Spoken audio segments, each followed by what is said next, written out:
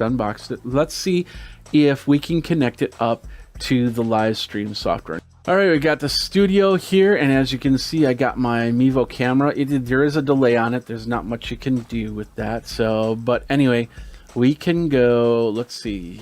We go to inputs. We'll go to. There's our input. We'll say add input. We'll see if we can find the cameras.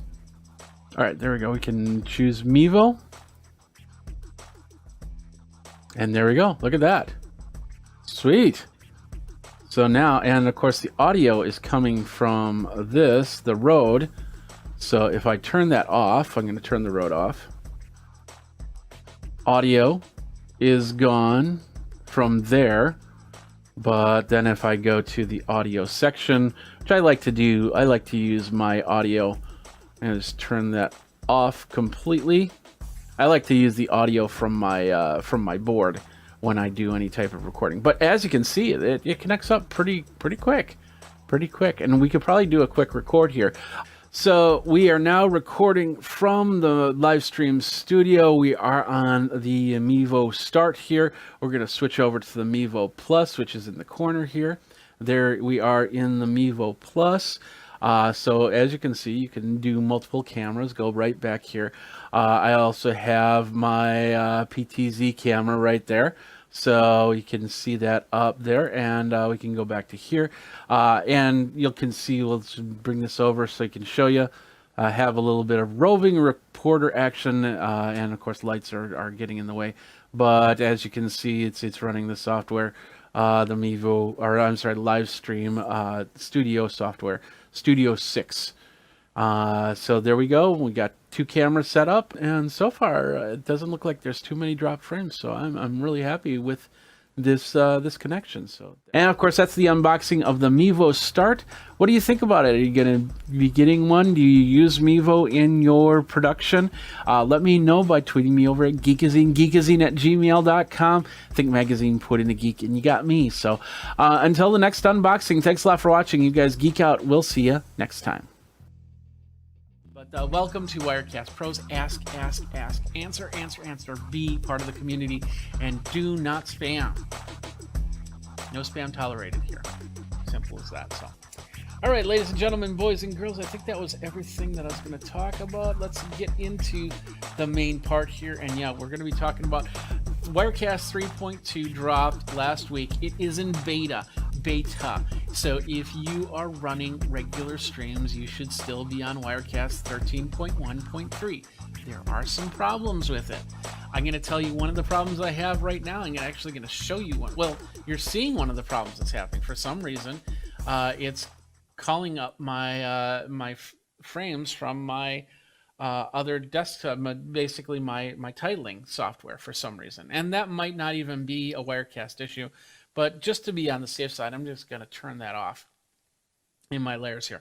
So let's take a look at what we've got here. And we'll do that by moving over to the screen. This is Wirecast Beta 2. I also have it on my Mac. How you guys doing? There's on my Mac. So we've got all of that. As you can see, it's fairly, almost exactly the same. There are a few things that are pretty new to it. The first one is, and I'm going to do this before so you don't see anything like a serial number. We're going to go to advanced. That's where we're going to go, right there. And in advanced, we have this new cool thing called missing media image. And what is that? That is simply the ability to get rid of that silly question mark. Now, there's a question mark right here. And they say that it works, but I have this problem. It still shows up. You can see the question mark, right? I have it set to transparent, but it still shows up that way. So going back into preferences, so for some reason that's not working, but you'll have the ability to just have it transparent, so it won't show anything like a question mark. Or you can put in a custom image. And I have just an image, you know, my logo I have put in there. But every time I do this, and yeah, I'm not sure why it's still showing up the question mark. It should be switching back and forth. So, and that does happen on both the Mac and the PC. And you know that's why they have tests for you to go. So here's the Mac version, and let's see. Let me think. How do I get a question mark here? I could probably do my. No, that wouldn't do it. Let's do. No, I don't. I don't have anything hooked up that could do that. Everything will just go to something. So anyway, the whole point is that it's not perfect, but once again, this is beta software. Beta software. So all right, what else we got here? So yes, NDI. We'll talk about NDI since Jeff is asking about that. And does it support NDI over SRT? I do not know that answer, but NDI. It's NDI 3. I'm sorry, NDI 4.5, the update for the latest version of NDI. I'm not sure of all the features that NDI 4.5 have, but I should probably read that up, right? Yeah, that's a good idea. So I will do that. But the NDI connections, it does a pretty good job. Here's my PTZ optics camera, and I have no real problems with that. I normally don't have any problems with this camera. When it comes to anything like that, it's usually stuff that I've put together. Like for instance, my other PTZ camera is up, and I'll show you it on this one. My other PTZ camera is up on a machine because that PTZ camera is a USB PTZ camera. And let's see, that's right. No, that's MacBook. That's I'm not seeing it. Maybe that's turned off. I'll have to see if that machine is turned off. But as you can see, that's the only. A lot of times I have issues with other NDI sources, but when I use my Connect Spark or I use the PTZ optics, there's usually not too much of a problem right there. So, but yeah, NDI 4.5, so it's got the latest version of NDI in there. No, we'll leave this over here. Got the latest version of NDI over there, and that's pretty cool. Let's move on because I'm already throwing off my game here, and that's okay because it's been a long day. What else? Let's see. Anything else in the settings here I need to talk about? I don't think so. So we'll go from here. Okay, perfect. Next thing is, this is actually pretty cool. If you go over here and you go to your settings window, the side settings window, and you go to your main page, you're going to notice 3 lines down here. This is a resize option. So if you want your settings to be a little bit larger, medium, or small, you can do that. It's only on that front page. Everything else is, the font sizes are what they are. It'd be nice if they were both there, but hey, that's not a big deal.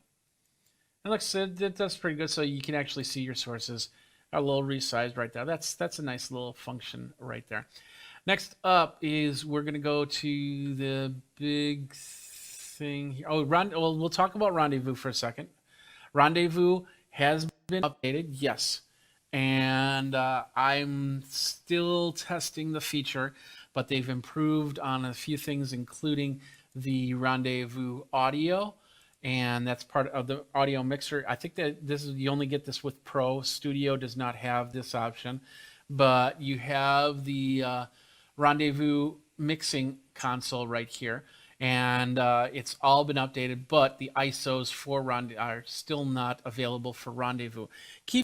If you don't know what an ISO is, basically it's the ability to set up a scene, like this scene right here, and then set up the Wirecast to say, I want you to record this scene and this scene only. Even if I switch over to the next scene or whatnot, this scene is constantly being recorded, audio and video.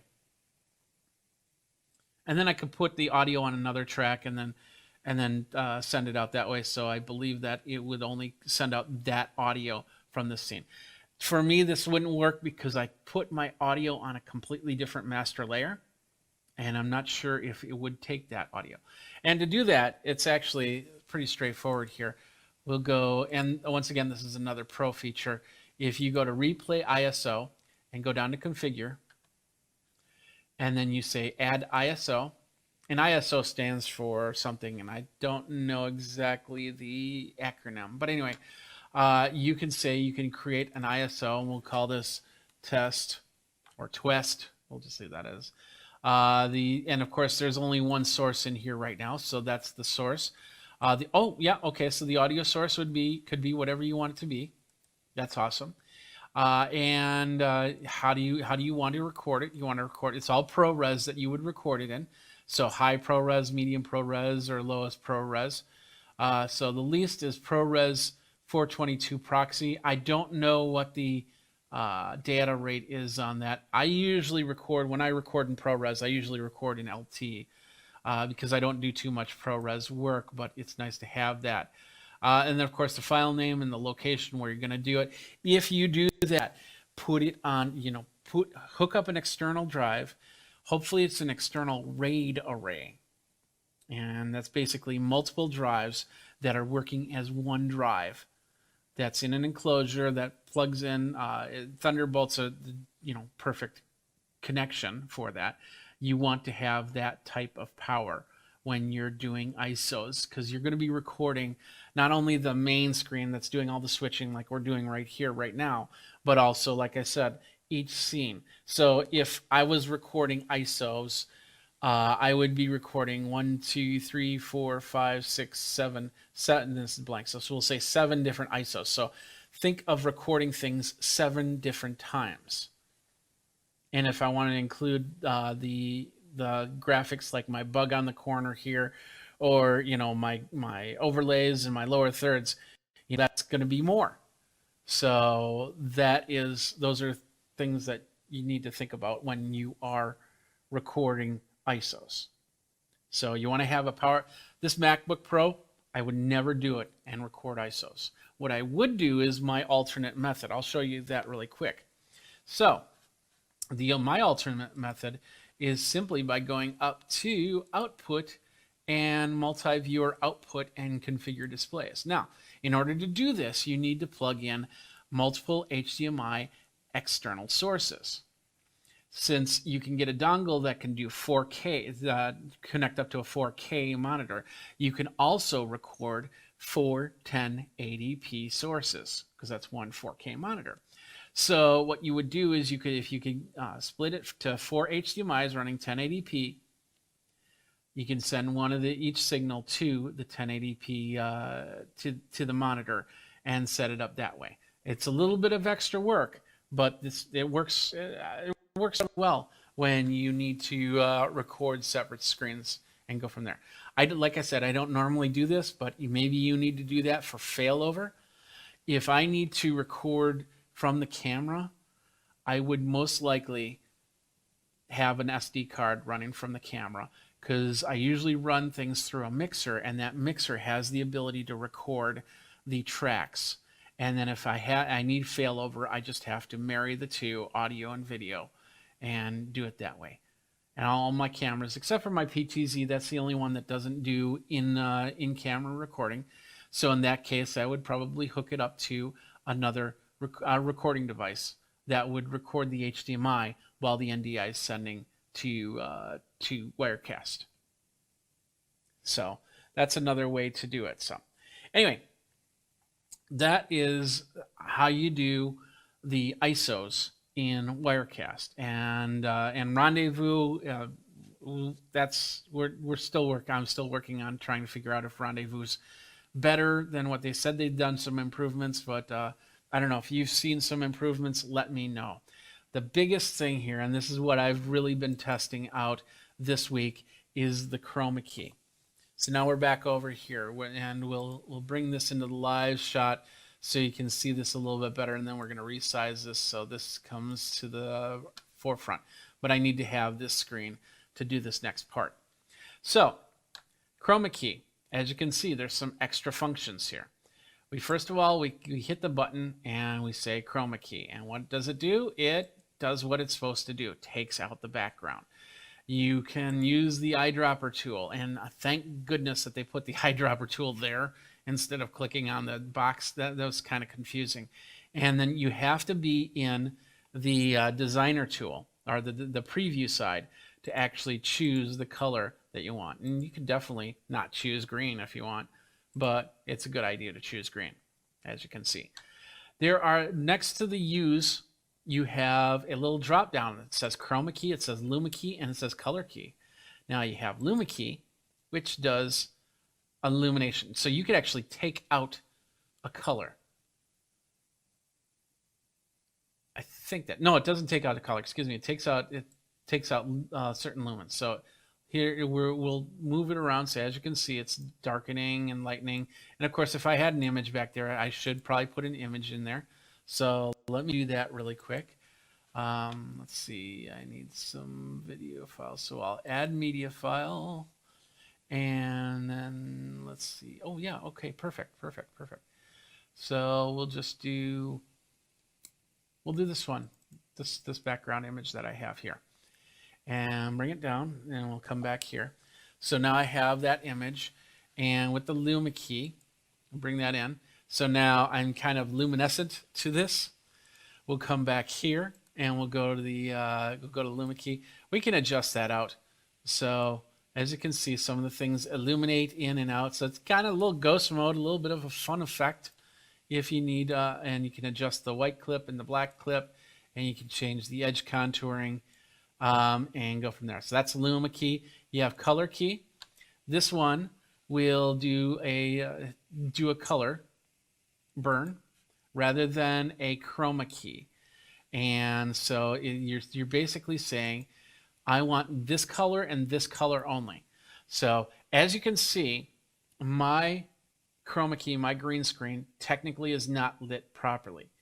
If I would have hit I should have been able to tap anywhere on this, and that whole background should be gone, simply because of the fact that that background should be as even lit of a screen as possible. And I'm working on that. So, but anyway, as you can see, so you can say, I want one specific color. You can even go like that. And then my forehead is gone.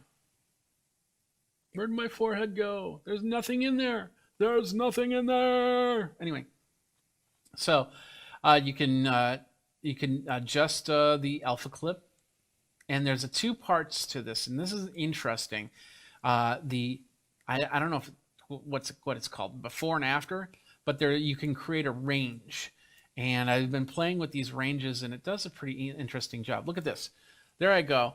I am now pretty much transparent, so I could be ghosted right here just by my skin color. And that's not too bad. I mean, of course you don't have to do skin color. I know that's a touchy subject in this day and age, but let's do the shirt instead. Let's move on to the shirt. So we'll do that. And now anything with grays will be illuminated, luminescent. So you see my eyebrows are gone, and my glasses frame is gone, but I can adjust this so things can come back. Let's see. Let's bring this over. There we go. I'm somewhat back, and now I'm somewhat gone. I'm somewhat back. And let's go the other way. There we go. I can be totally gone. So you have the color key, you have the luma key, but you also have chroma key. And chroma key is what we use most of the time. Now, yeah, okay, I got to change the color back. So let's do that. Boom, there we go. Out of the gate, the default settings for chroma key do a great job. But it's not perfect because there's a lot of factors that are involved in chroma key. First one is the color of your clothing. I'm wearing neutral colors, grays, blacks, whites. The other day I was wearing a blue shirt, like a sky blue shirt, and that was affecting the color key. But the cool thing is, this has the ability now to really understand the difference in the colors. Now, I was also, the day that I installed beta, I was wearing a green shirt. It was an olive green shirt. It's actually my podcast shirt, where it says Sleepy Podcast, one of the shirts that I have for sale, and you can get on my merch page. Anyway, but even with my I have shorts on, and they're basically camouflage, and I stood up, and it completely ignored the fact that I was wearing the green, and it only worked on this chroma key back here. And that was really cool. So that means you can get away with some colors. You have to do some adjusting to get it all back in. The only issue that I have with the chroma key is that it is a single chroma key. So let's say you have you on one green screen and a buddy on another green screen, and it's got to be perfect for both so it works for both. Because if you need to adjust slightly different for their chroma key as opposed to yours, then when you bounce back and forth, you'll have to adjust both of them. You can't adjust and then use it down the road. I don't know how to do that yet. And hopefully that's something that they'll work on for future releases, so you can do 2 or 3 scenes with 2 or 3 different chroma keys. And or if you're doing Unreal Engine, because lights go in different directions. I could go up and turn that light just a little bit to the left, and all of a sudden I'd have to redo everything. Now, the other cool thing about this is the bottom area. Right now we're seeing source, but watch this. I'm going to go alpha channel white and take a look at what happens here. Now, with alpha channel white, I don't know if that's probably dirt on screen. Yeah, it's dirt on screen. Now, this is actually going to show you where you have bad spots, where all of a sudden you'll see some of the granularness come through if we start moving this. So I'm going to move this a little bit. Let's see, probably not the right one. Let's do this side. Well, it's doing pretty good. Let's try this side. That's going to do the background, of course. And it's not doing what I want it to do, but oh, there we go. Let's do it that way. Okay, perfect. Let's bring this over a little bit. So now it's got that, and now we can see it washing out. But of course, now once we get to crisp lines, and it does a good job in moving at the same time, and I don't see any sparkly, like TV snow around the silhouette here. So I know that I've got a pretty decent chroma key to go into play with. Same thing with the alpha channel black. Now this is actually also pretty cool. So let's say you're doing something like you want to mask somebody's face or something like that. Look at that. I mean, you can't get any maskier than this. It shows their shape, but it's not the lighting effect that's doing this. This is the alpha mask. So now all I have to do is disguise my voice, and now you don't know who I am. That's a pretty cool little feature there, and works really well, as you can see. You can start doing the old Apple AirPod or iPod dances and stuff like that, or anything like that. So it's pretty cool. And I've just been really geeking out over these 3 options right here. But those 2 options are really to give you an idea how this chroma key is working. And so like I said, the first one, I would go to color key. And I, of course, would choose a color and then try and bring myself into this right here. There we are, where I'm in it. Now I know that this chroma key is not properly lit, so now I can make those fixes. I can go to Luma key and see the same thing, and what needs to be brightened up, and then I can go into chroma key, and then everything will work even better than it is right now. And that's pretty cool. I'm really excited about that chroma key, and I know there's a lot of other people that are like that. Still has a little bit of work to do. One thing that I noticed is, I'm a good couple feet away from my chroma key, and that's in separating you from the chroma key is one very important factor. Another very important factor is to have what's called key fill lighting, backlights that shine light rather than have the reflection of the green screen fill onto you, because it'll reflect back off you, especially with the bald head. So, and I see a little green halo that I haven't been able to get rid of, and that's one of those things. That's a super user thing. but you notice it.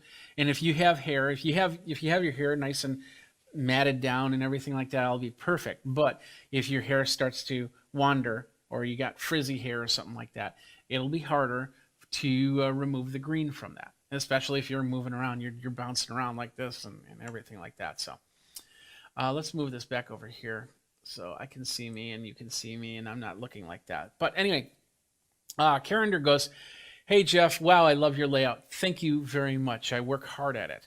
I hope you can now bring comment on screen." Oh, yeah, actually I can. I choose not to because there's a lot of cogs going right now and it's just tougher.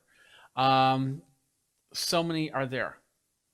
Okay, well, Carender, thank you very much for the comments there. I appreciate that very much. All right, I think that was all the features. Wasn't? Let me just double check before I go. Oh, and yeah, I closed that out. Nice. Let me see. Anything else that I need to talk about? So we talked about the chroma key, imported source connections. Oh yeah, improvements to Wirecast Go and the GPU on NDI sources. Oh yeah, the other thing is with the Mac, they have moved away from OpenGL architecture for Mac, and there's a thing on Mac called Metal.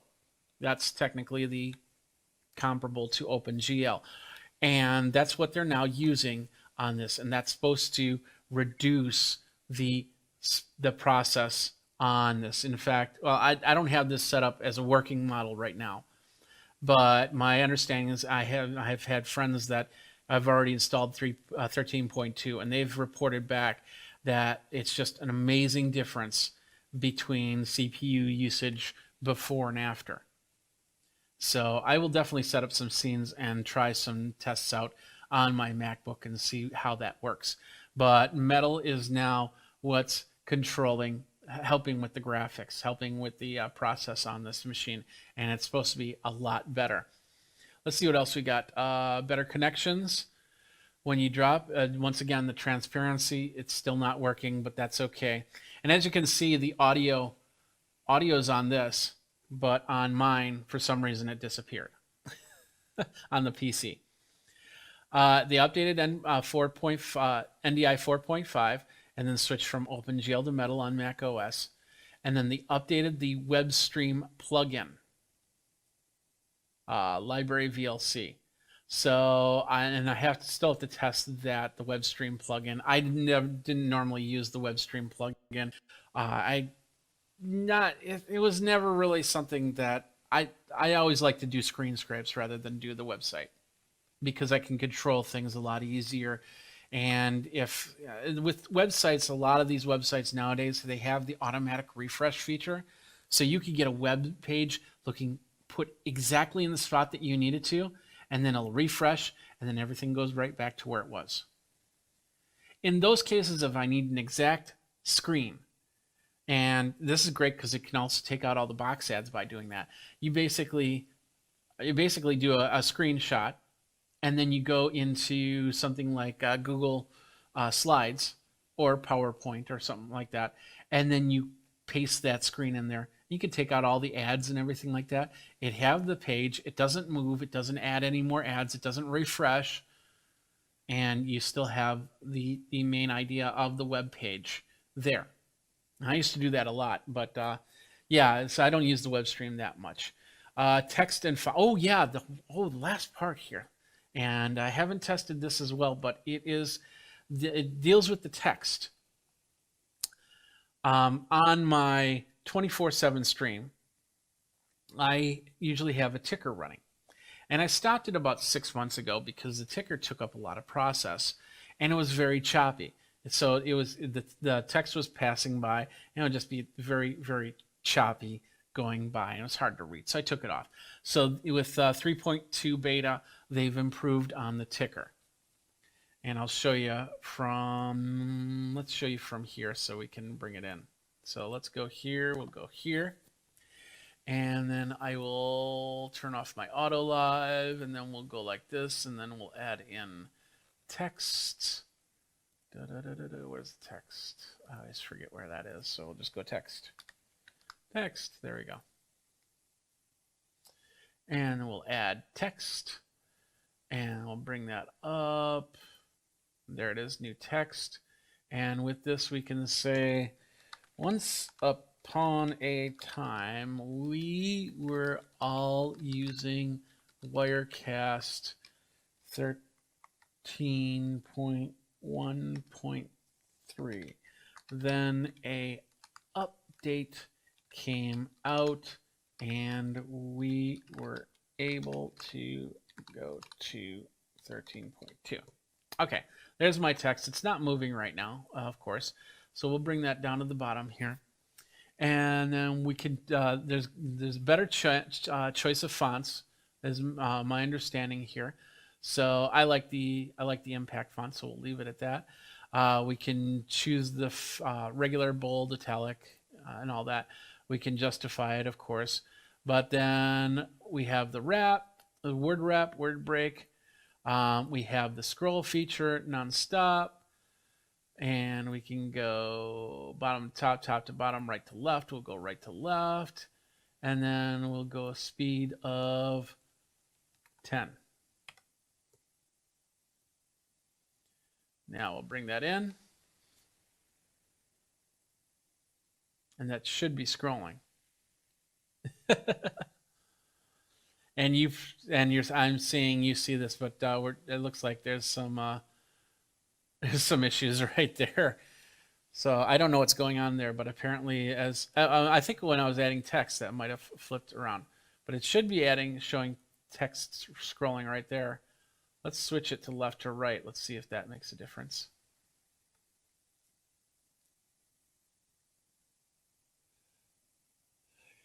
Carinder is going, is the price of Wirecast the same? Yes, it's still $5.99 for the for Studio and $7.99 for the Pro with the $100 upgrade, I believe it is. So yeah, that will not change. When I saw Steven's video, he had lower thirds and text scrolling on bottom. How you do that in Wirecast? Well, I just showed you. So, so basically, you just add the text, and for some reason, that's not working for me.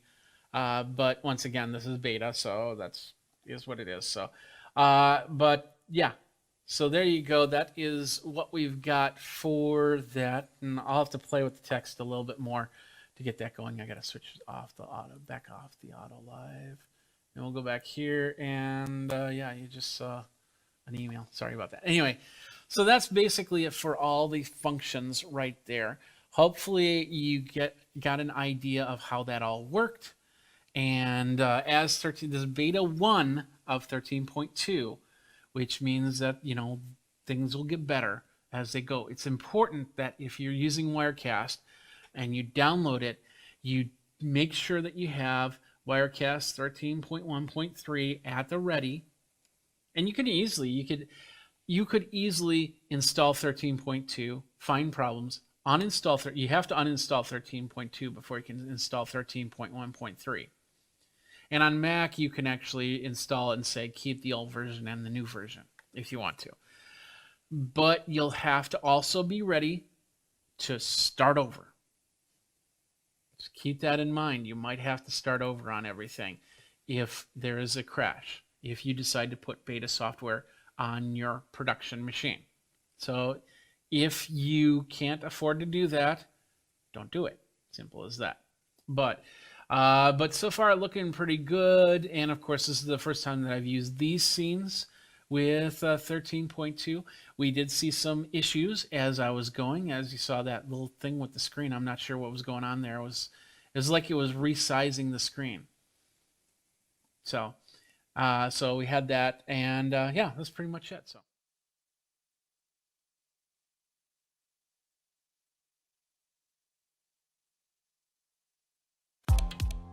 The other day, Apple made some major changes, and I'm not just talking about a new watch or a new iPad. One of the things that Apple reinforced was how we're starting to bring our watches into play just like our phones. You know, just like that iconic photo of the person surrounded by VCRs, cameras, landlines, electronics that end up being found in today's phone. The watch continuing to gobble up those functions to place on our wrists. If they could only do it with a 72-hour battery. The new Series 6 watch looks great, monitors your health, and could even help you find... Yeah, let's do that part again. The new Series 6 watch looks great, monitors your health, and could even help you get rid of your old phone. Wait, what? Old phone? I don't... Welcome to a new series on Geekazine called The Focus. This is where we'll be looking at technology in a deeper dive. For this series, I'm keeping the focus on mobile devices for now. Apple Watch Series 6 was introduced at a virtual Apple event. I watched in a Zoom watch party, like many of you probably did, which made the experience a little bit better. We picked apart whether we should be getting upgraded to the new Apple products or not, and whether we're going to get an iPad, whether we're going to get a watch, whether we're going to get it, whatever. By the way, Apple did talk about a couple new iPads, and I'll be talking about those in a later video. But let's deep dive on this watch thing because it's coming out on the 18th, which is only tomorrow for if you're watching today, and of course, if you're watching after tomorrow, it's in the past. And Apple Watch is in two versions, the Series 6 and the SE. SE is technically the Series 5 with a few extra features. And Series 6 will start at $399, while the SE will start at $299. Processor on the 6 is the S6, while the SE is the S5. Did you get that? Okay, perfect. And then that was the previous chip on the Apple Watch. Both chips are dual-core processors, with the S6 running about 20% faster from some people's findings. Both watches, along with the Series 5, the Series 4, and the Series 3, will run watchOS 7. Now, all of these watches are water resistant up to 50 meters, have LTE models available for a little bit more, built-in mic, speaker, Wi-Fi, GPS, and a battery of up to 18 hours. The Series 6, the Series 5, and the SE will have Bluetooth 5.0, wireless through the W3 chip, along with the compass, always-on OLED, and the Retina option, 32 gigabytes of RAM, and the 44 and 40 millimeter sizes. The things that set the Series 6 apart from all the others include the following. To start, the new watch will be basically usher in a cableless connection. You'll need a magnetic wireless charging cable for power, but you'll either need the iPhone, you'll need an iPad, you'll need a Mac, or use the cellular service, if your watch has it, to get any software updates, photos, notifications, or anything like that. Another new feature is the U1 ultra-wideband support, which adds spatial awareness. Now think of this as a ping and receive type service between two devices running ultra-wideband. You can find out how far you are from your phone or iPad, and AirDrop will actually be using the service to send and receive files, as it apparently does a better job than Bluetooth will. So music, messages, and more will transfer faster to your watch. The U1 chip is not in every Apple device, though. The iPhone 11 seems to be the only other device that has this chip, even though the upcoming iPad Air is still without the U1, which is a little bit odd. Now, the Series 6 will add a lot of health features. Even Tim Cook stated during the event a lot of case examples of people's lives being saved simply because they wore their watches and the watches warned them. It'll be interesting to see comparison of Apple Health versus Google Health, which already has some of these features. Actually, even my bathroom scale has a few of these features. Do you have any other devices that also keep track of your health? Let me know by commenting below. Now, the watch will have a noise sensor. It'll have a heart rate monitor with irregular notifications like previous models, and the SOS feature, but it'll also add blood oxygen and electrocardiogram, otherwise known as ECG monitoring, all in an app. To put this into perspective, I actually used to test ECG devices many years ago. Now, whenever you see a video with someone in bed and a whole bunch of wires connected to them for a sleep study, that's usually the full ECG experience. Now we can do that all within a watch. Well, kind. Gen 6 will have the second generation optical heart sensor inside to monitor all these new functions, and with the upcoming iOS 14, we'll be able to give you a full readout on your phone or iPad. Another new addition, which I'm guessing that your 5, your 4, and your 3 watch might be able to utilize, is the new types of bands. Included are bands that have no latches or hinges. Now, as a drummer, I would guess that I would need that latch, but you never know. If the band is easy to slip on and holds stiff to any size wrist, then it could be a great new addition and easy to take on and take off. Keep in mind that the sensor needs to be as close to that skin as possible at all times for a fully accurate readout. Fitness apps have also been updated. You can stay motivated even if you cannot go to the gym.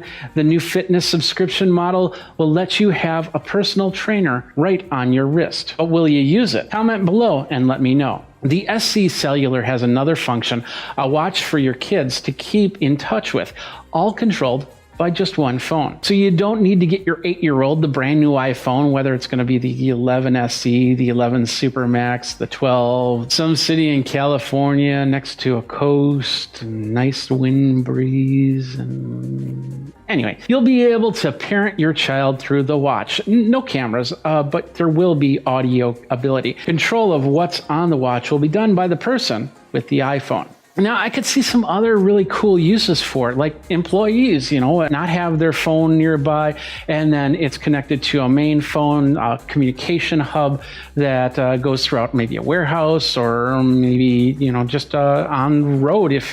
If you've got drivers, if you've got whatnot, you can find out what they're doing and where they are at all times. Many different styles, many different colors, many different bands that are going to be available, and they're all going to be different prices, very expensive to super cheap. You'll probably find some stuff on Amazon as well. I like leather bands myself with the latch. It just feels like a watch to me. But what do you like for your watch face and watch bands to be? So here is what I like and what I don't like about the Series 6 watch. First, and this is personal preference, I am not a big fan of that square face. It just does not look good to me. It does not look like a watch. They want you to wear the device while sleeping, yet there's only an 18-hour battery. Keep in mind that 18-hour battery also depends on what you have on your watch. If you're loading it with apps, if you're getting tons of messages, if you're getting photos, if you're listening to tons of music, your watch battery will go to 14 hours or maybe even less. It'll also mean that it needs to fully charge in the time it takes you to shower and get ready for work. Well, that is, unless you work at home, then maybe that's not the case. Otherwise, you're going to actually be forgetting your watch more than not if you have to walk out a physical door. I am all for getting rid of those cables and having the wireless experience. Added bonus is it helps the environment because you don't have to buy another cable. You don't have to recycle another cable. I also alluded to the possibility of getting rid of your phone. Now, could that be an option? Well, absolutely it can. If the watch is cellular and connects to your AirPods and your iPad can handle the apps and your CarPlay is going to connect and charge, a phone is just a bigger item that sits in your pocket that you don't need. The only thing the watch cannot do is take videos or photos. That would be the job of Apple glasses. Wait a minute. Sources say that the Series 6 chip is the same as the iPhone 11. It'll run 20% faster than the Series 5 chip. We won't be able to test all that until the watch comes out, though, and we will try to do so. With a plethora of color, new health features, a new fitness service, and a $399 price tag, will you be looking at that Series 6 watch? With these tumultuous times, that might not even be something that can be on your financial radar. For me, the watch is usually a no. But what feature are you waiting for before you decide to pull the trigger? Are you on Series 5? Will you go to Series 6? Are you on Series 4, 3, 2, or 1? and want to go to Series 6? Let me know by commenting below. And that's it for this first episode of the Focus on Geekazine. My name is Jeffrey Powers. Go ahead, like, subscribe, comment if you liked this video. If there's some technology that you want me to focus on, let me know. We will be doing the next video. We will be talking about the new iPad Air.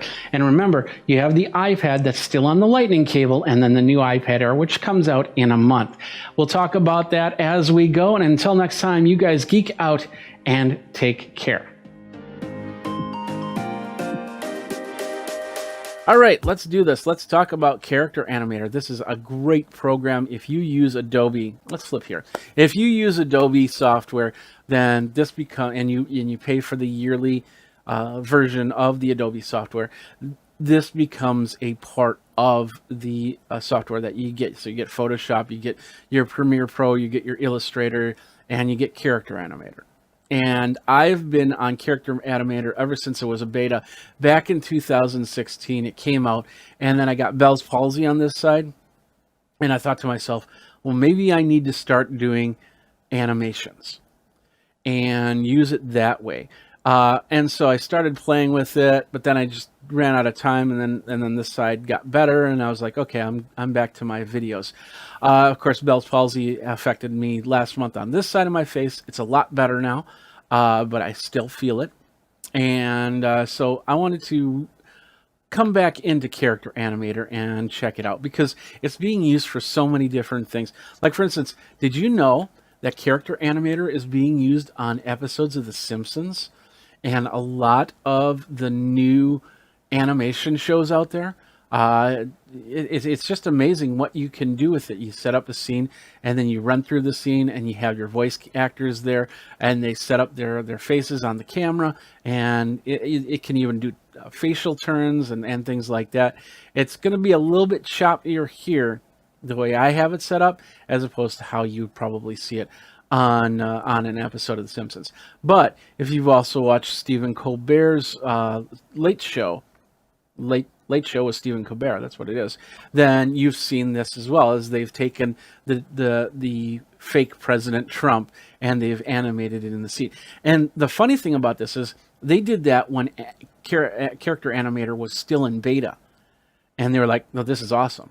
And I agree, it is awesome, because not only can I animate a character, I can also put my own look and feel to it. As you can see, look at this, there I am. I even have, look at this, I even have my Geekazine shirt right there. There's my Geekazine shirt. And my bald head and my goatee. I don't even have gray in my goatee. And even my background back there. Look at that background. And I can blur it out a little bit, so you know it kind of looks a little depth perception there. But as you can see, I'm talking, my mouth's moving, I'm moving my eyes, and my eyes are moving. I can set it up so it can blink, but I do have the buttons to make it blink or widen my eyes. And I know my glasses are affecting the way the eyes are going, but if I take my glasses off, then I can't see, and that's not good. So I got to put those back on. So you're seeing that happen, and then of course I can wink at you. So thank you very much. Thank you very much. Thank you. So, all right. So how did I do this? How is Character Animator going? Well, let's go over to the PTZ camera. Here's how I have it set up on my computer. Character Animator right here. I've got my character right there, and then I have the different characters, what they call puppets, on the left side, and you can actually load up different puppets. So I could flip between me and a different puppet. Let's do that really quick, and I might break things. So if it happens, it happens. But hey, let's give it a try. So we go to Window, we'll go to Welcome, and they give you a whole bunch of characters that you can play with. To begin with, let's go to the screen here. A whole bunch of characters you can play with, including balloons. There's a game, a Chicken Blaster game. But let's do this guy. This guy, I've wanted to see this guy in action. Or is that a new character? Oh, that's a new character. I'm sorry. Okay, well let's do the ninja guy then. He's pretty cool. So what that does, that'll actually bring this second character into play. and it's preparing it right now because I'm using a lot of process to do all of this, and so now it's preparing the scene. Now, as you can see on this side right here where I'm pointing is my face, and you set up the face.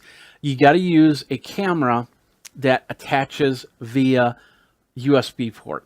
I've tried my Blackmagic camera and it doesn't work. It won't let me do that. But when I took a regular camera, I got one of my other Sonys, and I got it hooked up to the AverMedia card here, the 4K card, which connects up via USB, and now it controls my face. As you can see, there's little dots on my. You might not be able to see it too well, but there's little dots all around my face, and that's what controls it. Now, as you can see, I can take this character. Look at that! I'm moving the head completely around. So this is the ninja guy. I can take the arms and I can bring them up and I can bring them down. On this side over here, there is the ability to hotkey things, like they have a chop here. That's A. So if I go A, it's supposed to chop, but I'm probably I already have something else that's. Oh, what happened to his hands?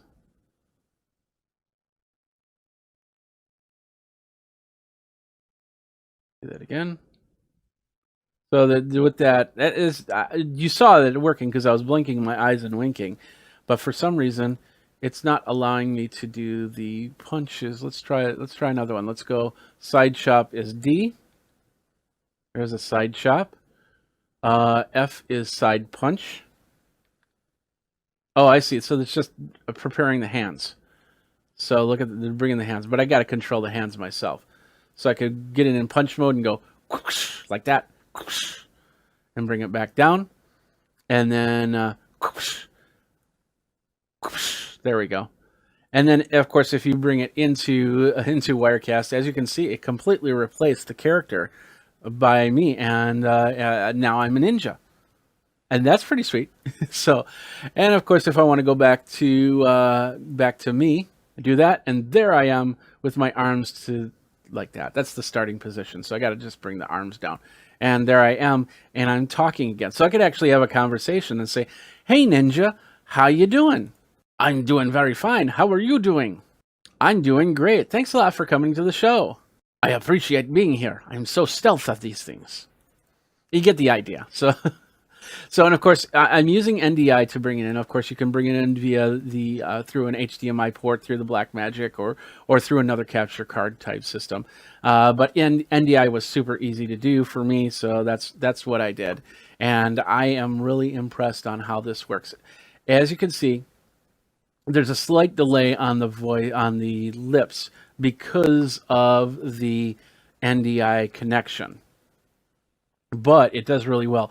Now, what they do in like The Simpsons and stuff like that is they record it straight from here. So they'll have a background, and they'll have the characters here, and they'll set up the camera and the voices, and they'll talk it, and then they'll have the simple buttons here. Like for instance, if I want to change to my pointer hand and bring that up, I can do that.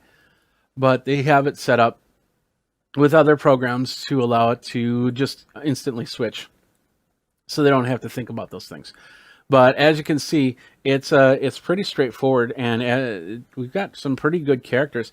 You can also get some characters that look like claymation. You can have some really odd characters. You could sit here and do a question and answer thing with your Wirecast. So, and once again, you don't need to be on. So if you have a really bad pimple day or something like that and don't want to show your face like this, you can show your face like this, and people go from there. Very straightforward to put it in. Setting up the character, that was a little bit tougher, but there are animations out there. There are programs or videos out there on how to create your character. And I created, I used the default character to create this guy right here. And they show you how to do it. You can do it in Photoshop or Illustrator, which if you have the plan, the Adobe plan, you get that as well, and you can make the changes. So I just took the default character, put Geekazine onto the shirt, and gave myself a beard and, of course, the skin color change because I think that he had a darker tone to him. And of course, you can add hair, and you can have the hair do different things. Like, for instance, I can have my beard as a separate sprite, which then can move around as I'm talking. So if I had like my long beard like I used to have, then that could be moving around. Or I could put a head of hair on me, and then if I shake my head like this, it'll basically shake my hair as well, and it'll have its own movement to it, which is really cool. And then once I set up more of these triggers, I can do more better things like not only just point, but also, let's see, not only just point, but also make it so it moves up and does stuff like this and then goes back down. But I haven't gotten that far in my setup yet, and still learning on there. Plus, since it's doing hotkeys, I can also use the Stream Deck to also make help with my with using these, so I can have more movement into my hands. And I definitely want that, because right now I could flip my hand, this hand right here, but I got a problem with it and my hand disappears. So I will fix that, I promise you. Maybe, I don't know, we'll see what happens, but it's just kind of fun. I think I know exactly the problem here. But it's still kind of fun to watch that go. And I do have legs and feet in this character, but nothing's assigned to them. So as I grow this character out and build it up, I can do. If you've got characters set up in Character Animator that you want to send to me to use, I'm more than willing to use them and try them out and see how they work, and then bring them into my shows. And we can have a lot of fun with this. And maybe even make some shows or something like that. I don't know. We'll see what happens. I'm going to work more on this. I'm going to be doing some more live stream using the Character Animator and making some videos this way. So let me know what you want to see happen here and go from there. But that's basically Character Animator. What do you think about it? Would you use it? Do you have the Adobe Product Suite? Would you use that in your suite? Let me know by tweeting me over at Geekazine, geekazine@gmail.com. Let's go back over here because I like that and everything like that. But that's frozen. There we go. So that pretty much does it for this episode of Wirecast Pros. I hope you enjoyed it. I hope this has answered some questions. I forgot to say, hey, we do have some new members: Jason, Casey, Abdallah, Deb, Aman, Ed, Peter, Kenneth, Adam, and Martin. Thank you guys very much for being part of Wirecast Pros. Check me out at all these socials so you know how you can get a hold of me, because you definitely want to get a hold of me, right? Yeah, you do. Yeah, you do. So, all right. Well, thanks a lot for watching. We will see you next time. Until then, you guys geek out and Wirecast on, I guess. Take care. All right, here we go. Let's do this. Let's have some fun here, and let's talk about some apps and with your Fire 10 tablet here. So we're going to start there, and we're going to go in 3, 2, 1. Jeffrey Powers with Geekazine, and welcome to another Geek Tech Talk Live with me, Jeffrey Powers. How you doing? I hope you guys are having a great Friday, as I am. You know, I've been working on the studio, putting some stuff together. Yesterday, I talked about my drum set, which is sitting right over there. Can't wait to play it a little bit more. And after I watched that video, I got some ideas on how to work on that. So that's what I'm going to be doing a little bit later. But today, we're talking about things to kind of help you get over the doldrum of being here at home. And one of the great things about technology is there's always something to do, whether it is watch a movie, whether it is play a game, whether it is to chat with somebody, whether it's to send an email, whether it's to browse the web. And yeah, screen time is a big factor in you want to stay healthy, but you also want to stay sane. And a lot of this stuff will help you get with that as you're going. So you saw the socials over on Geekazine, so feel free to follow me anywhere, everywhere that we have a channel. So, All right, today I've got set up right here my Fire HD 10 tablet. This is a nice little tablet that allows you to connect up to do a lot of different things, and it is relatively inexpensive. Let's take a look at it. The all-new Fire HD 10, 1080p Full HD, so you'll be able to watch a lot of the video, a lot of the movies and TV shows that Amazon Prime has to offer, and you know, even take some photos, do some video on your own. 32 gigabyte. It's only $149 for that 32 gigabyte.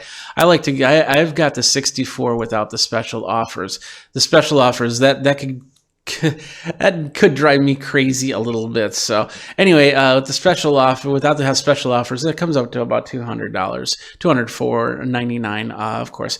And it's got a 10.1 inch screen. It's 30% faster than with the new 2.2 gigahertz octa-core processor and 2 gigabytes of RAM, 2 megapixel front and rear facing cameras. So you can do some video chats as well.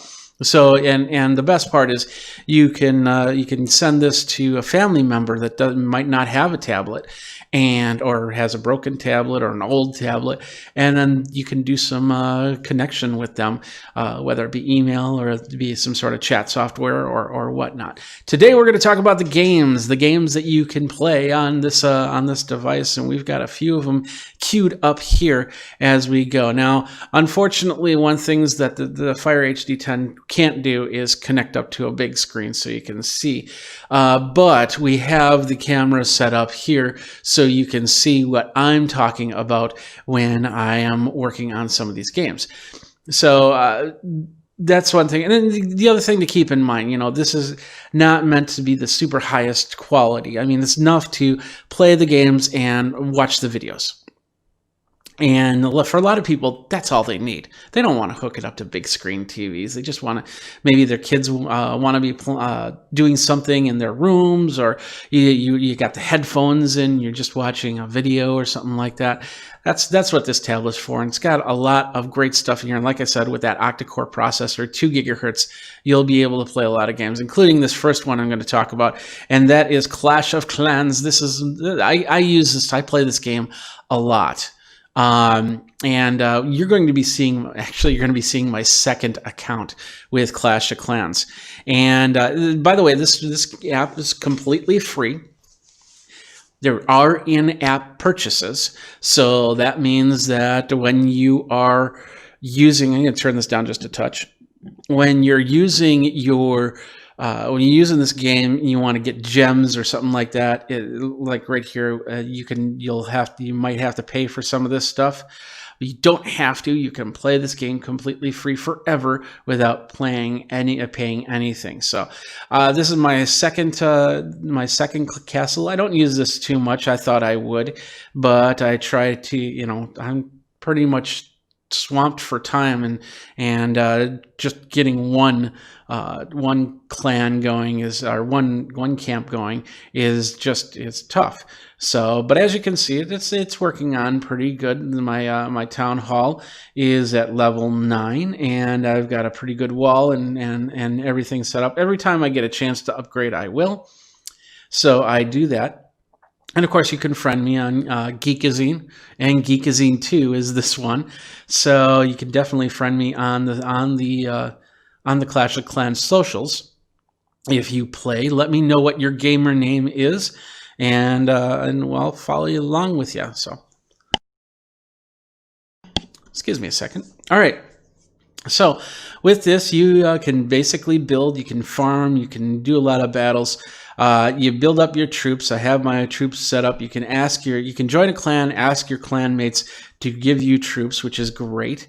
Then you can go through attacks, including you can find a match, and of course practice. You can practice some of these things, like for instance, Giant Smash. Let's practice Giant Smash. So the idea is they're going to show you, they're going to give you some giants. They say deploy a giant to shield the wall breakers. So we'll choose that, and we'll put down one giant there. And I'll say, hey, put down wall breakers to destroy the walls. So we'll put down 2 like it's telling you to. Or maybe 1 like it was telling you to. Then you watch, and you kind of get an idea of how that works. So now it's asking for 12 giants, and you broke the wall. So now we've got all the giants coming in right now. And they're attacking away. And then it says, use the, after the mortar is destroyed, use the goblins to help clean up. So where are the goblins going to go? Probably right here. Just all the goblins. And this is a great tutorial so that you can really learn how to play this game as you go. And we're just going to let this run out. It's at 20%. The golems are definitely beaten up on the big stuff, while these goblins are taking care of the little things, the gold and stuff like that. They're going to go over to all the attacking devices. This is an archer stand right here, and they're attacking that right now. And then now they're going to go for the main town hall, and the goblins continue to attack the little spots. I don't see any defenses. There might be hidden bombs or that still haven't come out, but we'll see what happens here. It's this attack's pretty slow, but as you can see, you can really learn how to utilize your troops as you go. And one thing about this is every now and then they'll actually change how this game works. So you might have this plan of attack, but in 3 months, this plan of attack might change a little bit. So it might be a little bit harder to do it this way, or a little bit easier to do it this way, because they balance things out as they go. Now, we're almost done here. We got about 74%. And of course, you just watch the attacks and you just have some fun with it. You can also join your clans and go with your friends and do a lot of different types of attacks. Group attacks. There was a hidden trap there, so we lost a couple goblins in this attack, so making that just a touch bit slower.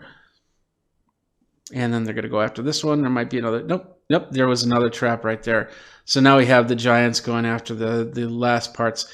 This is going to take a while, so we're just going to end this battle right here, and we'll return home. That's practice. You could do that anytime you wanted to. Getting back here, you could collect your gold, your elixir, and your dark elixir. I have gems that you can naturally collect. Sometimes by just uprooting like a trunk right here. So you have one of the builders come and uproot this. We might get a gem. We might get 2 gems. There's a chance we might get no gems. And we didn't get any gems in that one, so you can't see what it said. Let's take care of the second one here. They also initiated what's called clan games, which is really cool. We're in a clan war right now, so, and of course, let's go over to that. We're on the 7th battle here, and with our troop, we're doing pretty good. We actually are on War 7, and we've won the 6 previous ones. And I have a feeling we're gonna win this 7th one. There's also the what's called the Gold Pass, the challenges, and this month we get this really interesting steampunkish looking wizard kind of guy, and you get daily challenges like give out 15 troops, win one of your battles on the main that's called this is called the I'm blanking. I can't believe I'm blanking. So, and then of course you had the builder base and the versus battle versus the end. Let's see, that's multiplayer. That's what it's called, multiplayer area. You can definitely you can definitely win a lot of these things. Now, if you do the gold pass, it's about $4.99 a month. If you don't do the gold pass, then anything on this top line you won't be able to achieve, but anything on the bottom line, like hero potion, power potion, builder elixir, builder gold, things like that, you'll be able to collect. And then of course you get perks in your season bank when you start unlocking a whole bunch of this stuff. So those are cool things, challenges, and of course it lasts the whole month. So you play a lot, and then you'll get to get all of those perks right there. So let's go over to my builder base. It's a little bit smaller here, and once again, it's set up for attacks. You can do every 11 hours. You can do a new attack, and let's just do an attack right now. So we're attacking, and let's see. This base looks pretty good, Mr. Elmaz, and we're going to kind of utilize an idea that we saw in the other ones. I got 8 archers, 10 barbarians, and 6 giants in this case. So in this case, I'm going to kind of get rid of these big items here. And right before, and the archers are invisible until a certain point, and then I'll bring in the golems, or the giants, excuse me, as they clear out these quick ones. And then I'm going to bring in all my barbarians to attack this area. We're going to try and take out as much as possible so these 3 archers can come in and do a little bit more damage as we go. So as you can see, by doing that, we've funneled a little bit of the attack. So now they've gone into the center, and we can hopefully get this town hall beaten up. It looks like that their clan just got a little bit more in their defenses and offenses than I do. So hopefully we can get the remaining stuff cleared out here. And I have a feeling that we got 1 archer going after the town hall. These archers are going after this stone slammer, and hopefully it will not kill our giant here. Oh, and I guess our archer got killed, so we don't have somebody that'll go that. So I have a feeling we're going to get 65%. That's not too bad. That could actually win this war. So we say okay on that, and we could actually watch there. Yeah, we did win that. We could watch Mr. Elmaz's attack on us if we wanted to. So pretty cool. Lots of different things to do. And once again, you can pay for a little bit or completely free and build up your army. It's going to take a little bit longer. I've been playing this game since it came out. I used to do a show called iPad 365 where I reviewed iPad apps. And in iPad 365, I reviewed this game 2 days after it came out. And it was a first look. You can actually find it up on the interwebs if you look. But the whole idea is that it's there. It's available for you to play however you want to play it and go from there. And you think to yourself, okay, it's been, 8 years now. Starting now, is that a good idea? Okay, will it work for me? Yeah, people are still playing it. And of course, they're updating it on a regular basis. They just did an update where they added in this new thing, which I haven't seen. I haven't worked with too much. Let's bring it. Oh, it's not on this one. They're basically called super troops, which you have to have max troops to begin with. But then these super troops you can build to have attack a little bit more. And like I said, you have the wars. So you have clanmates. You can work with them, learn a little bit about putting together your base, learn a little bit about putting together your attacks and everything like that. Just an amazing game. It's Clash of Clans and absolutely free. Another game that's absolutely free. I like to show free games, and yeah, there is in-app purchases on a lot of these games. The next one we have right here is called SimCity. Build It. SimCity Build It. And of course, if you've played SimCity, I remember SimCity back in the 80s. Yeah, this game has been around for a very, very long time. And SimCity Build It is another version of SimCity. Allows you to just have some fun building your city. It's taking a second to load here. There we go.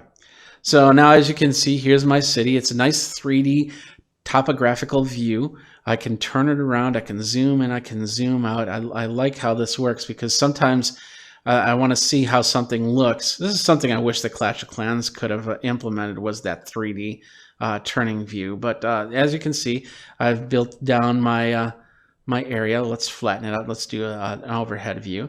I build materials. So we have some iron that we have to collect, and then we create more.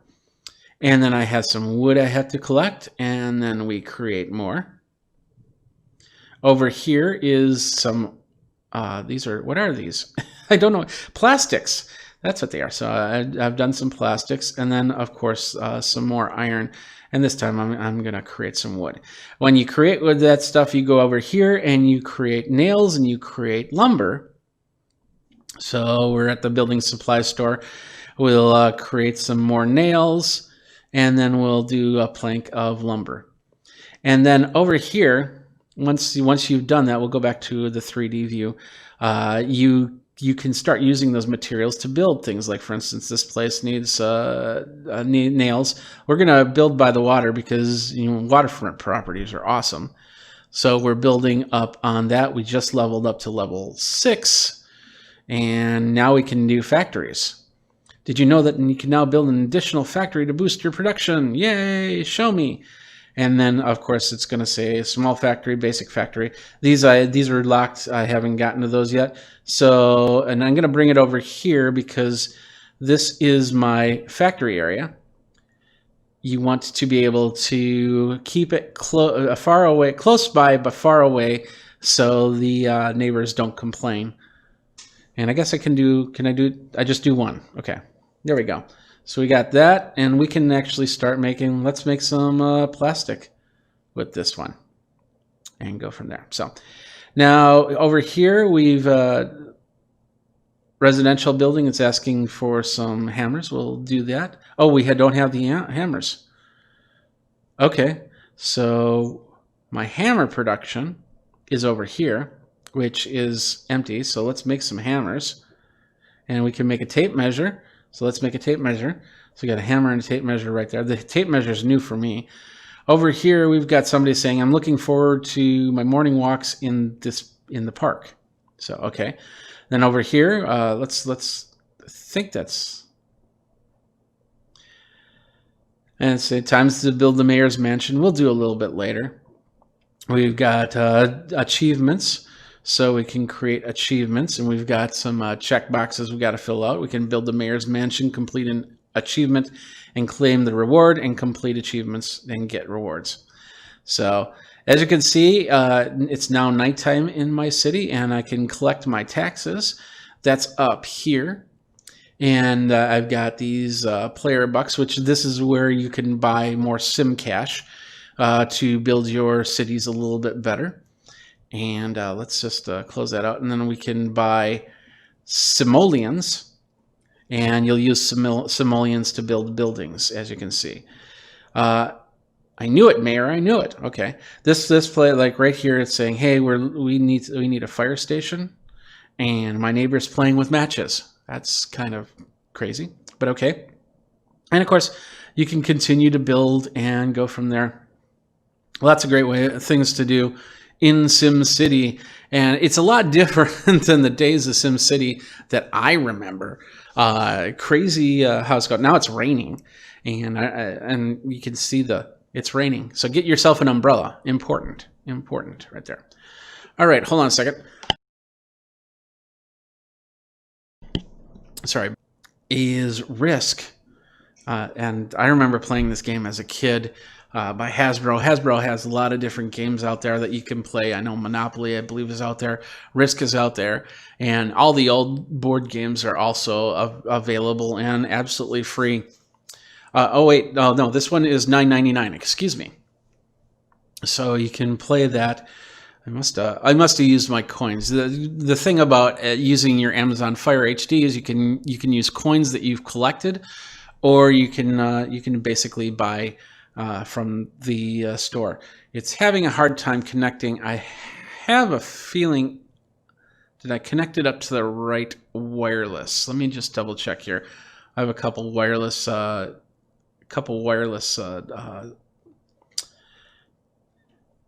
SSIDs here for which studio I'm in. So let me just check that really quick. Yeah, I'm on the wrong Wi-Fi.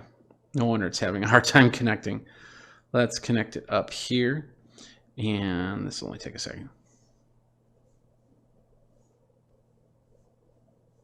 Feel free to ask questions in the chat, and I'll try and answer them as best as possible. All right, that's working. So let's do that.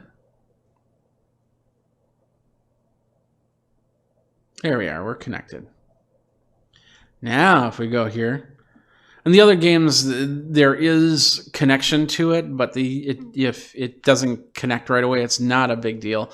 but you will need Wi-Fi, especially for Clash of Clans. You'll need Wi-Fi to run, so it won't work on a plane unless you hook up to the Wi-Fi. It won't. It'll need some sort of connection. So, all right, now we're back here. Risk. I am a novice. Mac Nelson. You basically create your avatar. You choose your image. I got some mail here. I can join the Risk community server, so I can start playing against other people. Just different emails. I can play with friends. There's my profile. I can tap on it to see where I am. I've played one game on this version. Actually, I've played more than one game, but not on this profile. So you can play with friends.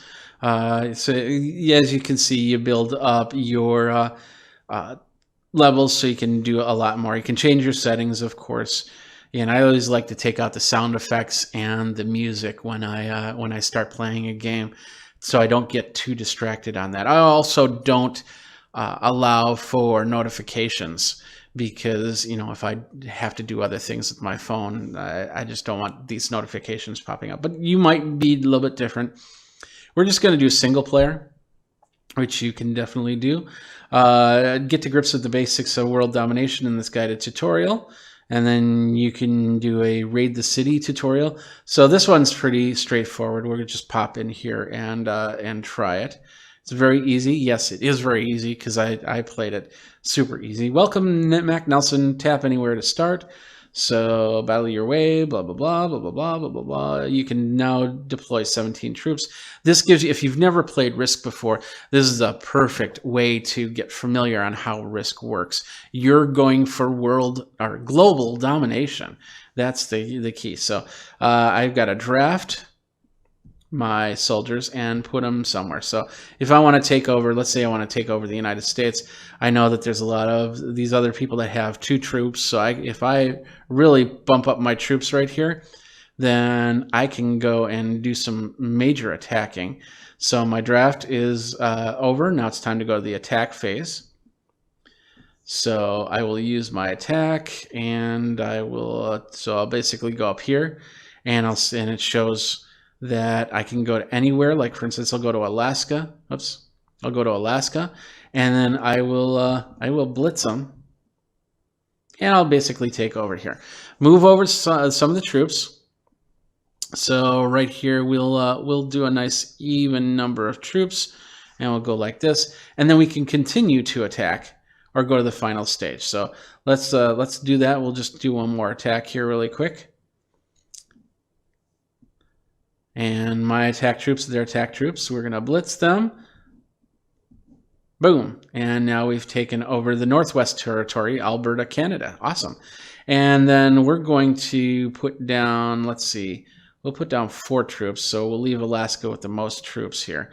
So we're done attacking for now. We'll go to the next phase.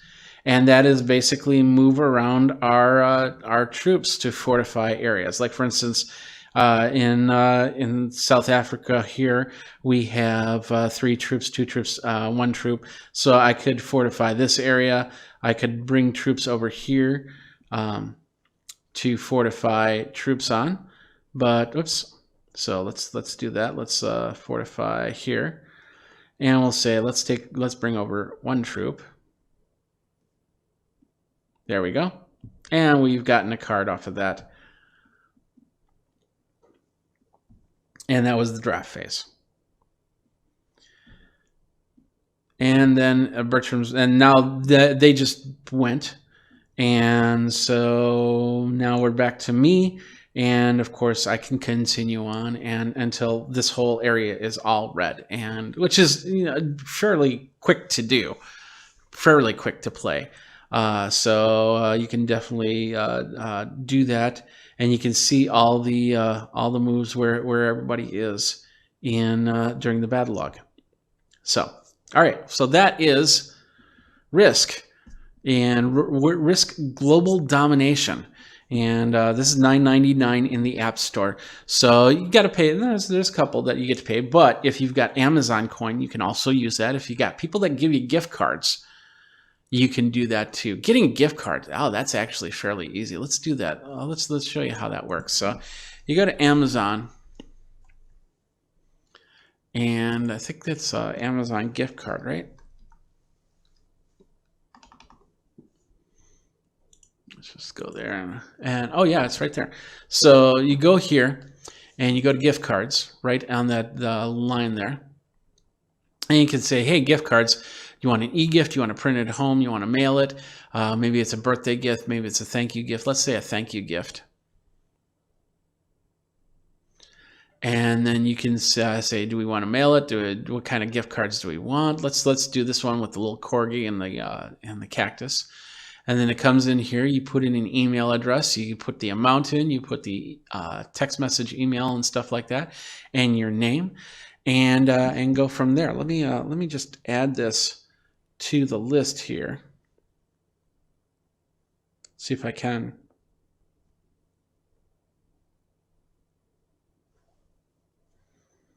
There we go. And you can do printed home gift cards. We'll just do the basic gift card here. And we'll return here. We'll go over here. There it is. And we got the $50 amount. So remember, my email is geekazine@gmail.com. If you definitely want to support it and the efforts that I do for creating stuff for you guys to watch and consume on your Fire HD tablets. So, but anyway, that's how you get the gift cards. By the way, I put up all the pages. This is where the tablets are, of course. And that one, okay. There's Clash of Clans right there. SimCity Build It, and you can see the rating on there. We've got over 5,000 people that have a rating around, excuse me, 4 stars, and you can go down and read all the reviews on that and create your own review, as you know. SimCity Build It's right there, and then we have Risk right there, and the next one that we're going to get to right now, and that is the PBA Bowling Championship. And of course, we can't go out and bowl. You know, I'm from Wisconsin. We bowl, drink beer, eat brats, eat cheese, and bowl. We do more than that, but you get the idea.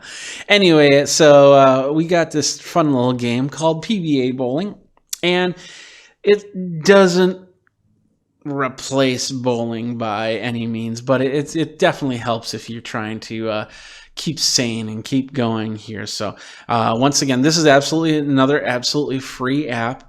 You can play, you can practice, and you can challenge other people. So you hit the play, you got the introduction, you can start a league and go into the premiere. Let's just do a game of open bowling here, and there are ads, it looks like, in there.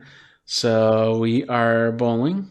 We got a payout, and you do get tickets. Convert pins into tickets. You got pins. Oops, let's close that out.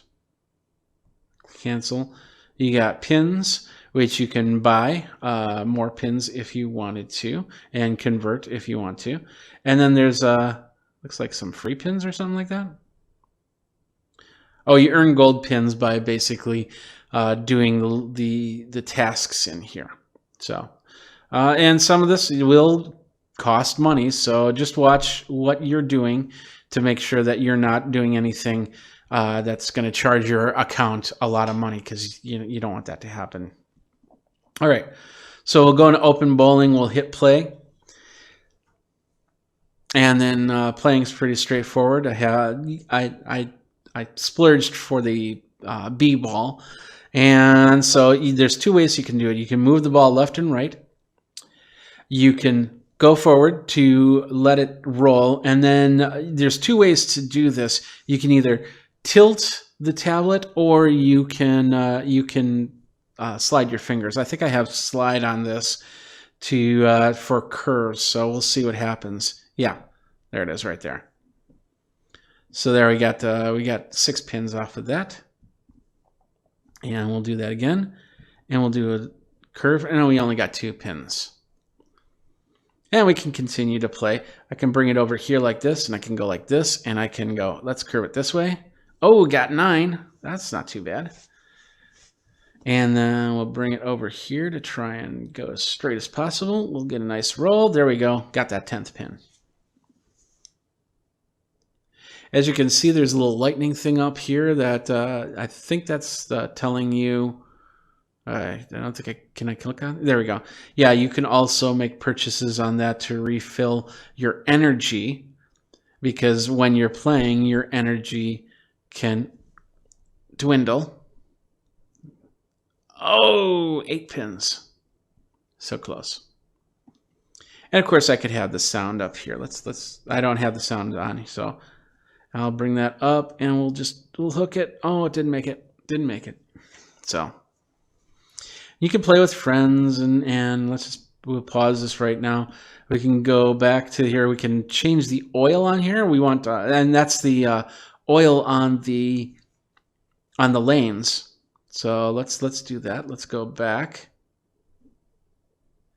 There we go. Here we go. And this is the area of the settings that lets you go finger swipe or flick device. So you could go like that to roll the ball and turn device, but we've got screen controls for all of those. So let's go back into the game. Now we've got an oil slick. So that's to make it. There we go. There's a nice little strike for you. Yay! Strike! Do that again. We'll bring this over. Let's see if we can hook this. Oh, there's another strike. Awesome. Let's see if we can get a turkey. 2 strikes. 3 strikes and I'm out.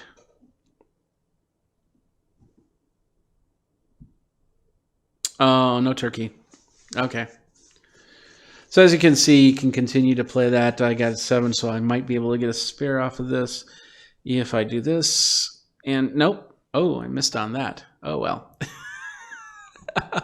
What can you do? What can you do? You play as you play, you go from there. So anyway, that was the PBA Bowling Challenge. Great little fun little app that you can get for the Fire HD tablet. So you know, go completely stir crazy. And of course the Fire tablets, I believe, are in stock right now. So you can get them. Once again, they start at, we'll go back here and I'll just do that. And the tablet starts at $149.99. That's for the 32 gigabyte model with special offers, which means that you'll see ads on the screen. But you get without special offers, those ads aren't there as much. Or they're not there at all, but you'll have the interface that will also have special offers that you can choose from. But you choose your poison. If this works with you, then go for it. It's nice and cheap, but getting the higher end one, you can definitely get that. And it looks like I can get mine by Monday. So if you're in an area like myself, you'll be able to get your tablet by next week. And of course, they come in black, they come in plum, and they come in twilight blue. Let's see the plum one. Let's see, so we'll click on that. There it is.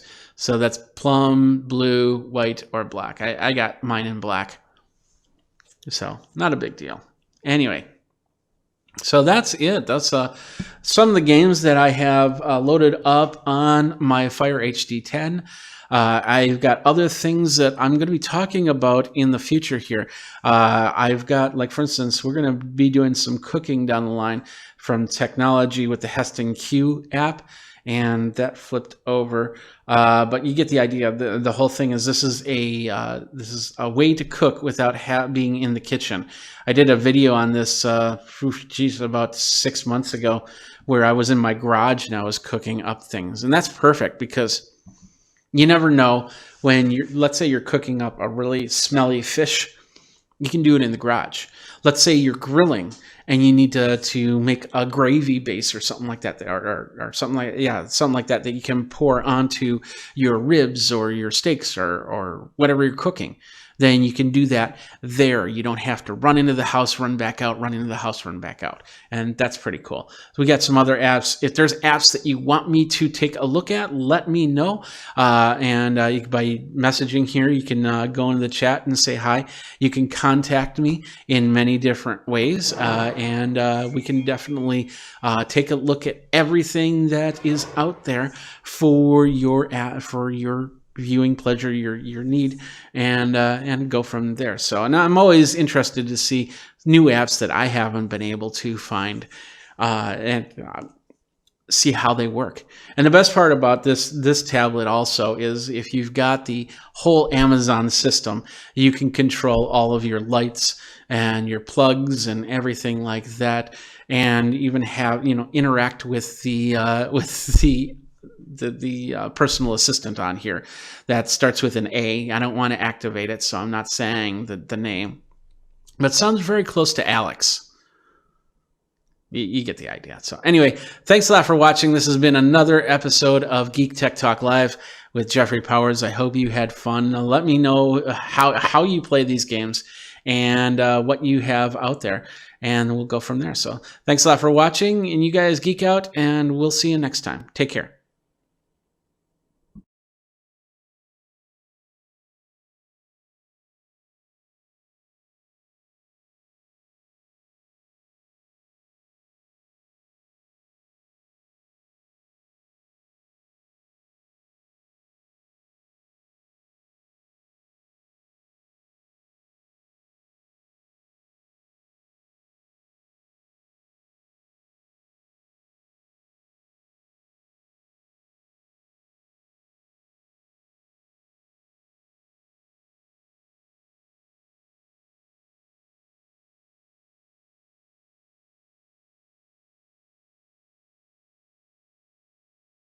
Let's do that. There we are. How you doing?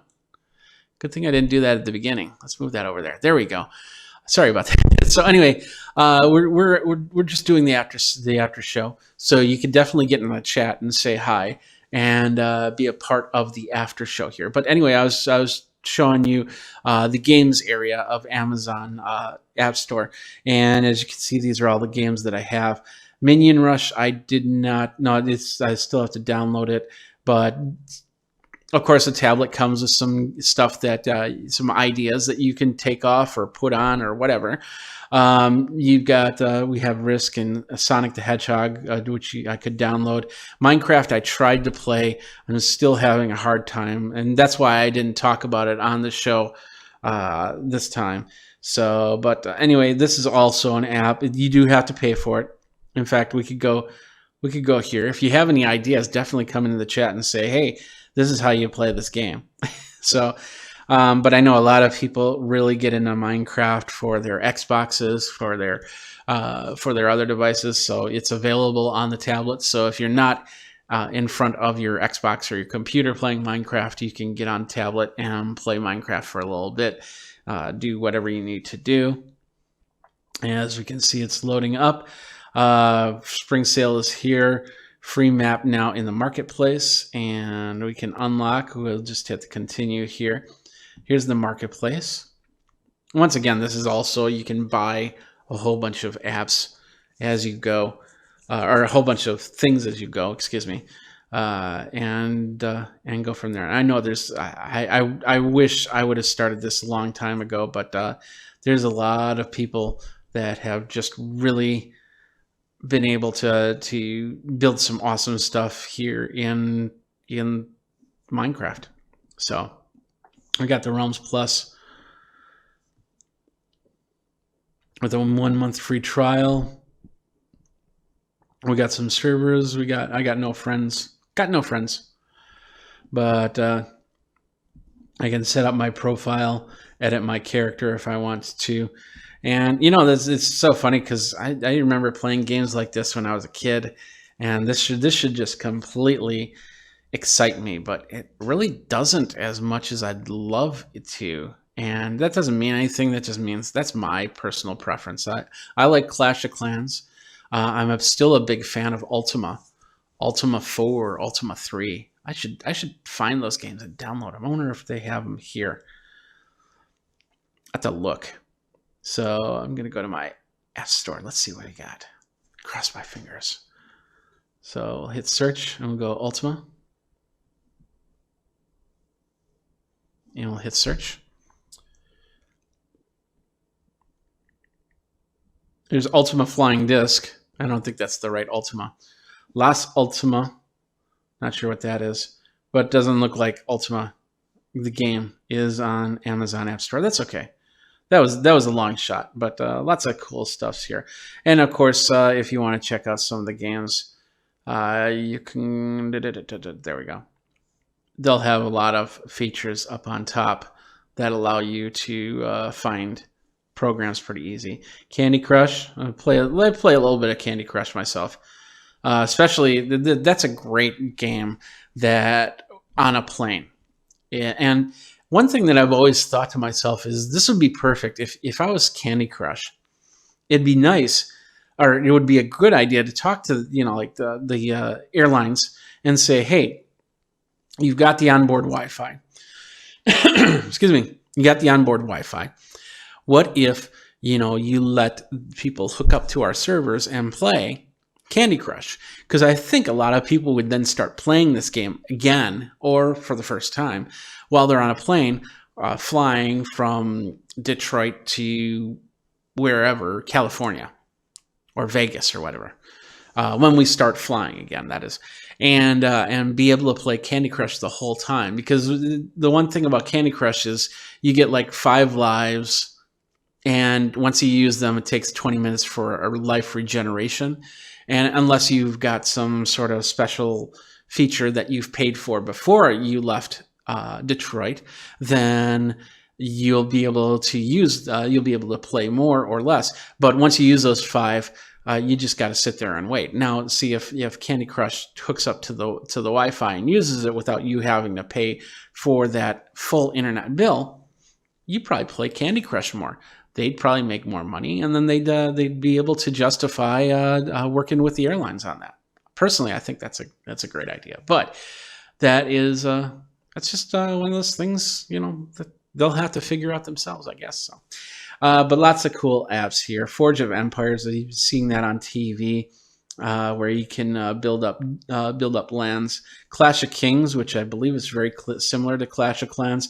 This was around on Amazon before Clash of Clans. In fact, I think I'm not sure when Clash of Clans finally made it to Amazon Fire, but there was a point where you couldn't get it on Fire. And now that it's here, I'm really happy about that. Let's see. Castle Clash. Got a lot of clashes. Army Men Strike. Clash of Clans. The Supercell that makes Clash of Clans also makes another farming game called Heyday, which you can also download on this tablet or your tablet. Either tablet. Doesn't matter. So we have a lot of stuff here. We've also got some cool videos if you want to watch it. If you got your Amazon Prime membership. It's recommending that I play Roblox, do a Zoom cloud meeting. I did a Zoom cloud meeting about 3 hours ago, and it got Zoom bombed very quickly. It was a public meeting, so they've since worked on some of the privacy issues that they've been encountering. Township, let's see, Dragon City, The Simpsons. I played this Simpsons game. I played this back when I was doing iPad 365, and so I have my Simpson. I'd have to figure out what my account and username and password is on that. I could be able to do that. Homescapes. These are interesting games where you have. Let's see. It's got a video right here. Go watch with Amazon Photos. Just once. And basically it's saying, okay, you've got tasks, things that you have to do and how to do them. You can play and win. So it looks like a little bit of like a Candy Crush looking thing. It's up to you. Build up your house. So a little bit of everything in this one. I'm not too keen on it personally, but that might be a game to go. The Sims, there's another one. Lords Mobile, there's another one. Fishdom, is this building your fish tank? Yeah, this is building a fish tank, and you can share your pets. That's pretty cool. And of course, you got slot machines and pokers. I stay away from that stuff.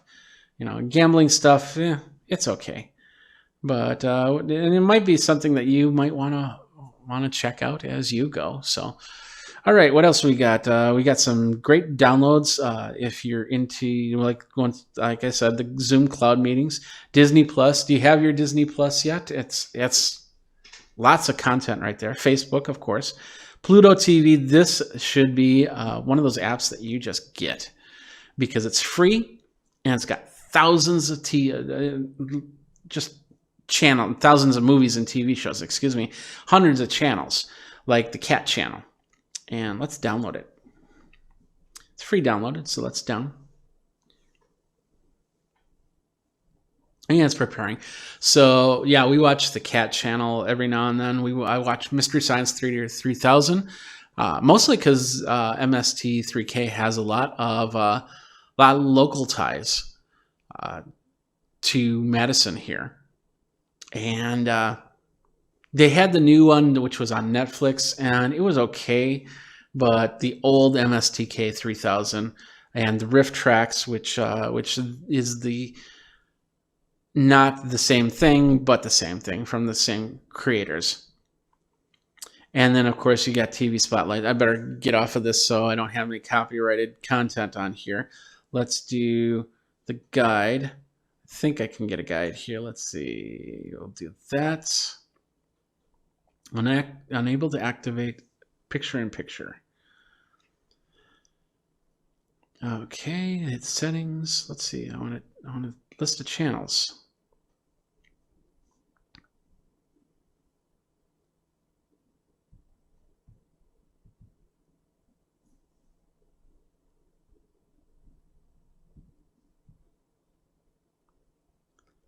Got Pluto Reality. It looks like I'm not sure what this is playing. Find My First Love. Where are they now? Not sure. That must be a TV show. NBC News Now. We should be able to play this really quick. So they're talking about the coronavirus update, as we go here. Let's see what else we got. We got Lively Place. So lots of cool shows, lots of cool content that you can get on your from Pluto TV. As you can see, we got this one, and they just updated the logo, looking pretty nice here. What else we got? 007. We got Les Miserables. We got movies, Dirty Rotten Scoundrels. So you get the idea. Lots of cool movies, lots of cool stuff that you can just sit and watch. And we use Pluto. Like I said, we got the Cat channel. I want to figure out how to get the guide. There's usually a guide that I can get. And I thought I could swipe left or right or something like that and get that, but I don't see it. Let's do that. Can't do picture-in-picture. I can do closed captioning if I wanted to. I can, so with the closed captioning right there, you can disable it or you can say English. So you can get that going as well. And I'll have to play with that a little bit more because I just downloaded it. But anyway, that's a great app to have onto your Amazon Fire HD 10 or HD 7. I actually have a 7 here. And it controls my mixing board, which is way over there now. So if I've got my headset and microphone on, then I can control the mixer from the distance and go from there. So that's pretty cool. Let's see what else. I also have my Dropbox on here, which it allows me to pull files from one computer to another. I guess I haven't signed up with this just yet, but anyway. You can basically, it's a way for you to have some sort of cloud storage, and that's a great app to have. Let's see. I talked about the One Smart Piano, which is the learning piano. It's one of the other live events that I did, and that was you can get that on here as well, and you can learn how to play the piano. So this is the app right here. I don't have a piano hooked up to it, but you can definitely watch some of the tutorials and getting started videos and play some games once you do have the One keyboard hooked up to it. So that's a pretty cool app right there. I talked about the Eero Scale. I think it was last week, which is a Bluetooth connected scale, and you can put that app on there. Let's show you that. It's going to be sideways because let's see it. If I turn it, No, you won't be able to see it. Let's just leave it at that. But anyway, you can check your BMI, you can check your water, you can check your visceral fat, you can check your muscle mass, things like that. So you really have a good way to track everything. Whoops, I closed out. I hit the wrong button. So I hit the tracking. There we go. So you can kind of see how you're progressing with this app. I can set up my printers through the HP Smart app and print out some stuff here. It's finding the app right now, or the printer right now. There it is. So that's the printer in the other room, and I could print out pictures or whatnot. So lots of cool things you can do with this app, and then find more. So if you find anything that you want to see on here, just let me know. And I can definitely try it out and put it up there. So let's see what else. So we can let's just see how my Clash of Clans is progressing. And that's the one thing about Clash of Clans is you can continue to go back into the app and do some more. So let's see, it's loading up.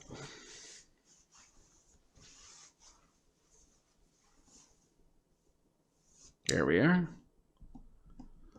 As you can see, I'm doing my farming. I've got 3 things I can upgrade.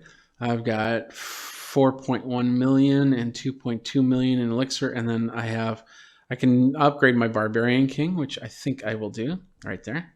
Upgrade them to the next level. Takes about 2 days, it says. Let's see what else can I upgrade. I can actually upgrade my Archer Queen as well. Let's do that. Takes 2 days for Archer Queen. There we go. We're upgrading. And then I'm going to leave 1 because if I need to do anything extra right away, I always like to leave 1 available. Over here on the builder base, let's see if there's any upgrades that we have here. It looks like we finished a challenge. Which challenge do we finish? Start 2 building upgrades. We cleared that out. Good for us. So now we can go into our area here and get a hero potion. It says we already have a hero potion. You want to sell it for 10 gems? Yeah, sure. So now I got 10 more gems, which I can use for whatever I need to. Let's see how the upgrades are going. Let's take a look at the research for our star laboratories. Let's research this, and we don't have enough elixir to do any upgrades of the troops, but we can go to our builder and we can find out, hey, we got an elixir collector, elixir storage, hidden Tesla that we can upgrade. Let's upgrade our hidden Tesla. So we got more power right there. There we go. And we have the ability to finish now. I'll just leave that for later. Might need it for something bigger. And we'll go back here. Just have some fun with this. This was Clash of Clans. We'll go over there. Anyway, so lots of cool farming here. I can upgrade, do some wall upgrade. Looks like I have an upgrade ring, so I can do it that way. Let's see if I can do it on this one. Yeah, I'm trying to upgrade these walls better or more. So let's upgrade some walls. That one gets upgraded. That one gets upgraded. That one gets. I don't know how many rings I have, so we'll just go until we don't have any rings left. How's that?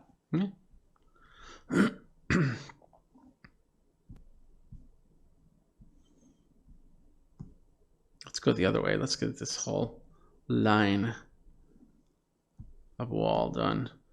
And if I go here, yeah, we just used all the rings. Oh wait, no, we have 1 more ring. Let's do that. And I think this now would be 2 rings to upgrade this, but I've done a pretty good wall right there. That's awesome. And let's see, I have these upgrades at 2,500, and this is at 1,500, so I could start doing the outer walls. And I could even do this upgrade. I've been meaning to move this over as we go. So, and that's that game. We'll go back to SimCity because some of our stuff is ready to collect.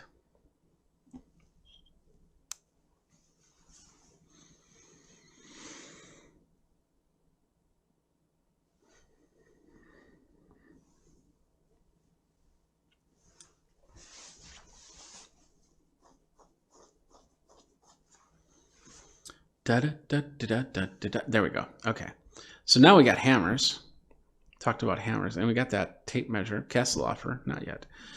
Tape measure. So we'll bring that over there. We'll put in a new hammer, a new tape measure. Build that up. We've got this. What is this? Oh, this is our challenge. So let's get our nails and the wood, and then we'll do it again. So nail, wood. And then we'll go over here. Our plastic is ready. And over here, we're going to put in iron. Over here, we're going to put in wood. Over here, we'll put in another iron. And over here, we'll put in another wood. And then, because we now have this new factory, we'll put the plastic down there. And it looks like I have parks and fire that I have to think about. So let's start with parks. And it looks like a Casino City sign. Ooh, let's put that down. Put it right there. Not enough sim cash. Oops, okay. Well, we won't do that then. And it looks like we have, whoops. I worked a deal. Megacorps has agreed to buy the wood for 90 simoleons. So I'll say, I'll do it. Yeah, what the hey. We'll collect some taxes. They're abandoned building reason no fire safety. Oh, it looks like it's on fire. That's interesting. Let's get a fire station in there. Small fire station. Right in the corner. There we go. Now we've got fire safety isn't something to keep on the back burner. That is true. And we just collected something off of that. So hopefully that will clean that area up. Just click off of that. And we've got this. We got the hammer. Let's upgrade this in our tiny town. And that's going through an upgrade. I think that's we got some pretty good upgrades here. We got some more residential area that we could put in. So let's put in a residential area right there. Yeah. And then one more. Let's put one right here. There we go. There we go. We got some residential going. This is looking to upgrade, so let's do that. And then we can put down some road. We'll put it down right there. There we go. Now everybody wants something. What do we got here? It's handy that the hardware store is so close. Nice. Okay. And this is basically saying you need somewhere to live to. Oh yeah, that's the mayor mansion. We'll deal with that later. So, and we got the iron is ready to go, or the steel, or whatever it is. Is it steel? It's metal. It just says metal. The metal rocks. Yeah. And then we're gonna move this over to wood production. We'll do the first two metal, second two wood, and then plastics for the next one. And it looks like our new building looks pretty cool. It looks like we need water. So water. And we'll just put in a basic water tower right about there. Not enough simoleons. Okay, I'll have to get some more simoleons to do that. So anyway, I think that's pretty much it for now. So these are some of the games on my Fire HD 10. And I hope you enjoyed this.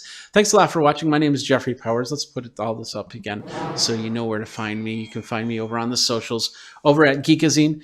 I think Magazine put in a geek. You got me. So thanks a lot for watching and playing along with me. Until next time, you guys geek out and take care.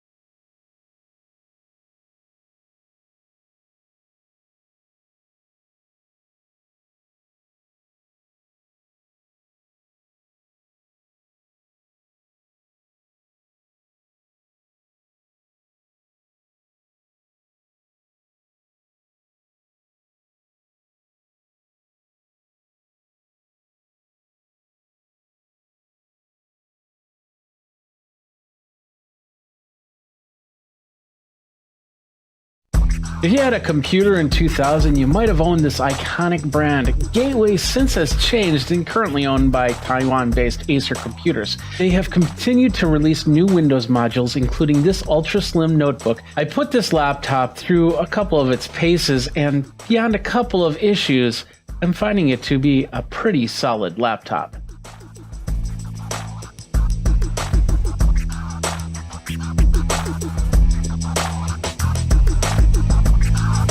Thanks for watching this review. Go ahead, like, subscribe, and hit that comment bell for notification when the next video comes out. Here are the specs of the GWT-N1414BK, otherwise known as the Gateway Ultra Slim.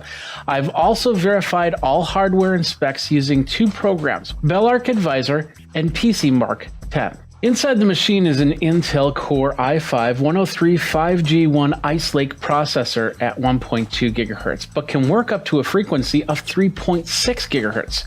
It's a 4-core, 8-thread system with 6 MB of internal smart cache. The GPU is an integrated UHD graphics at 100 MHz. This should be able to handle the laptop with an external display at 1080p without issue. Both monitors at 1080p, by the way. This display is 14.1 inches and up to 1920 by 1080 resolution, 59.99 Hz. 16 gigabytes of RAM, which seems to be soldered right into the board.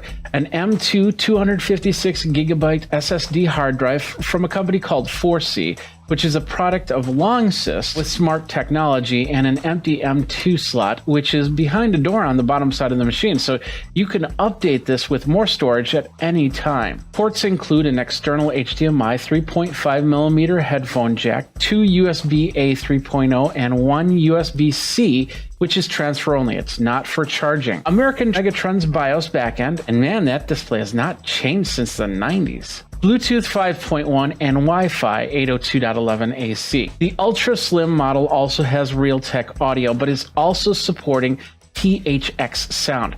This is perfect for if you have a THX headset or 7.1 surround speakers. In initial tests, I found it to be perfect for late night movie watching or some simple game playing.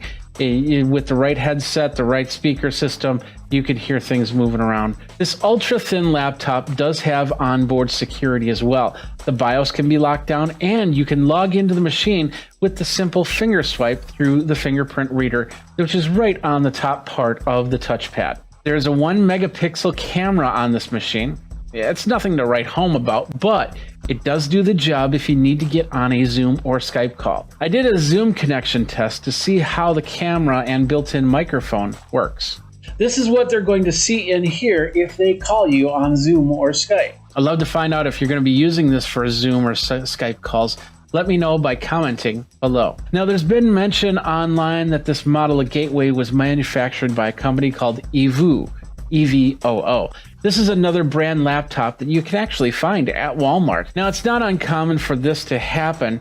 Gateway has also tasked EVOO to make their new line of tablets, their 2-in-1 computers as well. EVOO also has the license for installing THX into laptops, so that's an added bonus right there. Finally, EVOO makes smartphones. So I have to wonder, is a Gateway smartphone coming soon? Let's check out some pros and cons here. Now, although the screen side is aluminum, the rest of the machine is plastic. The case also can slightly bend if you pick it up, so I wouldn't suggest holding it in one hand walking around the house like this. Keyboard and trackpad are not problems at all. I was able to work on this machine on a table or in my lap. I actually put this show together using this laptop. The middle of the trackpad does do a weird double click when you press it, but it doesn't seem to affect anything, so it doesn't double click on screen or anything like that. It just is a small annoyance. Opening up the device was not that difficult. Just a bunch of screws on the bottom. You might need to do that to clean out your fan every now and then, or maybe upgrade the primary SSD. And of course, that fan, it does ramp up from time to time. You'll hear it. It noisily spins about 20-30 seconds and then back down. Now, the power cord is a simple 3-foot into 1.3mm coaxial power plug. The cord looks and feels a little cheap, and the power wart is actually attached to the plug. But this is also a 100 to 240 volt plug, so you can travel internationally without the issue. What I find interesting is this has a USB-C, but that's not a USB-C charge. If they would have just added the charge ability to it, this could have been a USB-C charging plug. There is a 10-hour battery inside, and charging is not an issue. I was impressed when I had to charge it up, charged pretty fast, but even more impressed when I put the machine to the side for a few days, came back to it, and found a 90% battery. Another thing I noticed when I opened up the case was there was a spot for a backlit keyboard. Now, it would have been nice if this laptop actually had that option. In fact, one of my criteria in looking at new laptops is if I have something to see the keys in a low light situation. Finally, the screen is not touch screen, so don't expect that. But a lot of laptops in this price range are pretty much the same. In all, the Gateway Ultra Slim does a great job for classwork, for surfing, for movie watching, and more. It's priced at under $500, and it competes with Dell, HP, and Surface equivalents using the Ice Lake processor. But what do you think? Are you looking for a computer for any type of classwork, any type of extra work, or anything like that? I've been looking at the different types. What do you see out there that's really sparking your interest? Let me know by commenting below. Don't forget to subscribe and hit that bell notification so you know when the next video comes out. My name is Jeffrey Powers. Thanks a lot for watching. Until next time, you guys geek out and take care. Hey everybody, Jeffrey Powers here from Geekazine. Today we're going to take a look at this right here. It is the Moto Drum modeler from IK Multimedia. It is a program that allows you to create drum sounds in your DAW, in whatever you need it to do, and a whole bunch more. Jeffrey Powers from Geekazine, Think Magazine, Put in the Geek. You got me. You can find me on all the socials, including Twitch and Twitter and TikTok and all that other good stuff. And today we're going to talk about the Moto Drum from IK Multimedia. Now, I've reviewed a lot of cool stuff from IK Multimedia in the past, and this is no different. It allows you to create drum beats. If you're not a drummer, you can create drum beats. If you are a drummer, you can create drum beats. You can attach it into your system, create MIDI, add these really specific, great sounding drum sets, and continue on however you want to do it. First of all, we got to talk about this. I did get a copy of this software to review from IK Multimedia. They did not pay me for this review. They are not editing this review. And of course, all opinions are that of myself and Geekazine. You can go over to geekazine.com/review to find out more on that. Now, let's get into this. Let's get in here. First of all, hey, you know, you can customize your sounds. You've got multiple kits and multiple drums that you can use. You can sync to multiple MIDI units if you want to. I got a couple MIDI units that I'm using, going to be using today. You can do real-time sounds. You can do pre-made grooves and a whole bunch more. The price, $299.99. Now, you might think to yourself, well, that might be a little bit too much, but for what you get, it really is not. It's just amazing. Now, I do have to tell you that I did get this software back when it did get released, and that was back in, I believe, September, August timeframe. The program was pretty solid. But when I was attaching MIDI devices to it, I wasn't getting the responses that I really wanted to see for this. They've since then not only have updates come out from Moto Drum, but also from the MIDI providers, updating it using for Catalina and for the latest Windows 10, and things have gotten a lot better. This is the website over here, Moto Drum. They have a full specs range, but we're going to take a look at the most important specs, and that is if you are a Mac user or a PC user, you can use this on either machine, and they work both great on either machine. For a Mac, you need a Core i5, support for AVX instructions, 8 gigabytes of RAM, 20 gigabytes of hard drive space, and it is a 64-bit plugin. So you'll need any program that uses a VS2 or VS3 or AAX. What we're going to use, we're going to keep it as simple as possible. We're going to use GarageBand. Just going to open it up in there.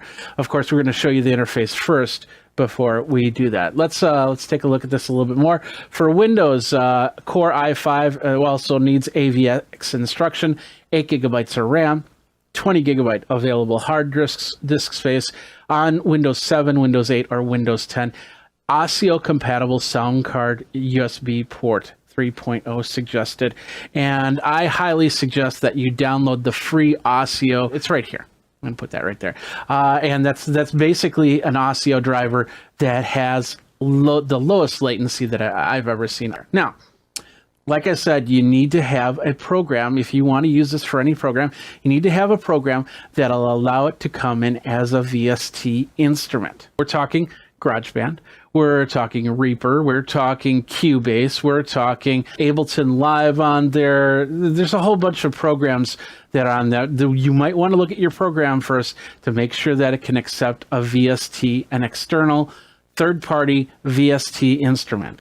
Adobe Audition does not have MIDI support, so Adobe Audition, you can't use it on this. You can't import the tracks or anything like that. I really wish that Adobe would get something in a MIDI editor that would even convert it to audio so I can put it in a little bit easier in my programs, but that's neither here nor there, just so you know. But we're going to use GarageBand, and if you've got a Mac, you've got GarageBand. Simple as that. And of course, Windows, you'll have to get some software to put on for that. But there's many different MIDI editing programs out there that you can use to create that. Now let's get into the program itself. Here it is right here. This is the Moto Drum, and we have it on studio mode. Straightforward interface.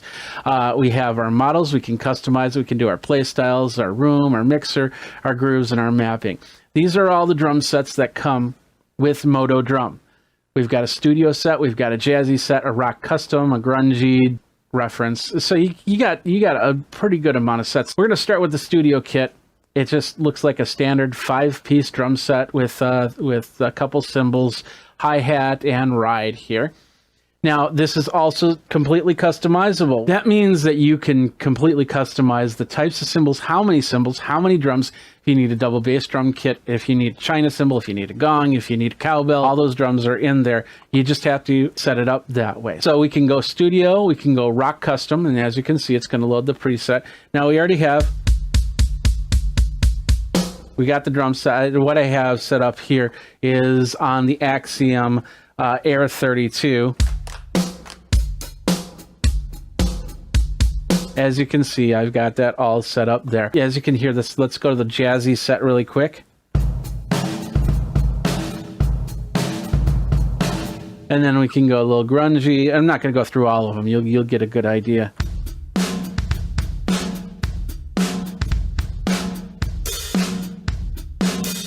And then let's just do Plexi as one more, because we like Plexi. I like Plexi drums.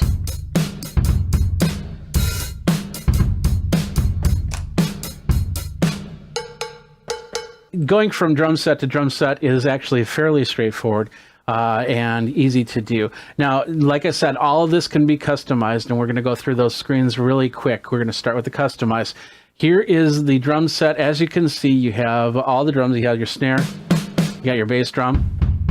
That's what's lighting up. We got some toms, and then the cymbals and the hi-hat.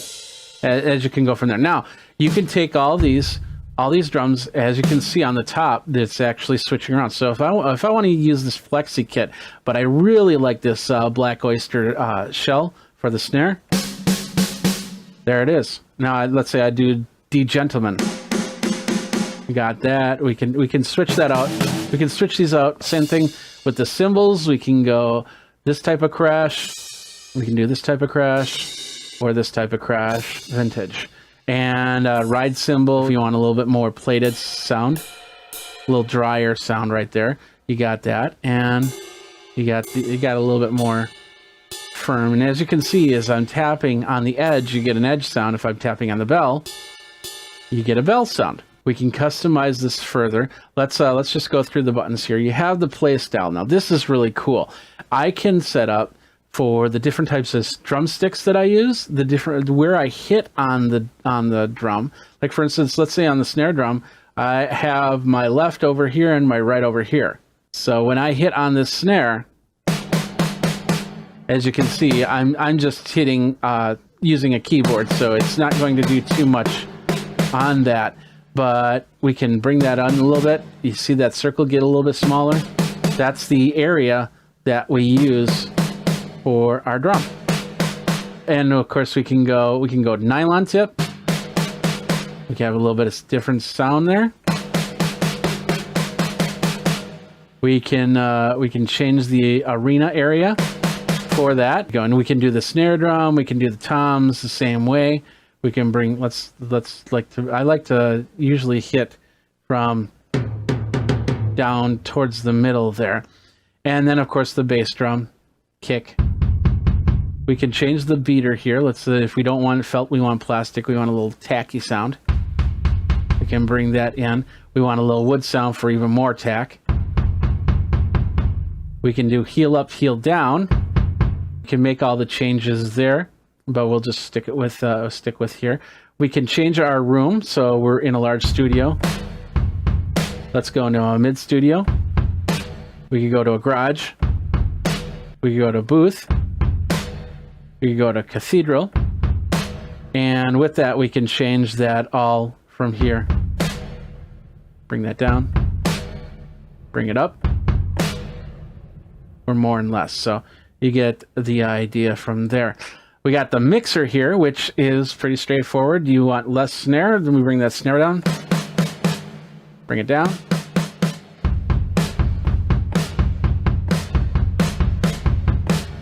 And then of course ultimately the main mix is right here. We can put in effects.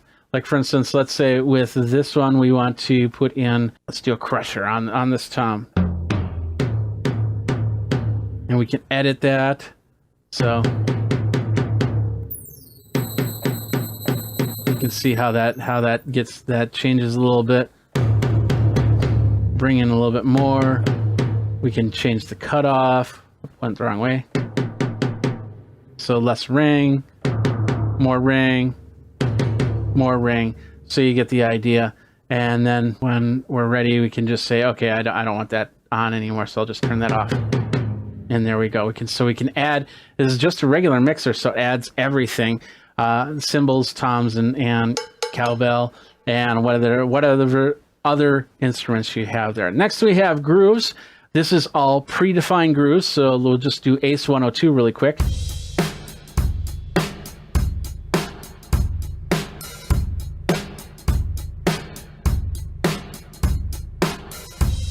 And so you get the idea on that, and you can change that up. And these are the grooves that you'll basically drag and drop into your DAW. So let's say you just want a straight up beat, you can just drag it into the DAW. I'll show you how to do that a little bit later.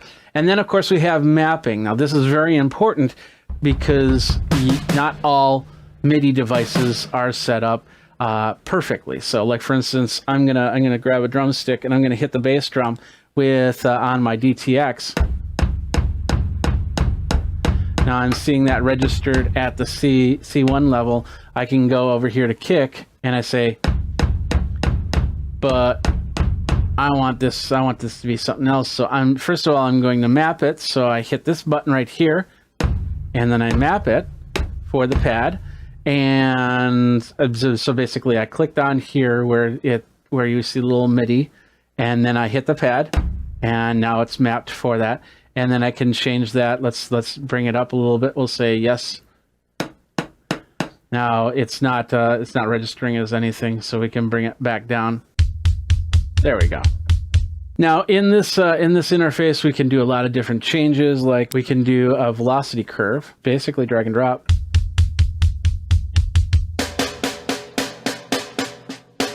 And then we can save this or remap it. We can bring in more drums. There's the other bass drum.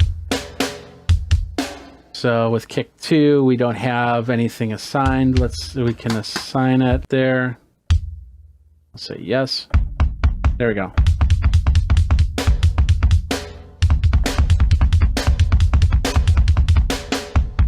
And with that, we bring this in. So now you see, if we go back to customize, we have this drum right here. There's also a way to bring in the drums over here, and we can change this out. So let's see, we want that as the Blue Oyster one. the edit kit. Now you're seeing all the drums, all the cymbals with that. So we can change this out. We can bring in this China. We can bring in this crash, a little splash. And now we've got a bigger drum kit that we can use, and we just basically have to go into the mapping and map those. So we'll go like that, and we'll go.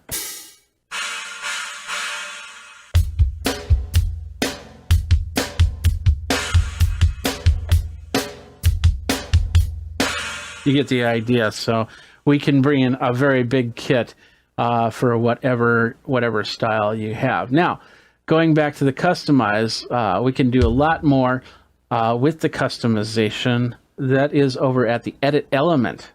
Now, this is where you can really have some fun with this.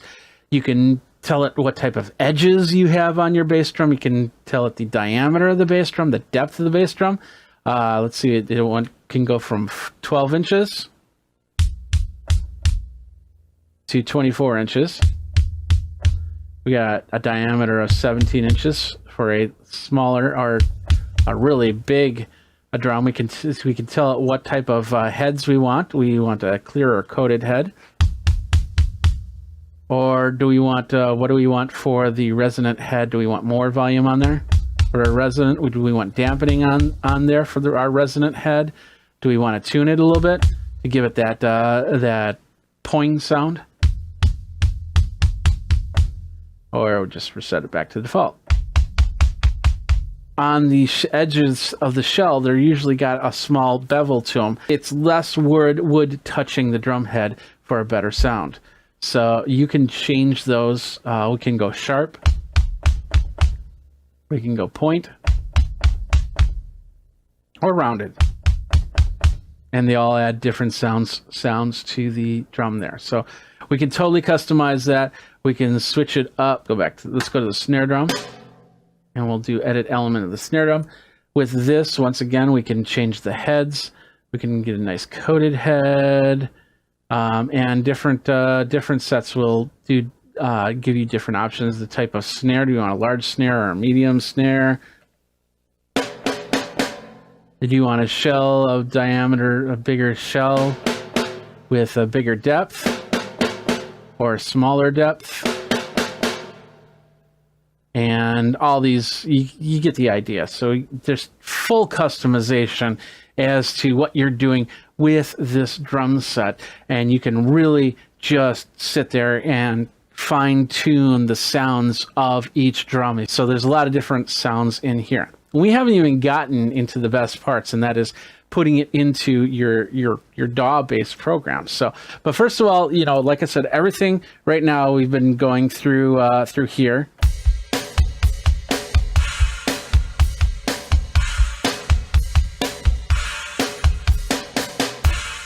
So as you can see, I have the DTX Multi-12 here from Yamaha, and I have it set up for MIDI, so I can use it.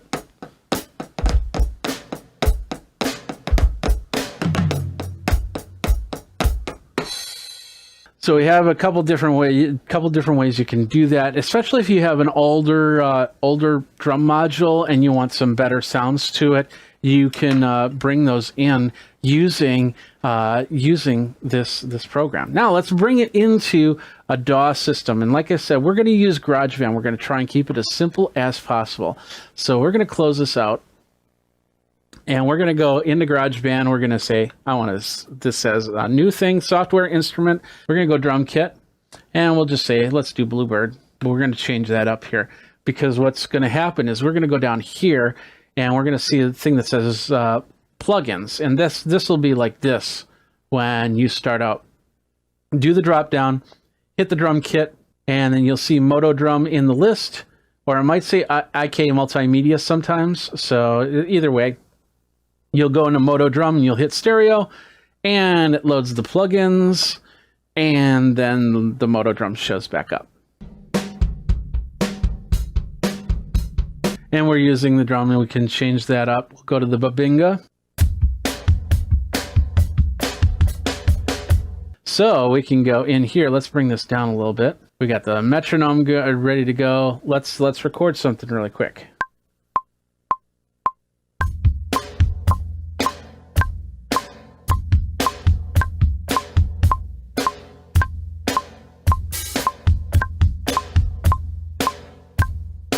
with that, we'll bring it's all in here. So we're going to hit this. Oh, let's take that metronome out. So now.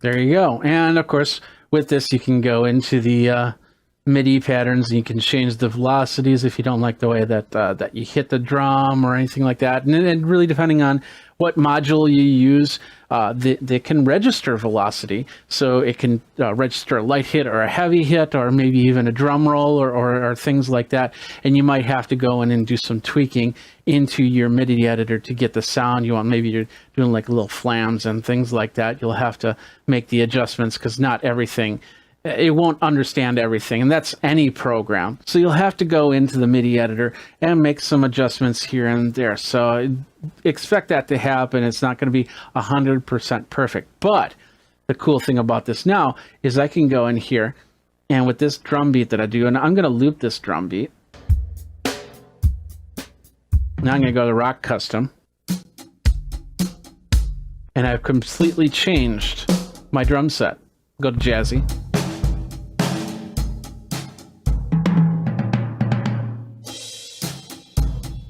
And once again, you get the idea of how that all works, because they're MIDI hits. They're not, you could put a piano to this. You could put a saxophone to this. It'll sound weird, but you can still do it and have the sound. But bringing in the Moto drum, it'll give you past the drum sets that something like GarageBand or Reaper or Ableton Live can offer, and give you different options so you can really tune it in. Now, you can also, like I said, you can also set it up onto the DTX. I have my Roland TD50 downstairs, and I'm still doing a little bit of tweaking on it. Like I said, never perfect, but you get it as close as possible so you can do some multi-track recording, and then you can bring in those sounds into whatever recordings you're doing. Now, the one other thing I didn't show you is that groove style. We'll go back over there. So with the same groove, we can sit here and we can just bring this up. It's basically a little drag and drop.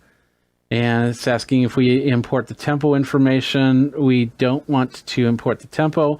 So now we can bring that right there and zoom that like that. And now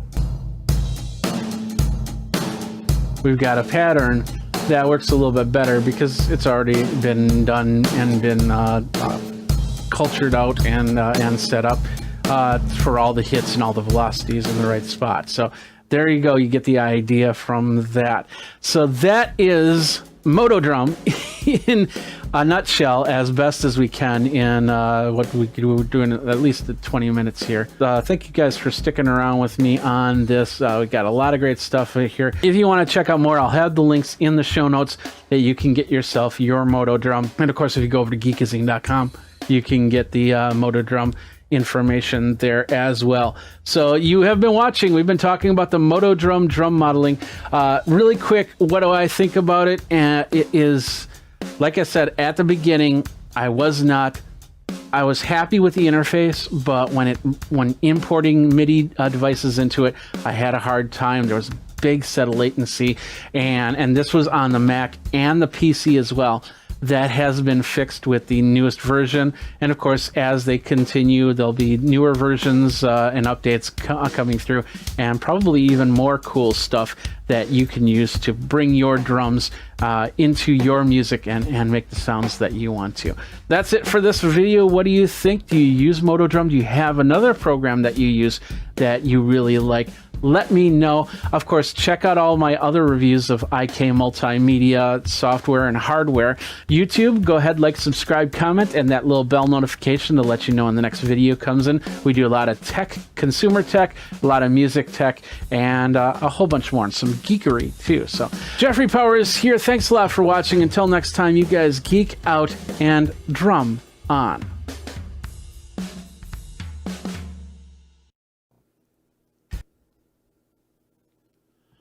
What's up, my geeks? Jeffrey Powers here from Geekazine, and today we've got another unboxing. We're going to unbox the iAdapt 6-in-1 multi-port USB-C hub from Canex. Canex being a company that does a lot more than just USB hubs. They do chargers, they do cables, and everything else. We're on the web page right here over at Canex.com, Kanex.com, and as you can see, you can get a whole bunch of cool stuff, including ports that do more than just 6 ports, keyboards, we got cables, it looks like, we got in-ear headphones, and docking stations for your iPad. But this is the one we're going to look at right here. This is the iAdapt 6-in-1 multi-port USB-C hub plus Ethernet. Let's go ahead and give this thing an unbox right now. So we can lift it up. First of all, just want to let you know it does USB-C. It has the 61 and 87 watt charging option. It does HDMI and 4K, and it does USB 3.0, 2 of those. So, and we'll look at that more. So let's go ahead and open this up. We're going to bring this up and just lift up the thing. We can see from the top here, it basically says what we've got. As you can see, it's a 2 plug port. So you'll either have your MacBook with 2 USB-C plugs or a PC that also has a dual USB-C right on the side there. So we're going to open this up right here, and you can see it right here. We're just going to get into it really quick. Let's rip it.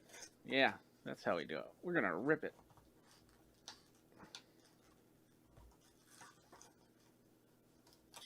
There. Now you know it's been opened. All right. So there it is. I don't see any instructions or anything other than that in there. We have the device right here, and I believe it can go on either side of the MacBook. We're going to put it on this side of the MacBook so you can see it. But what we have here, let's bring it up here. Let's zoom in a little bit on the camera, and as you can see, we've got USB-C right here. We've got HDMI port right here. 2 USB-A 3.0s right there. Over here we have the card reader. We've got a micro SD and an SD card reader.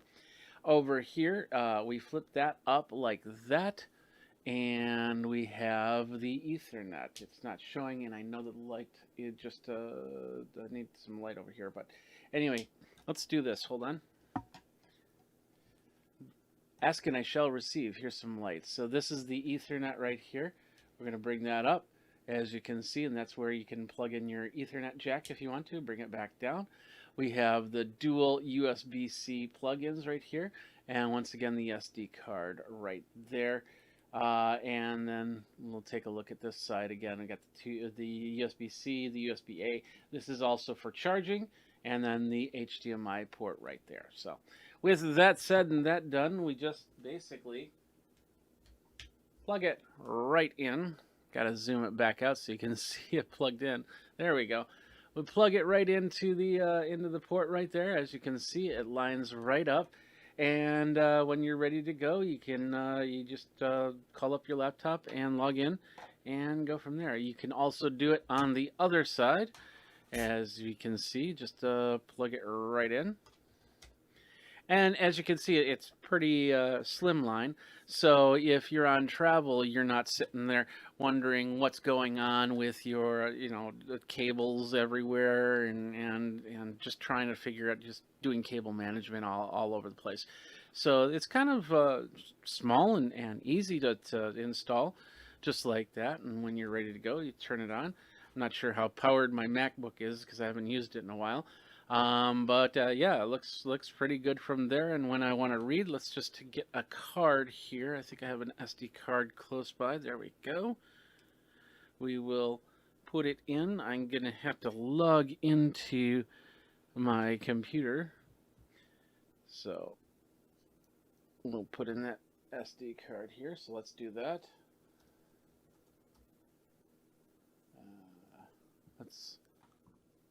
Let's do that.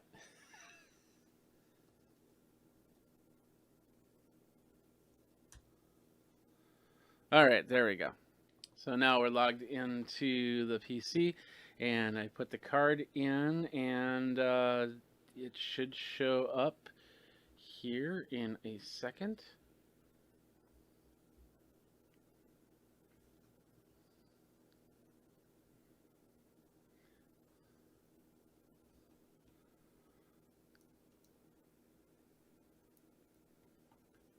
There it is right there. Let's see, I'll bring this down.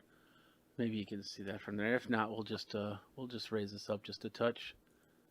And we'll zoom it in. And as you can see right there, that basically says right here where it says untitled, there's the card. It's one of my video cards, so it connected up and it looked right away. So that's pretty much it for that.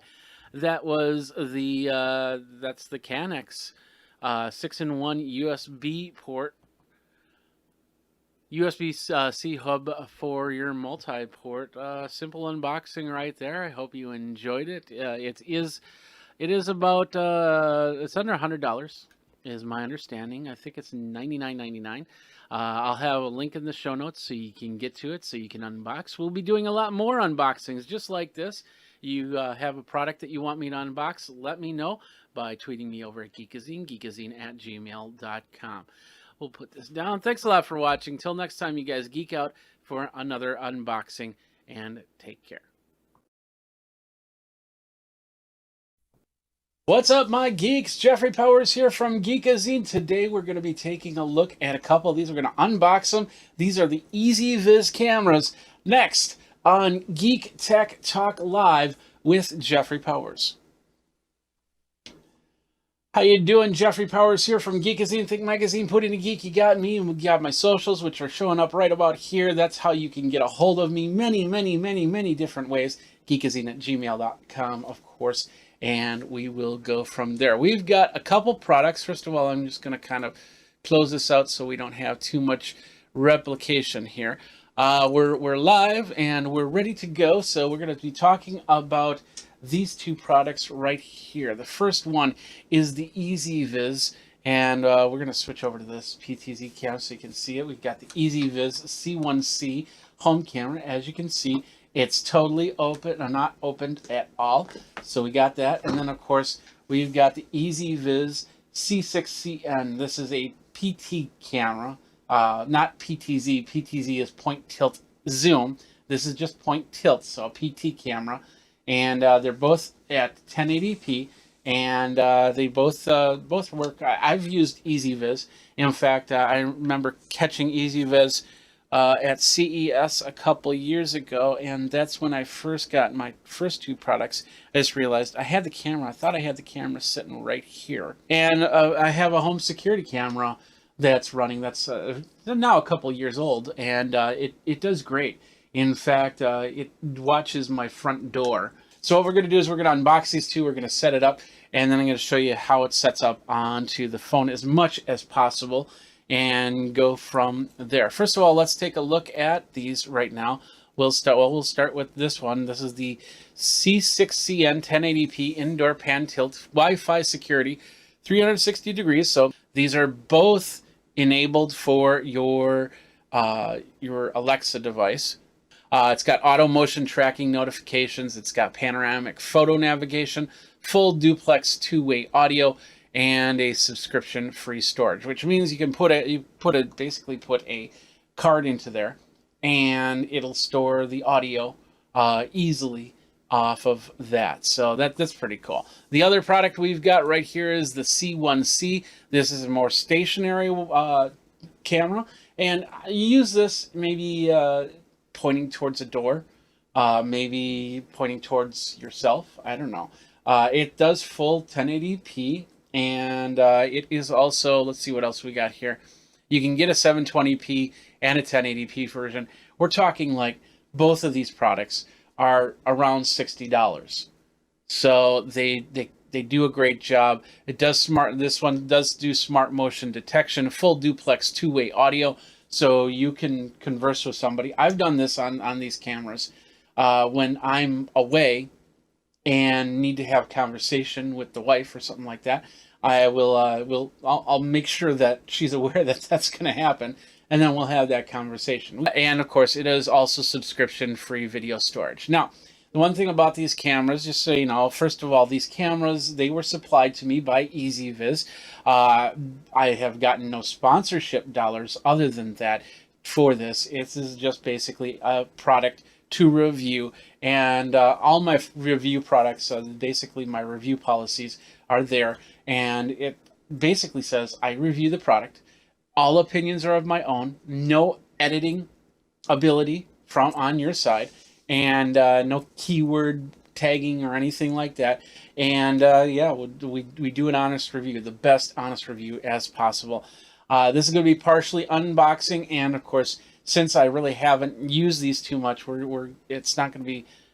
It's going to be what we first experienced type review, and some people will have some more in-depth reviews as they go. So those are the two cameras. So let's get started. We're going to move this one out of the way, first of all, and then we're going to switch over here.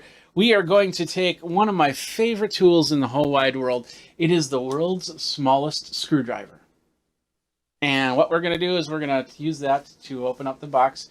I usually like to find a seam. I'd be very careful to not jam it in my fingers, and then just kind of break open the seam here. It's just easy to do it that way. And then let's peel it.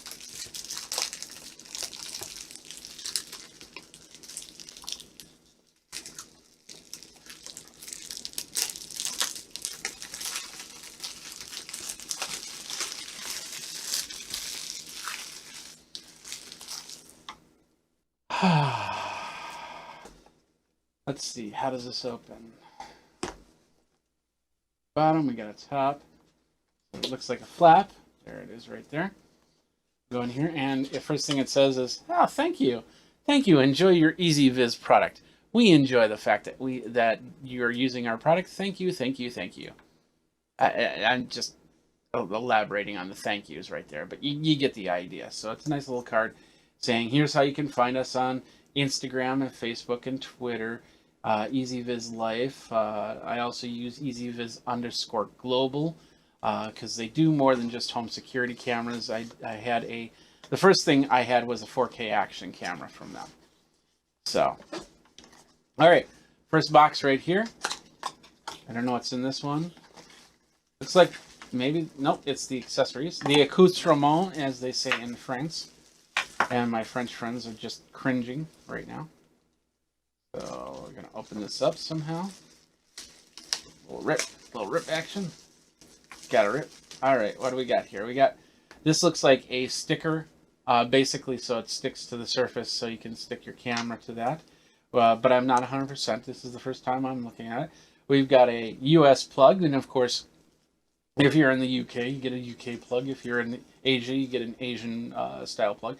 However, we got the USB cable. Looks like we've got a micro USB cable in here. No USB-C yet. We've got a plate, and then looks like we got another sticker surface here. So that's pretty much it. Let's throw that out of the way, and that's the first box. Put that out of the way. The second box is right here, and looks like we got a camera. So we'll pull that open, and there's the bottom. So we'll flip it around, and then we'll pull it open. There's the top, and there we are. We got the camera right there. Very straightforward. Get this out of the way. Let's get this out of the way. There we go. So now we've got the film that we got to take off. Ready? Here we go.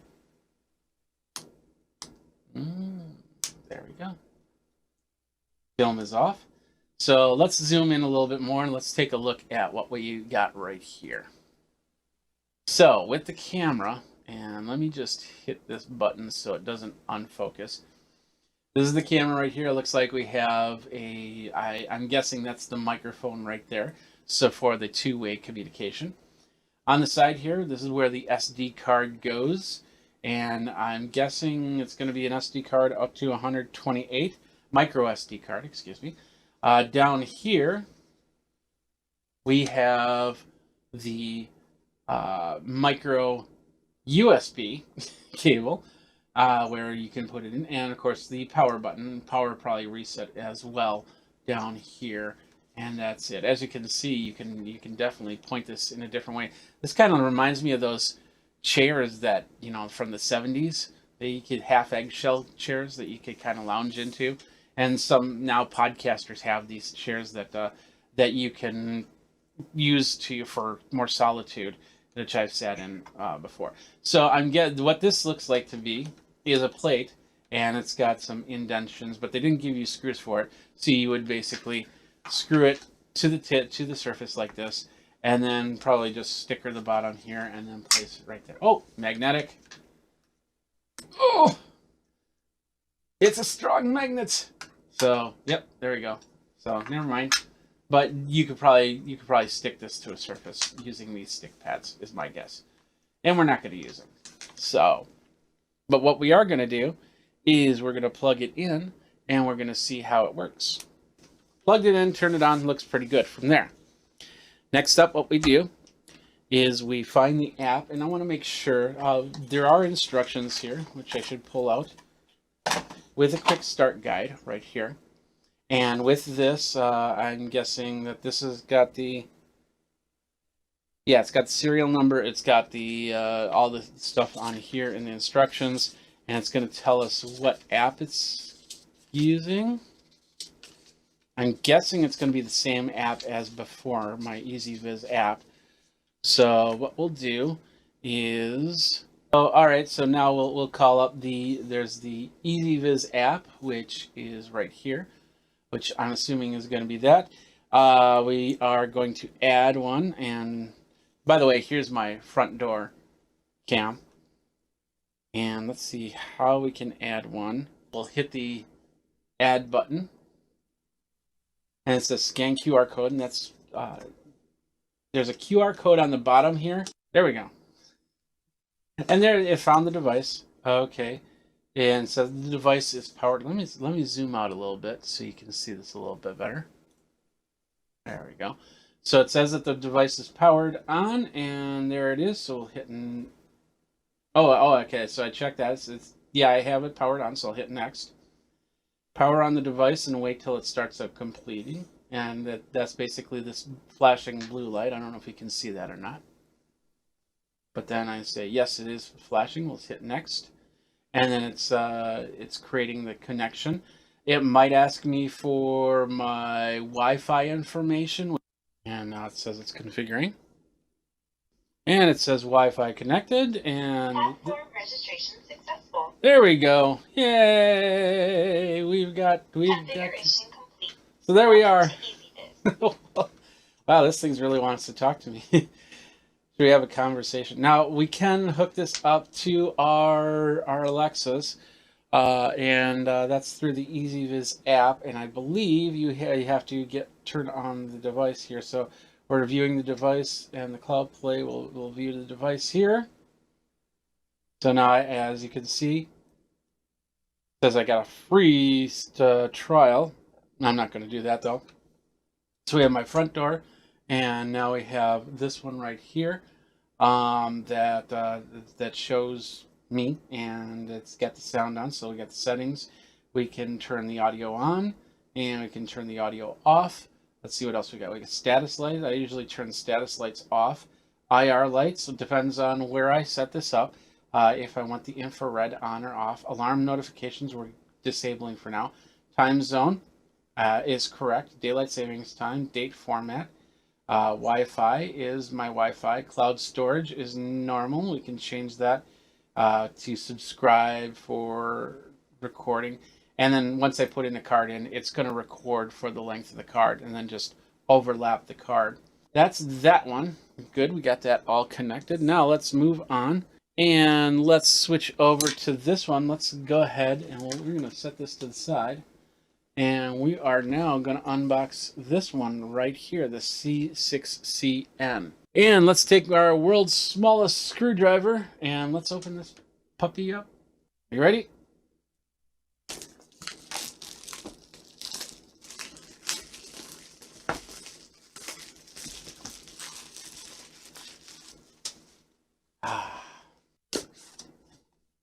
It's the same box.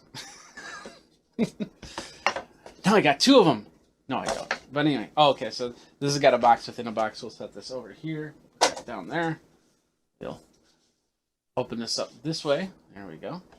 I'll show you this view. Inside here, there's the camera. Inside here is the camera. Now this is a little bit more delicate, so because this does move, this will turn this way, and then up and down. Let's pull that out. Got more stuff. We got that same thank you card in the box. We've got the same quick start guide, and it's probably got a different QR code on there, of course. And then we'll bring this down and we'll set that to the side. We'll even set that out of the way. And in here is, of course, pretty much almost the same things that I'm guessing. Yeah. So this is a mounting guide. So if you're putting it on a ceiling or something like that, you can stick this on and then drill the holes and then put the camera on later. It does have some mounting screws and anchors to that. That's awesome. And this looks like a wall mount, so it looks like it goes in. Yeah, it goes in and clicks, kind of like your smoke alarm, to get it on and off. And then we've got a plug, which I might have to use because I used up all the USB ports with that last one. And then there's one more thing in here. It's kind of stuck back there. Out with you. Oh, okay. There you go. That's the cord. So on the back, it's a little bit different construction, but as you know, that's what you need so you can get in there. So basically, this is what it looks like. It looks like a little dome, looks like a little robot's head, and it'll turn this way and up and down. Got the small little microphone up front. We've got an Ethernet in the back and a micro USB. Yeah, it does do 2.4 gigahertz, and of course, it looks like you can connect this up via Ethernet cable. And this is the cool thing about these is you can use these in many different places, from the roof to the well, not really the roof because these are all indoor, but the hallways. The basement, it's got a little red light down here. And then we'll go back to our app. I'm hearing something. A lot of these, yeah, it's starting, as you can see, it's starting to move here. So it takes a couple minutes to boot up. And now it's checking its turnability. So there it goes. It does a half turn and then comes back here. And now use EasyViz app for device Wi-Fi configuration. So now we're going to go in here and we're going to hit the plus button again.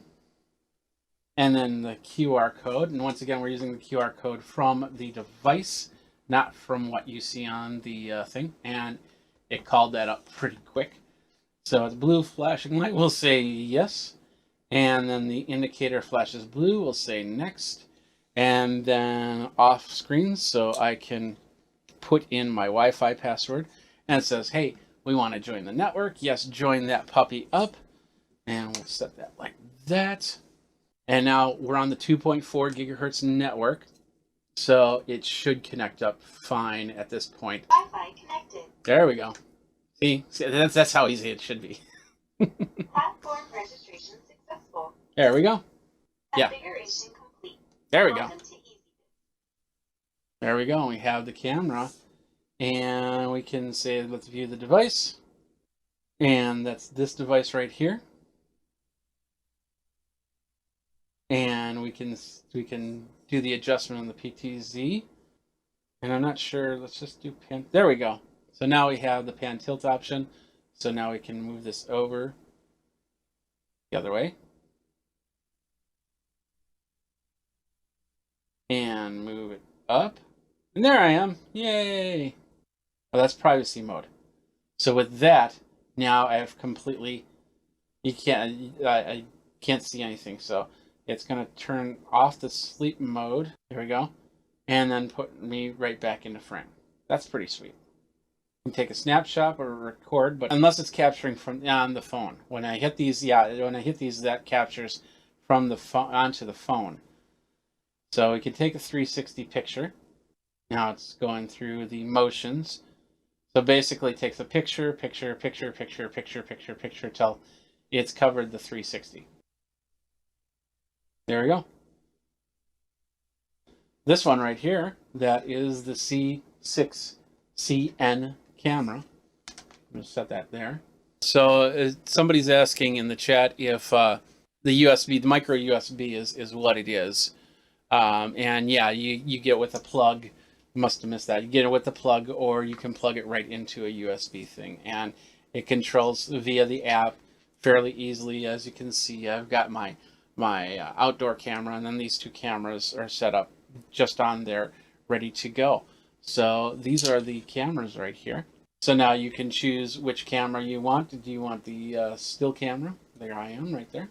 That's this camera right here. Do I want to do a little PTZ action, which is this camera right here? And as you can see, I have a pretty good network in here, so it's passing by really quick. So I like the response time on here. Of course, once I put in a card, I'll be able to test the functionality of things like capturing events and things like that. So where was the device version is here? Let's see, maybe there might be an update. Yeah, there is an upgrade here. So we'll do a quick upgrade, and while that's upgrading, we'll switch over to the other one. So it's pretty much the same type of information here in the settings. The only difference is this one has a little bit extra functionality with the PT and the ability to take a 360 photo. All right, somebody is asking me in the chat, 1080p, yes, 1080p. Can you switch back and forth? Yeah, I do not see anything that says that I can go from 1080p to 720p and back. So you'll want to make sure that your network can handle that. And keep in mind, when you start putting more cameras onto your network, that can take up some of the bandwidth. Now, this is just recording via the card. So every time I access the app, that's when it's starting to talk over the network. If I plug this in and set this up for a security box, the security box will be recording the events. But the cameras do, a lot of these security cameras do have emergency functionality. When you turn that on, if it starts seeing alerts, it can tell you where to go, it might even text you and say, hey, there's a security alert going on right now. And if that's the case, then it does need to talk over the network. So the more cameras you have on the network, the more chance that the security cameras could bog down your network. What I always recommend when it comes to security cameras is to actually get another router. If you don't have a router that can handle multiple Wi-Fi zones, then you can basically get yourself another Wi-Fi router and you plug it into your router, and then you can configure that for all your security cameras so that Wi-Fi router is doing nothing but talking back and forth between your security cameras. Somebody did ask earlier if there was a way to connect this up so I can see it onto a TV. I know that there's a way through, there used to be a way through RTSP. So inside the app, we're in the app a little bit more. We have an album area, which shows some of the stuff that I've already recorded, and that's on the other one. We can share some stuff out. So if you got friends or family that you want them to look on the device from time to time, you can do that. We've got security setup, function settings. So go with security, so we can do Face ID login if we wanted to. Function, that's for the app, by the way. So you don't have to put in a password every time. Device auto upgrade, and we have that disabled. Wi-Fi configuration. We can change the Wi-Fi on this if we want to. AP mode configuration, so I'm guessing that you scan in a QR code and that'll take you through another one. The LAN live view, which you can scan your network and see what's going on there. I'm not going to do that. IFTTT, if this then that, it's a great service. So okay, when you get an email, your EasyViz camera, so it senses motion, it'll email you. It will turn on sleep mode when I arrive home. So if you have, let's say you have a camera in the bedroom, which a lot of people don't, but let's say you did. You had to have it for security, or maybe to watch, to make sure that when the dogs get up on the bed, which one's ripping up the pillow. I don't know. Then you can use that ability to sleep mode. So when you come home, it just instantly goes into sleep mode, and then turns back into active mode when you leave. So we can hit continue, and I think, yeah, it's gonna connect up to your Amazon. You'll need to put in your email. Oh, that's signing into okay, that's signing into if this then that. That's why that didn't work. So that's it right there. This is the regular C1C, and then of course you have the pan tilt option, which is the C6CN.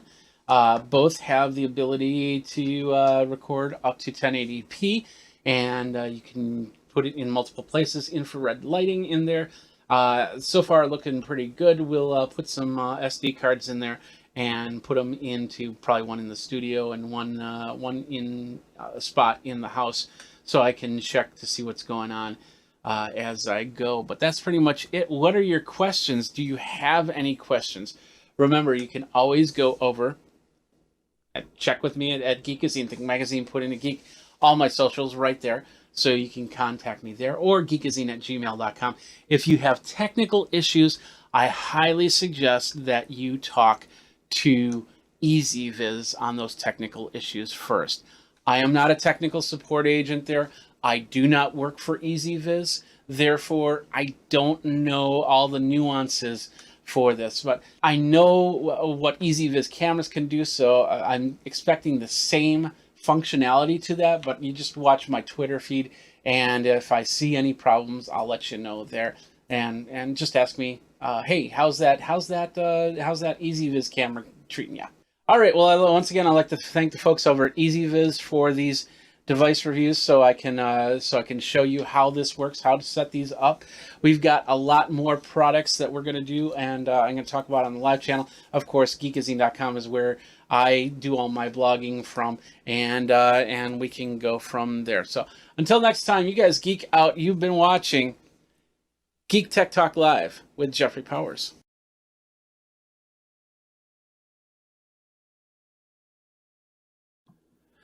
Thank you for coming to my press conference. I'd like to talk a little bit about fears and travel restrictions, because, hey, we've got some travel restrictions here on geekazine.com. Today we're going to talk about podium mics for conference calls. Basically, you're probably going to have to worry a little bit about what's going to happen with your job, and some of you do a lot of travel. I do a lot of travel when it comes to going places and meeting people, because that's what I do. That's how it works. But with a lot of conferences canceling and a lot of companies now putting on what are called travel restrictions, so you are very restricted in your travel for your job, to make sure that you stay safe and the company can make sure that you're safe and everything like that. So what they're doing is now we're looking into more video conferencing. And so some of you which rely on face-to-face, now we're going to have to find this new reality of conference calling. And maybe your computer is not set up for it. Maybe you have an older computer. Maybe, I'll try and do some phone conferences using just, the speakers and the microphone and all that. And that doesn't work. So basically, in this little review, we're going to do a couple videos here. The first one is about microphones, podium microphones. These are simple microphones. Two of them are USB, one is XLR. And the idea is to show you having a external microphone source, what that can do when you're doing a lot of phone calls, a lot of conference calls as you're going. Now, the one thing I like about podium microphones, as opposed to those big old microphones you see podcasters use, like on the stands and stuff like that, is just basically the fact that they're very slimline and they look kind of decent when you're in front of a camera, because they're just so small, and they show that there's a microphone there, but it doesn't have to be empowering the whole view. So you can see my face, you can see the microphone, and when you go face to face with somebody, there's no microphone involved there. If there is, it's so small, you just don't see it. So that's the same idea. So you can look at a camera and look at the person you're talking to. They can see you as close to eye as possible, and you can speak clearly, and they can understand you. Now, these microphones aren't going to be the best microphones in the world, but they're affordable, and that's the key right there. Now, what we've got three microphones. Let me show you the three microphones. Two of them are USB based, and one of them is XLR based. XLR, of course, being like a regular microphone here. Whoops, wrong one. Let's do that. There we go. Being like a regular microphone that you would hook to a mixing board through an XLR cable, so you can so you can control it through the mixer. Now, I've had this one for about a year and a half, and I use it from time to time when I don't want to put on the headset mic and just get some information out there. These two I just picked up on Amazon, and I do want to tell you that first of all, with my review process, all of these microphones I purchased with my own money. If you have any questions, I want to know more about that, go over to geekazine.com/review, and I'll lay out all the rules and regulations, what I do for reviews. So no money has come through. All opinions are of Geekazine as always. So we're going to start with the pile since I do know it best, and we are talking through it. And of course, we will talk through the other microphones as well. The key of this is that we're going to try and keep it as clean as possible, which means no post-processing. Right now, this microphone is set up for post-processing. There's not much you can do with a mixer because you'll have to set the gain and you'll have to set the levels. But once you do that, you can control compression, you can control gating and stuff like that. And right now, that's all set up right now. So I'm going to turn that off in a second here and show you how this sounds without gating. And I'm tapping on the table and I'm getting kind of close so you can hear the plosives. Peter Piper picked a peck of pickled peppers. You hear the pops. You know, that's not much you can do on certain microphones. You just have to figure out how to deal with it. That's why a lot of people have windscreens. And two of these have windscreens for it.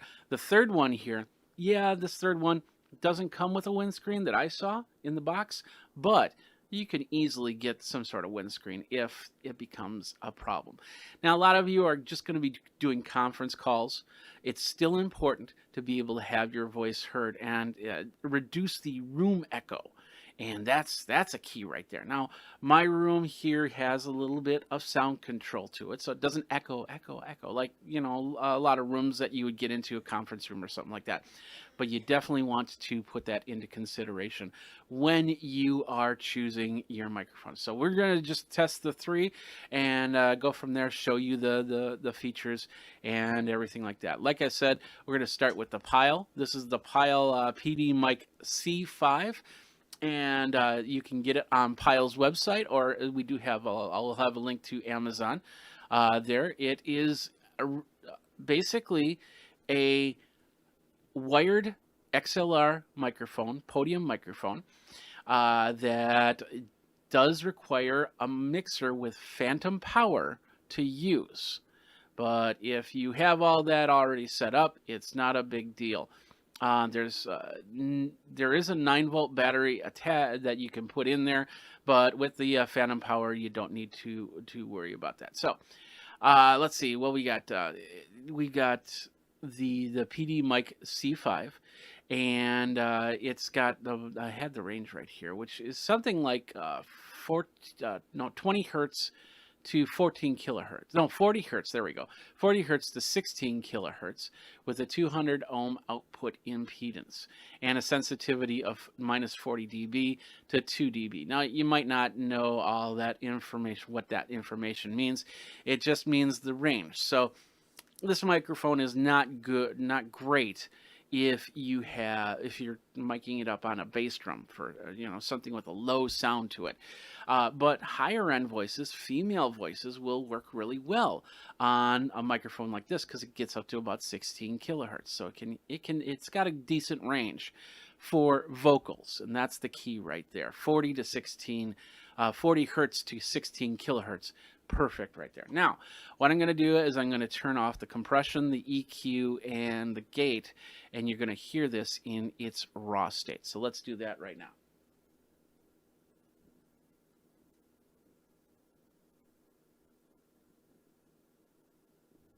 All right, there we go.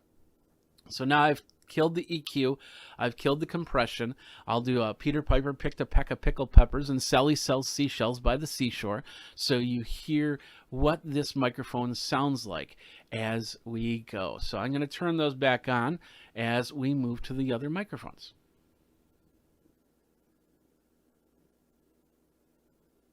Now keep in mind, this is the only microphone that has any type of effects set to it, simply because of the fact this is what I normally use, and I've already had it set up that way for a very long time. The one thing I do like about this microphone is Pile's support. Now, this is not the first one I had in the line. The first one I had actually died. And so I called up their support. They have 1 year support on it. They sent me another one without question. And they basically said, well, keep the other one. I threw it away because it was broken anyway. But the support they got within 30 days, I got a replacement microphone. So that's pretty cool on there. The price on this is about $33. And of course, that depends on when you purchase the microphone. It could go up, it could go down, you don't know. But the idea is that this is the microphone right here that will hook up to a mixing board. So if you don't have a mixing board with phantom power, you'll need to add that. And of course, figuring out how to bring it into the computer. So that's the Pile PD Mic C5. Let's move on from there. Let's go over to the CM-Tech. That's the one over here, the smallest one. We're going to move this slightly over.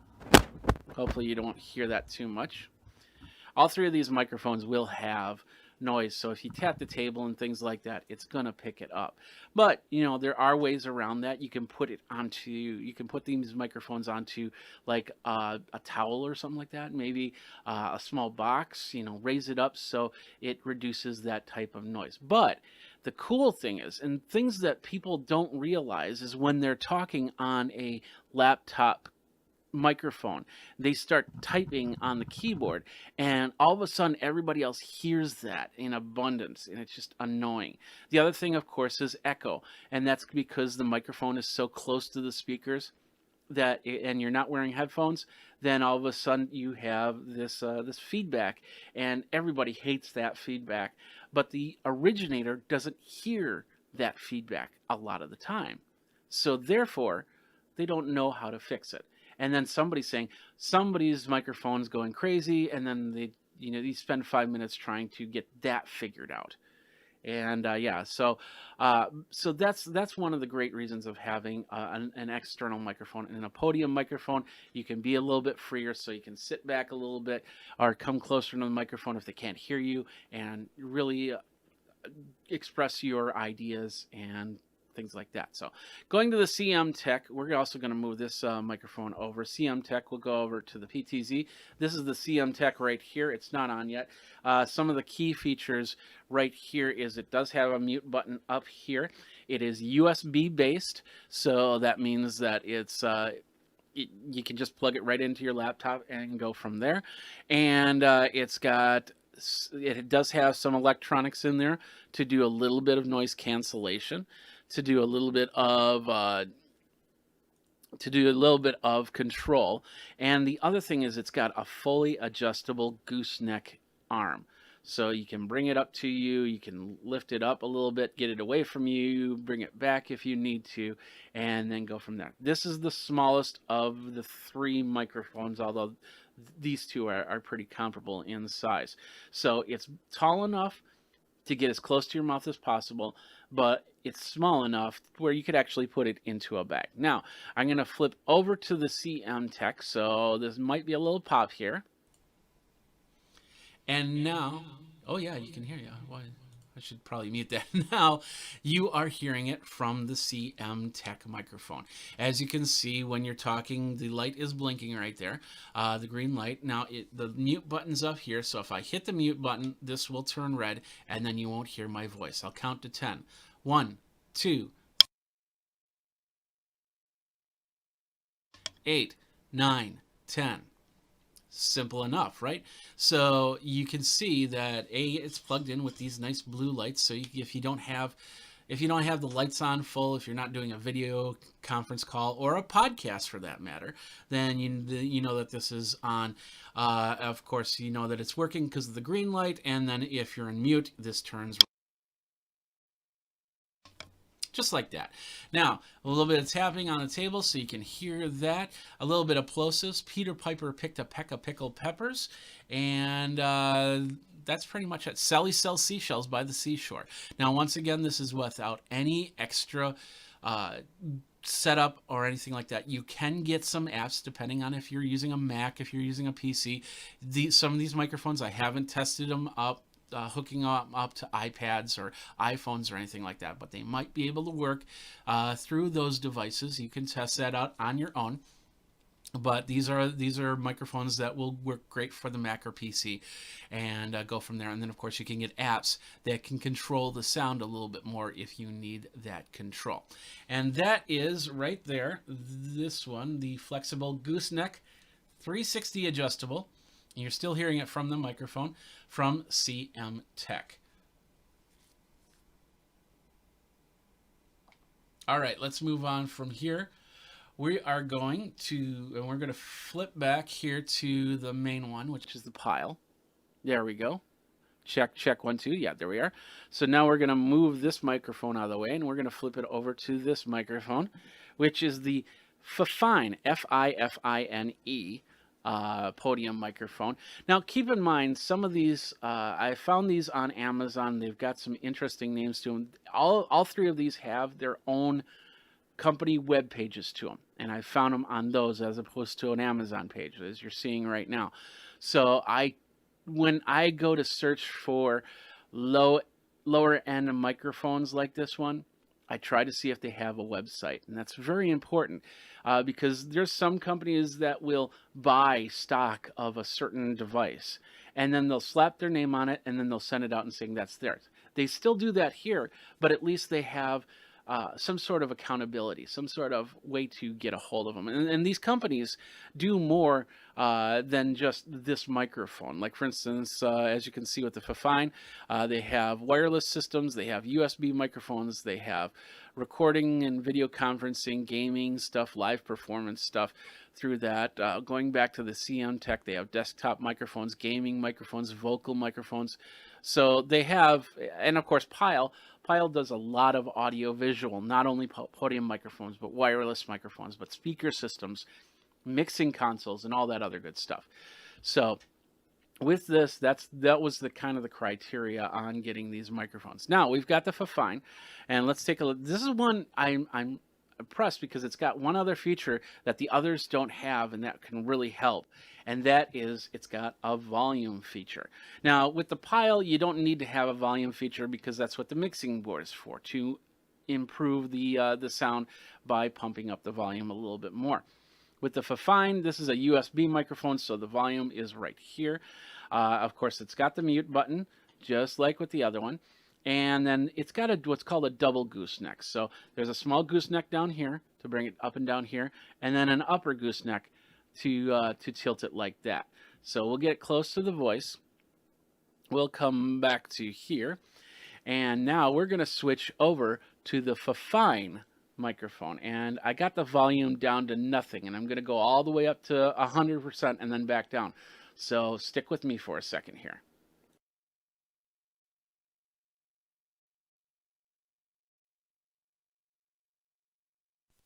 One, 2, 3, 4, 5, 6, 7, 8, 9, 10. Okay, let's get it at a decent level here so we're not blowing out your ears from the other ones. It had the mute on when I started, so let's turn the mute. Let's do the mute again. 1, 2, 3, 8, 9, 10. So it's got the ability to mute the microphone. It's got the ability to change the level, so you can go into like a Skype or something like that, and you can adjust the level right from there, and then you'll have a microphone ready to go. So the Fifine microphone, it's actually the smallest of the three, although with the gooseneck, that doesn't make it the most portable. The CM Tech one can be moved around. As you can see, I can adjust it, so I could put it into a bag, but this one will basically lay down and then back up.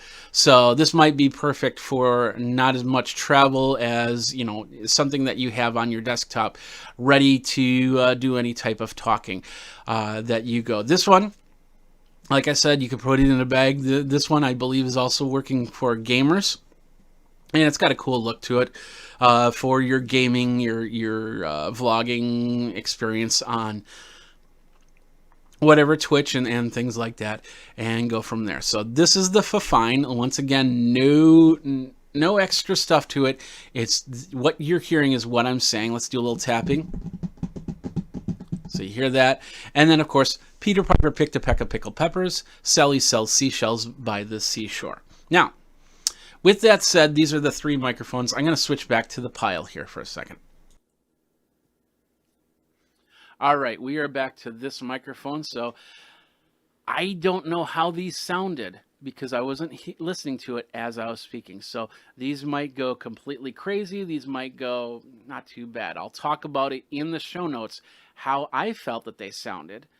And then, but you've got a good idea of how they sound for a voice like mine. If you've got a voice similar to mine, then it's perfect. If you decide that, if you have something on your voice that's higher or a voice that's lower, then you might want to check out the different specs of each of these microphones. But these are the microphones that really work, and they'll just connect up. If you got a Windows or a Mac machine, there shouldn't be a problem in them connecting up. They both connected up to both Windows and Mac easily. All 3 of them, technically. So it's not a problem on that. Of course, if you have a Mac and you got a newer Mac, you'll have to get the USB to USB-C connector. But once you get it connected up, there is no problem with using these microphones in any situation. So these are 3 of many you'll definitely find on Amazon. And in fact, if I go to Amazon right now and go podium microphone,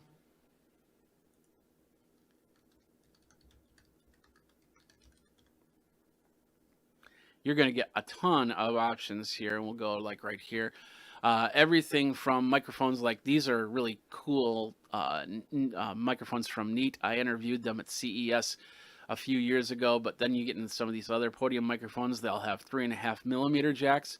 If you've got a laptop that has a 3.5 millimeter jack, make sure it's not a triple pole, like an Apple headphone 3-pole type thing, because the microphone might not work correct if this is only a 2-pole 3.5 millimeter jack, or what's called a TRRS 3.5. But as you can see, here's the pile right here. There's more slimline ones in XLR, in USB.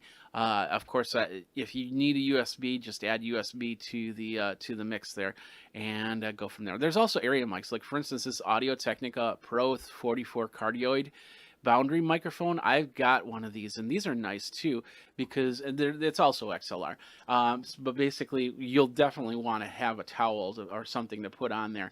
But then you can put it right on the desktop, and then you could talk, and nobody sees a microphone in your frame, but they can still hear you.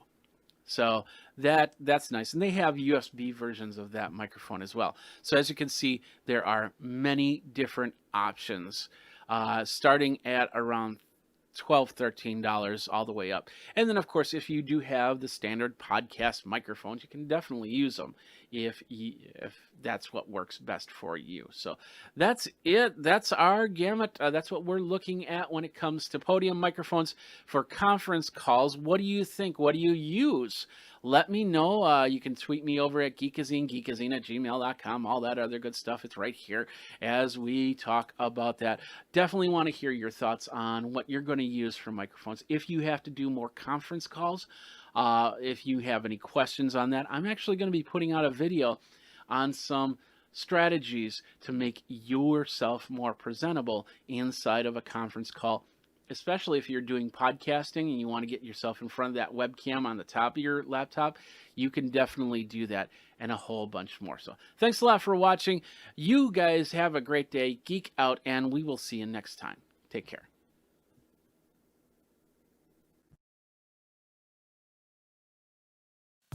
The new iPad Air is same as the old iPad Air, except with a new chip and, oh yeah, a fingerprint sensor.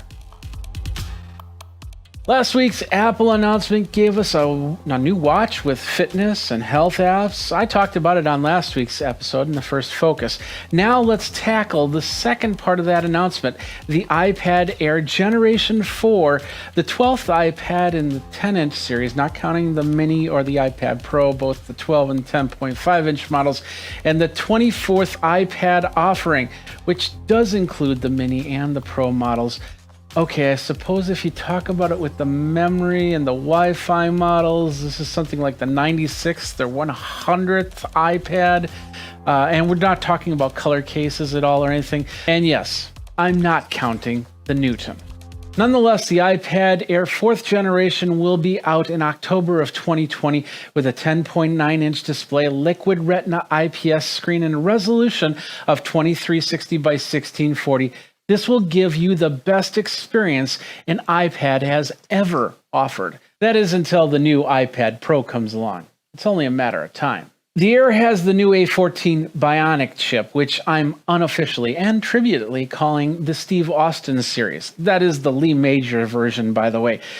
When Mark Wahlberg finally dons that red jumpsuit, then we can talk about it. By the way, let me know if you're excited to see a Mark Wahlberg Bionic Man in the comments below.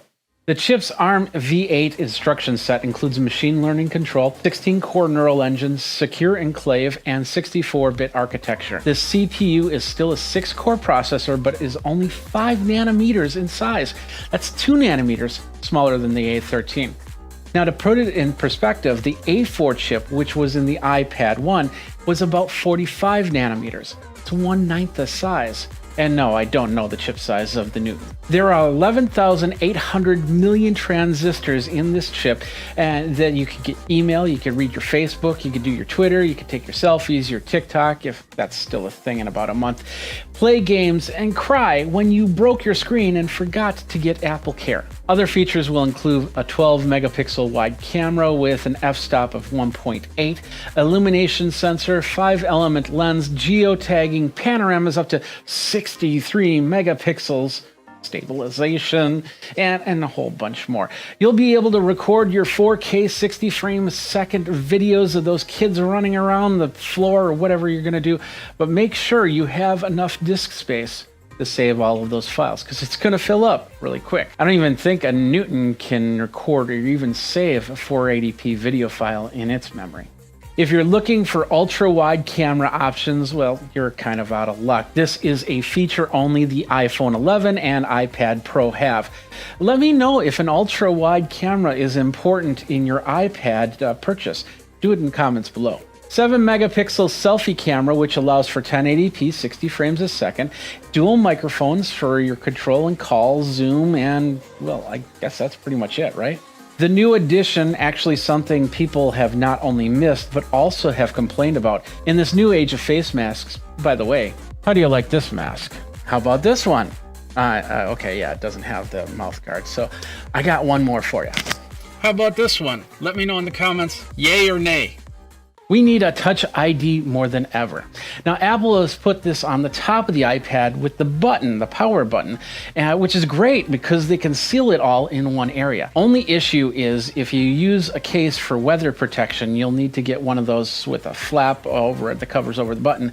The Air is not water resistant, and there is no Face ID for this model.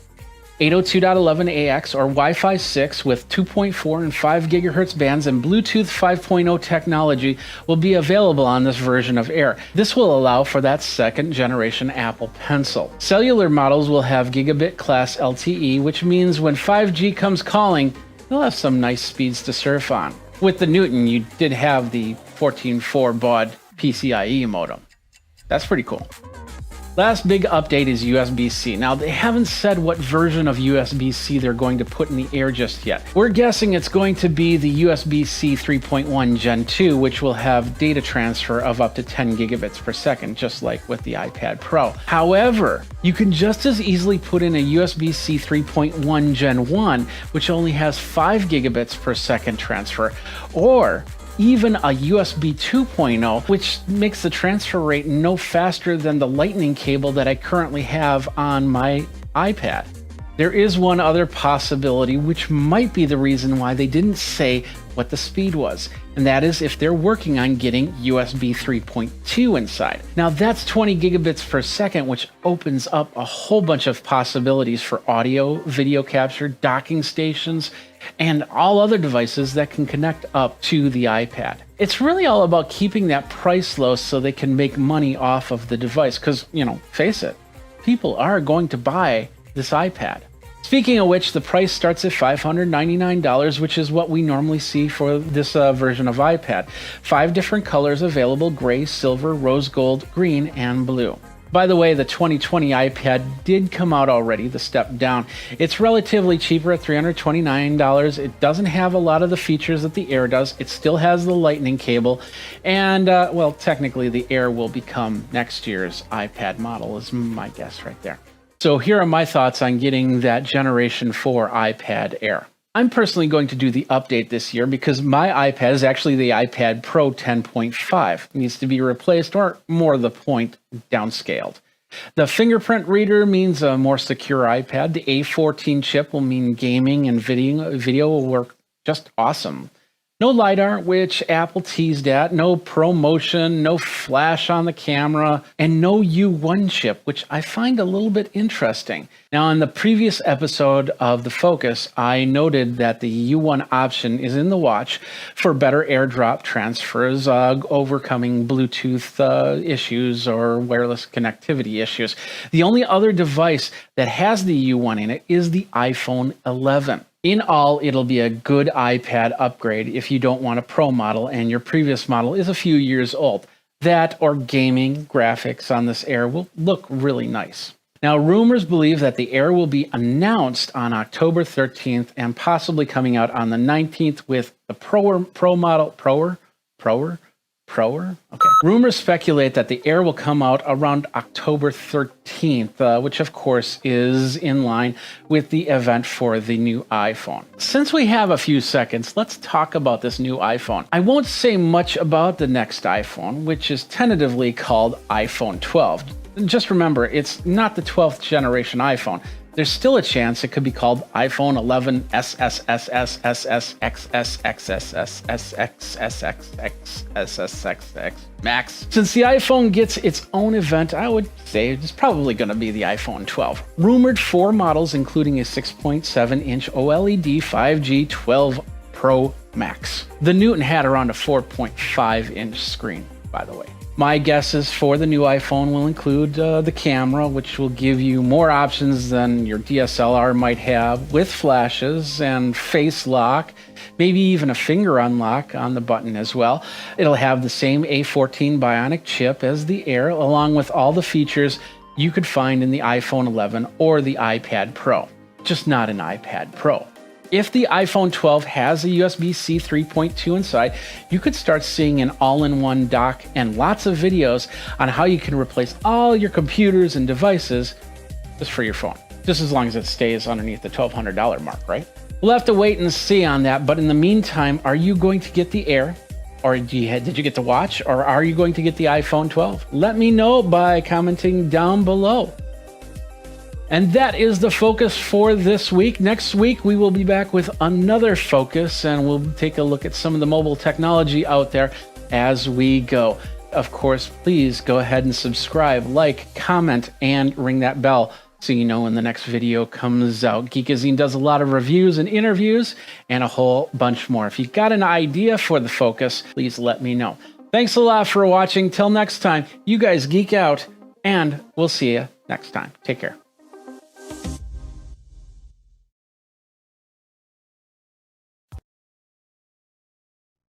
What's up, my geeks? Jeffrey Powers here from Geekazine. Today, I'm going to take a look at something here that I've been doing a little bit of searching on because I always search and look for Geekazine. I think it's a very important part when you're building a brand to make sure that nobody else is building their brand around your brand. So I conduct regular searches for my name. Now, the cool thing about Geekazine is it's easy to search for because not too many other people use Geekazine because why? it's a unique name. And when you build a website, a lot of people say, try and stay away from the unique names. Have something that's solid, even if it's like 2 or 3 words, like the big trees or something like that, because then it's more easily searchable. But the fact that my brand pretty much created its own little corner on the internet, it's been nice and great to search for, because then I can find myself. Like, for instance, if I search for Jeffrey Powers, I get a swimmer, I get a lawyer, I get a French horn player, I get, and of course I get myself. But as you can see, the water's a little bit murky in specific search results. However, when I search for Geekazine, it's pretty much bare. I mean, you get the random stuff, and I definitely see websites out there that have used Geekazine's content, and that's the best part, is they're using the content, and I love that. But when they use the content incorrectly and they fake things, I have a problem with, and that's what I ran against. So what I did was I did a search, and I didn't use Google, or I didn't use Bing. I didn't use those. I used a search engine that's a little bit more open, and well, open's probably not the best word. A little bit different, and it's called Yandex. And it's a simple web search. They've got mail, they've got maps, they've got video, and stuff like that. They're also in Russia, Ukraine, Belarus, Uzbekistan, and Turkey. You get the idea. So I decided, okay, I'm going to do a search of Geekazine and see what shows up here, as opposed to something like Google. Because you got to remember that sometimes when you get bad sites, Google decides, okay, we're gonna knock that out. And so it doesn't show in their search results, and rightfully so. But in this case, I want to see those sites. I want to see this content. And I also create Google alerts for myself. So when new content shows up, it'll pop onto Google alerts. And I've seen these things before. And a lot of times, you know, they're fly by night. They come and they go. And it's not a big deal. But this one doesn't seem to be come and go here. So I did search, as you can see. And it's got, you know, Geekazine's the first top result, which should be geekazine.com, and then my YouTube page, which makes perfect sense. And then so they show some of the images that you can get from Yandex, which is the same images you can see on Google or Bing. Perfect, no problems. My Facebook page, my Twitter profile, Soundboard. I must have signed up for Soundboard at one time. It looks on the up and up, so no problems there.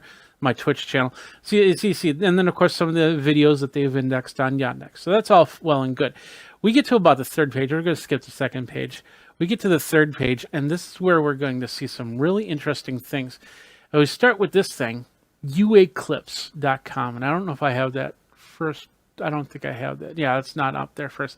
This is there was one before this over on trvid.com. That was it. But you see AZ Clip, you see LV Clip.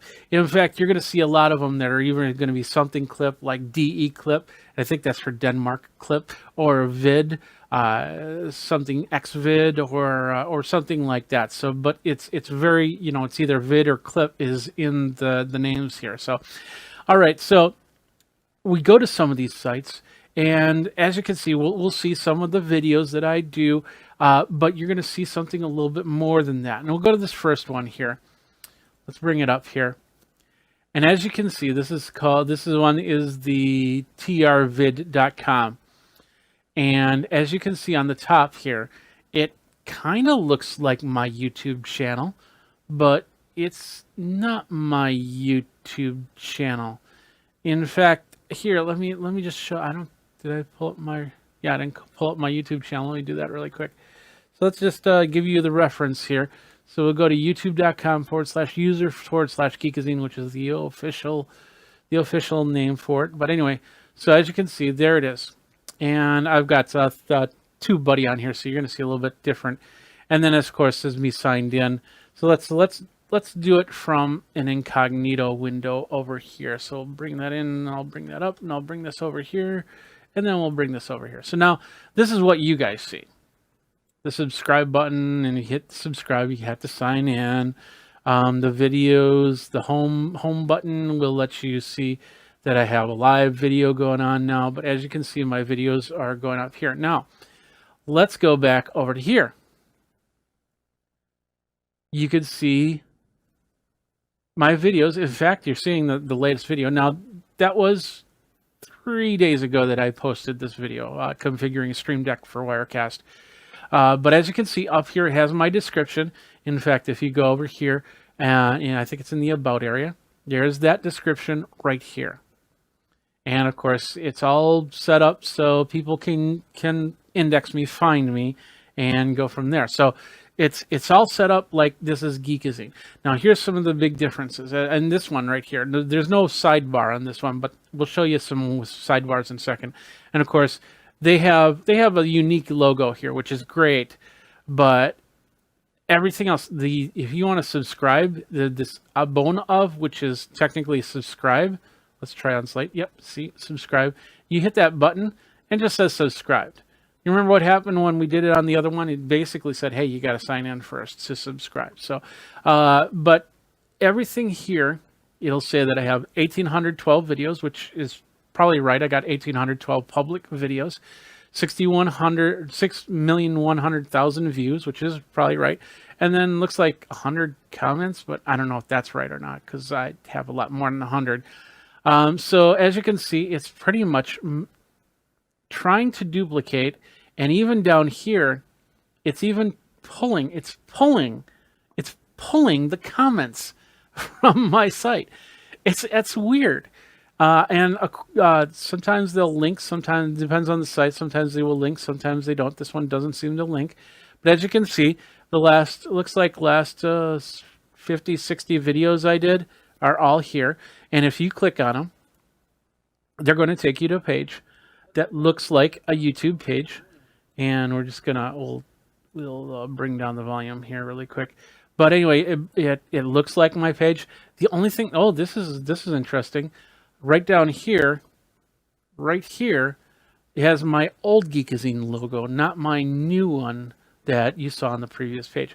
But as you can see, they've got their own ads. Finding single girls and new diabetes leaves doctors speechless. But down here, this is where I have the problems here.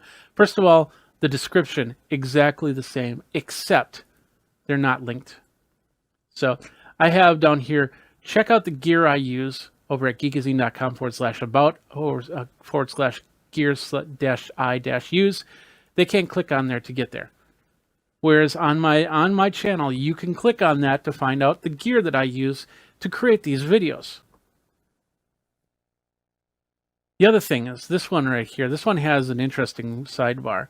So this is the let's translate that. We can share it, and it's going to share to trvid.com. It's not going to share to YouTube. And of course, the comments, and they got the share link. It's got a download option. It can download HD 720. Now, you can get a third-party piece of software to download your videos.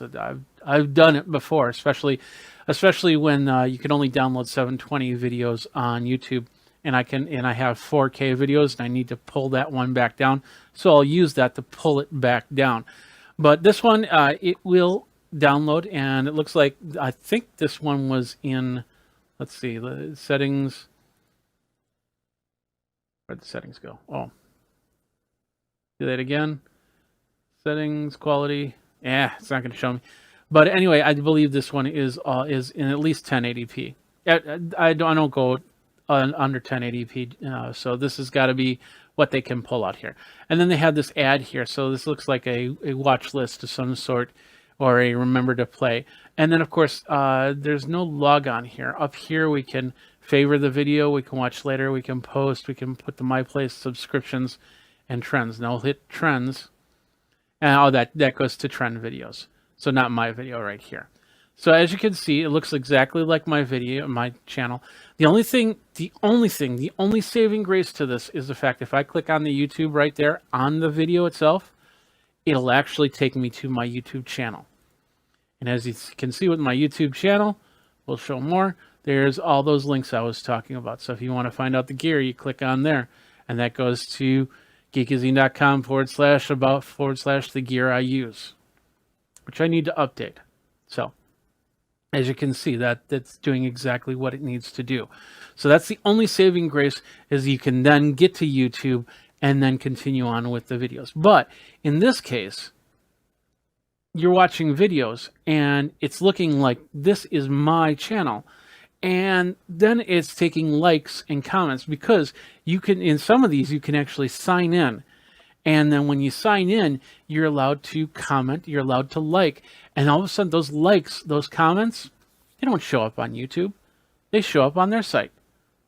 So now I have no idea. They might be talking about things. Somebody might be asking questions about this video. I have no way to answer them because they're commenting over there. Some of them have a Facebook Connect. So you'll get somewhere they're connected to Facebook, and those comments are somewhere on Facebook. And in a couple of those cases, I haven't found out where the page is, because it doesn't, for some reason, it doesn't link to the page, which is really weird. So so there's different ways that they can create the comments, bring the comments over, and stuff like that. It's really weird. But the thing about this is this one right here, I'm showing you this one first because this doesn't look like the other ones that I've run across. So this was the trvid.com. Very unique. Now let's get to something that looks a little bit more like YouTube, and that's this one right here. And that's uaclips.us. And in fact, if you go over here, you go to azclips.us, lvclip, declips, the xvid. You see that? So, and as you can see, my banners, this banner, I put this banner up 2-3 days ago. Actually, I updated it to put in a little bit more on the graphics. And I did that. I think I did that yesterday. As you can see, it's up there. In fact, I see anything about 12 hours. There's a 12-hour delay on that. And here, let me show you. This is the perfect example to show you. We'll go over it. This is NBC Nightly News, and we'll refresh it just in case they added anything new. And as you can see, their latest video is this one. These two right here. Swimmer Lewis Pugh to take frigid Antarctica plunge, and the NBC Nightly News for January 1st. Now we'll go over here. And as you can see with the videos, there 4 hours ago. 4 hours ago, this Antarctic plunge was posted, and it's already been ripped and moved over here. And if you go over here, we'll click on both of them. And think about this. This is the other thing is this is in incognito mode, so we're going to get ads on this, but we're not going to get ads on this, because it's an embedded video. Now, embedded videos do have ads to them, and that's good. But for somehow they're finding a way to forego the ads, and I'm not sure how that happens. There's probably some sort of programming trick you can do to make sure that the ads don't play on here. I know there at one point there were some embed videos where it wouldn't play ads at all, but in this case, none of these channels, none of these websites play ads. So now, if you're using this for your ad revenue, you're getting the views. You're not going to get the subscribers. You're not going to get the likes, and you're definitely not going to get the ad revenue, because it's not showing up here. For some reason, they can block these ads. And it looks exactly the same. And this is, once again, this is not just Geekazine. This is everything. This is, like I said, this is NBC Nightly News. We find the most recent. We'll go here, and we'll go to this drop down, and we'll go to, I believe this is trending. It's in Russian. So let's just translate it really quick. And they have it as popular. So that's their popular videos right now. So we'll go to YouTube, and we'll go to trending. And as you can see, there's a little bit difference between them. But 2 days ago, these videos came up 2 days ago. And even the live channels, Geekazine goes, we're live 24/7 over at youtube.com/Geekazine. So you can watch all the same live channels there. And once again, if you click on any of these live channels, hopefully we're not going to click on anything questionable. it goes straight into the video, and you can get to YouTube by clicking on YouTube, and it'll switch you back over there, and there's ads playing.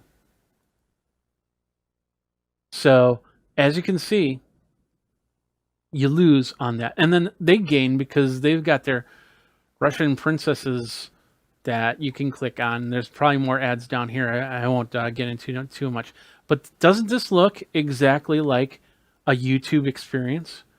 Not totally, but it's definitely got something close to it. And in fact, let's go to live stuff. There's a live link here.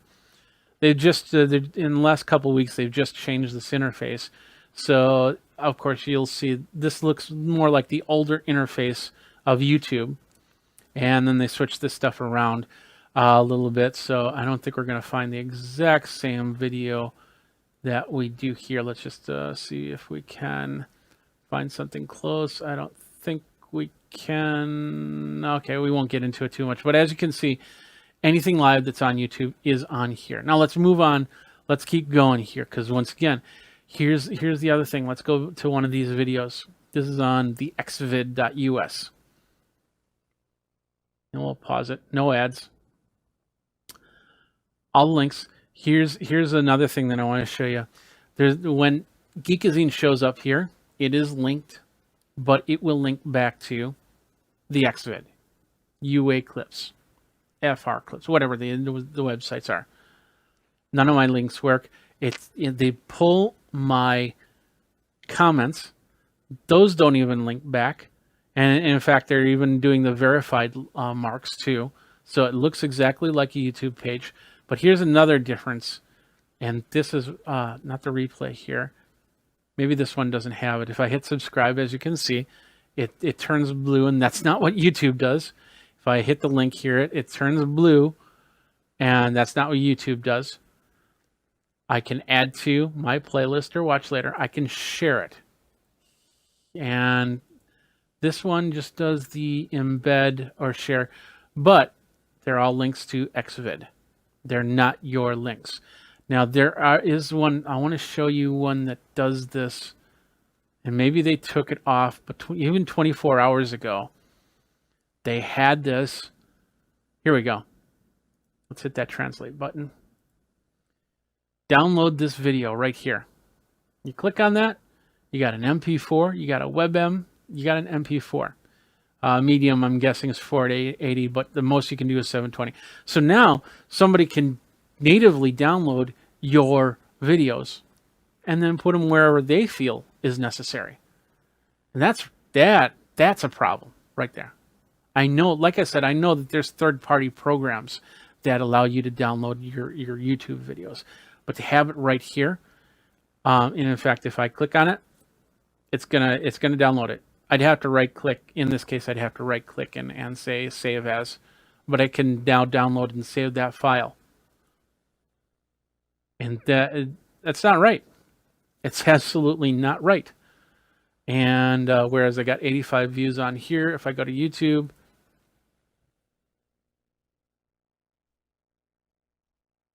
I got 85 views.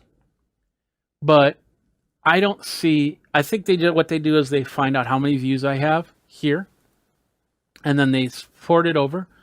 But then when you watch it, those views aren't going back to YouTube. Well, in that case, they are going back to YouTube, but I bet you that they're even counting in there. They got a way to count them. And when you like, those likes aren't going back to YouTube. They're staying right here. Any comments, they're probably not going back to YouTube. They're staying right there at DE Clips, at LV Clip, at AZ Clip, at UA Clips. I don't have a problem with a website pulling my embed videos. And in all reality, I even don't have a problem with the ads not playing on the embed videos. But when they rip the channel completely word for word, making it look like a YouTube channel, in fact, even with, it looks like the YouTube logo up on the top corner. The only difference is instead of saying YouTube, it says UA Clips.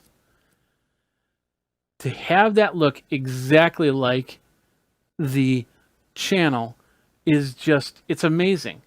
And so what I've done is I've talked to YouTube about this, and I've asked them, what do we do? What can we do to stop this? And they said, well, you can do a copyright infringements post one. And they said, well, that really doesn't make sense because they're not infringing on my copyright for the video, but they are infringing on the text, because text, that's technically plagiarism right there, because they're taking word for their website, and they're not attributing back to Geekazine in the way that I feel that they should. So, and then I talked to them and they said, well, that's not really copyright infringement on your part. And they said, yeah, you're probably right. So now what do we do at this point? How can we make sure that these websites aren't pulling ad revenue and off of your videos, off of my content? In fact, I go on there, you look and you'll see lots of content creators, even the tech savvy ones. I bet you if I go here and I go, let's do this. Let's go Marcus Brownlee. There. And wait for it. Look at that. Well, there's Marcus Brownlee channel. He's got 10 million followers. MKBHD, 10 million followers. And so when this, like for instance, this one 3 days ago about 2020 tech he's ready for, 2 million views already, 2 million views. And from that, how many views are coming from here, and how many people are using this as a YouTube channel to pull their information, and how many get to forego the advertisements. So I click on the YouTube part and I'll most likely get, well, maybe I didn't get an ad. Maybe this one doesn't have ads to it, which is surprising because I would figure that there'd be some sort of ads on it. This might be a sponsored video, so that might be the reason why. But as with any other video, the ads have less of a chance of showing on the embed video, and I have yet to see an ad pop up in any of these websites.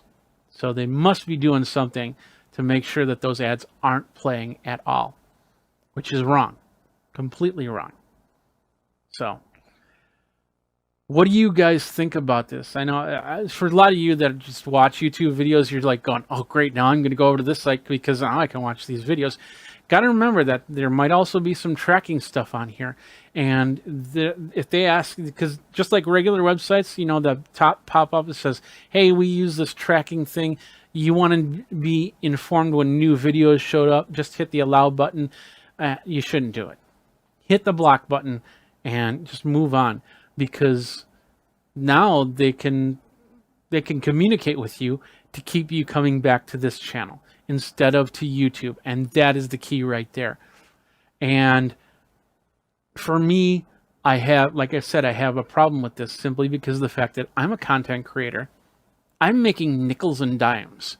That's how I make my revenue. I have multiple revenue models, including affiliate links, including extra work that keep my business alive. But a chunk of it is AdSense. And AdSense does pay for a few of my bills during the month. And even if it's 1/10 of the traffic that comes through each of those websites, well, maybe not 1/10, but let's say 1/10 as a whole from all of those websites, because it looks like it's from the exact same creator. And in fact, it even comes down to, and I haven't showed you this part yet, and that's down on the bottom here. And that's the bottom, which still looks like YouTube stuff. They have their links, which I have to translate once again. Oops. Hit the wrong button. Let's translate it. They have info, conditions, piracy, help, and contacts. If you go to info, it'll give you the information of what UA clips. It says that copyright UA clips, and of course this will say copyright AZ clip, and this will say copyright LV clip. You get the idea. And in Russian, so we got to translate again. Conditions. takes us to a terms of service page. Privacy takes us to a privacy page. Help. Let's see if we can just click on help before you know it does. Oh, there it is right there. So let's go to help. I think that was this one. Translate it again. Help. Seems to be going to the same page. Let's back up. Probably just a small glitch on their part. I don't really care. We'll go over here. Translate. Help. No. Okay. So the help page, it's just a dead link. We'll go to communication. This is the exact same one you'll see on all these pages. Communication, you can put in your name, your email. The CAPTCHA, they don't have the right certificate, so the CAPTCHA doesn't work on here. So your message probably goes absolutely nowhere. But once again, this is all stuff you can do. And then of course, right here, you click on that blue button up on top. You can sign in with your Google account. I wouldn't do that, but that's up to you, however you want to do it. But as you can see, this looks pretty darn close like a YouTube channel. Live channels, content only a few hours old as new. We got to figure out a way to stop this because this is not right. And that's why I'm showing this, because I did a search to see if anybody else was talking about this. I found nothing. I don't know why. This is a problem. This needs to be taken care of. If anything, once again, I don't mind if they take the video and embed it. And if ads don't play, that's fine. But if I have a description and you use that description word for word, and there's links there, those links better be coming back to geekazine.com. Those links better be going back to the area that I want them to go to.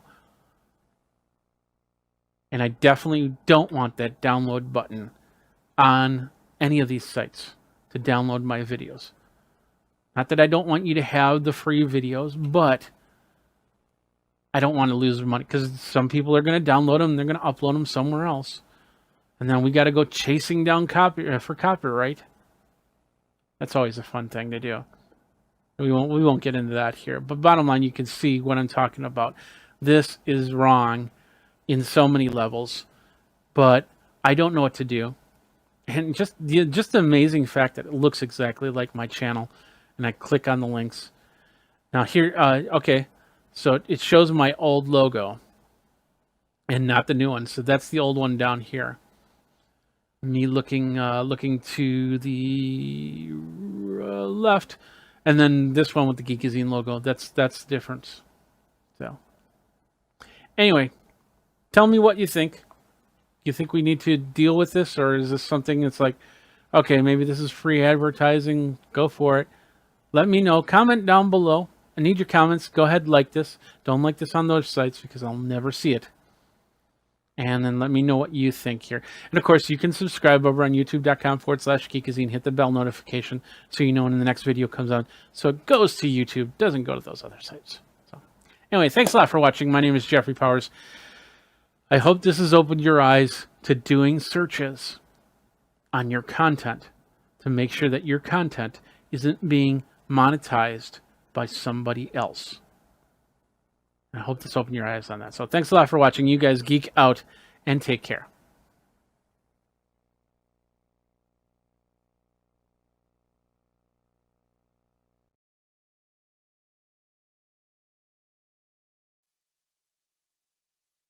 What's up, my geeks? Jeffrey Powers here from Geekazine. Today we are taking a look at the KimaFun wireless headsets. They got several of them that you can get right here, right now. 2.4 gigahertz wireless headset for doing videos like this, maybe doing speeches, maybe doing teleconferences wireless, and a whole bunch more. We're going to talk about that next on Geek Tech Talk Live with me, Jeffrey Powers.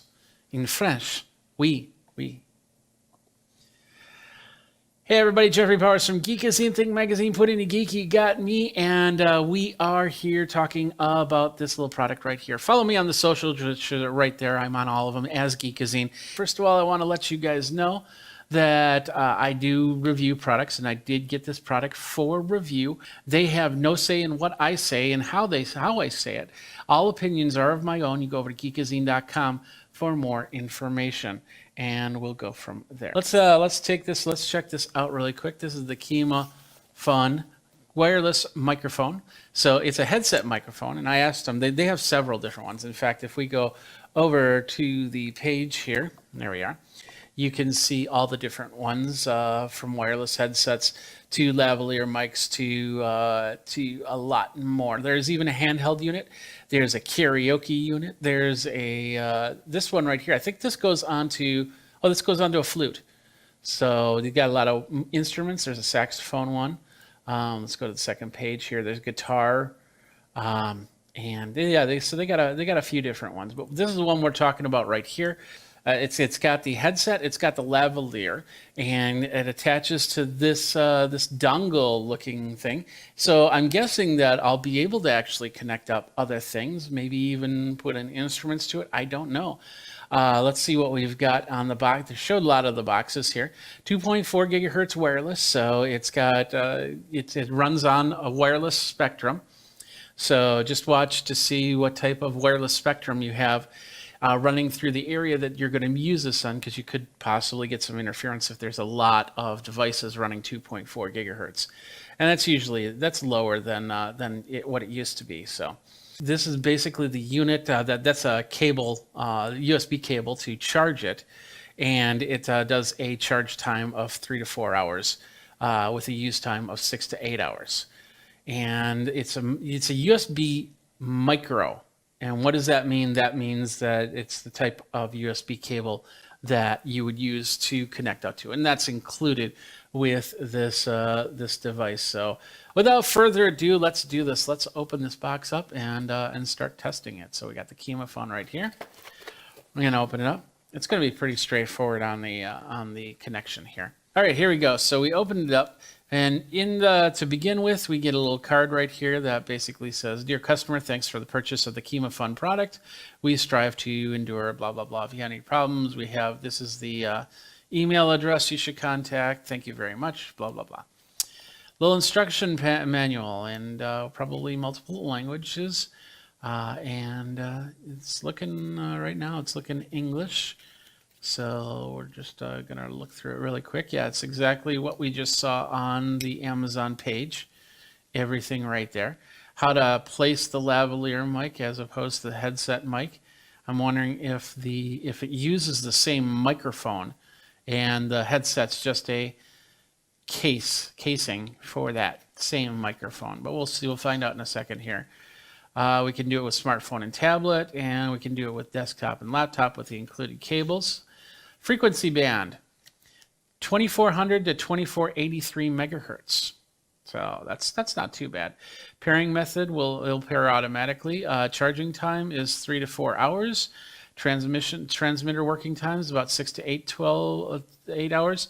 Receiver continuous working time is about 10 to 12 hours. So it also tells me that capsule dimension, it's a unidirectional condenser microphone.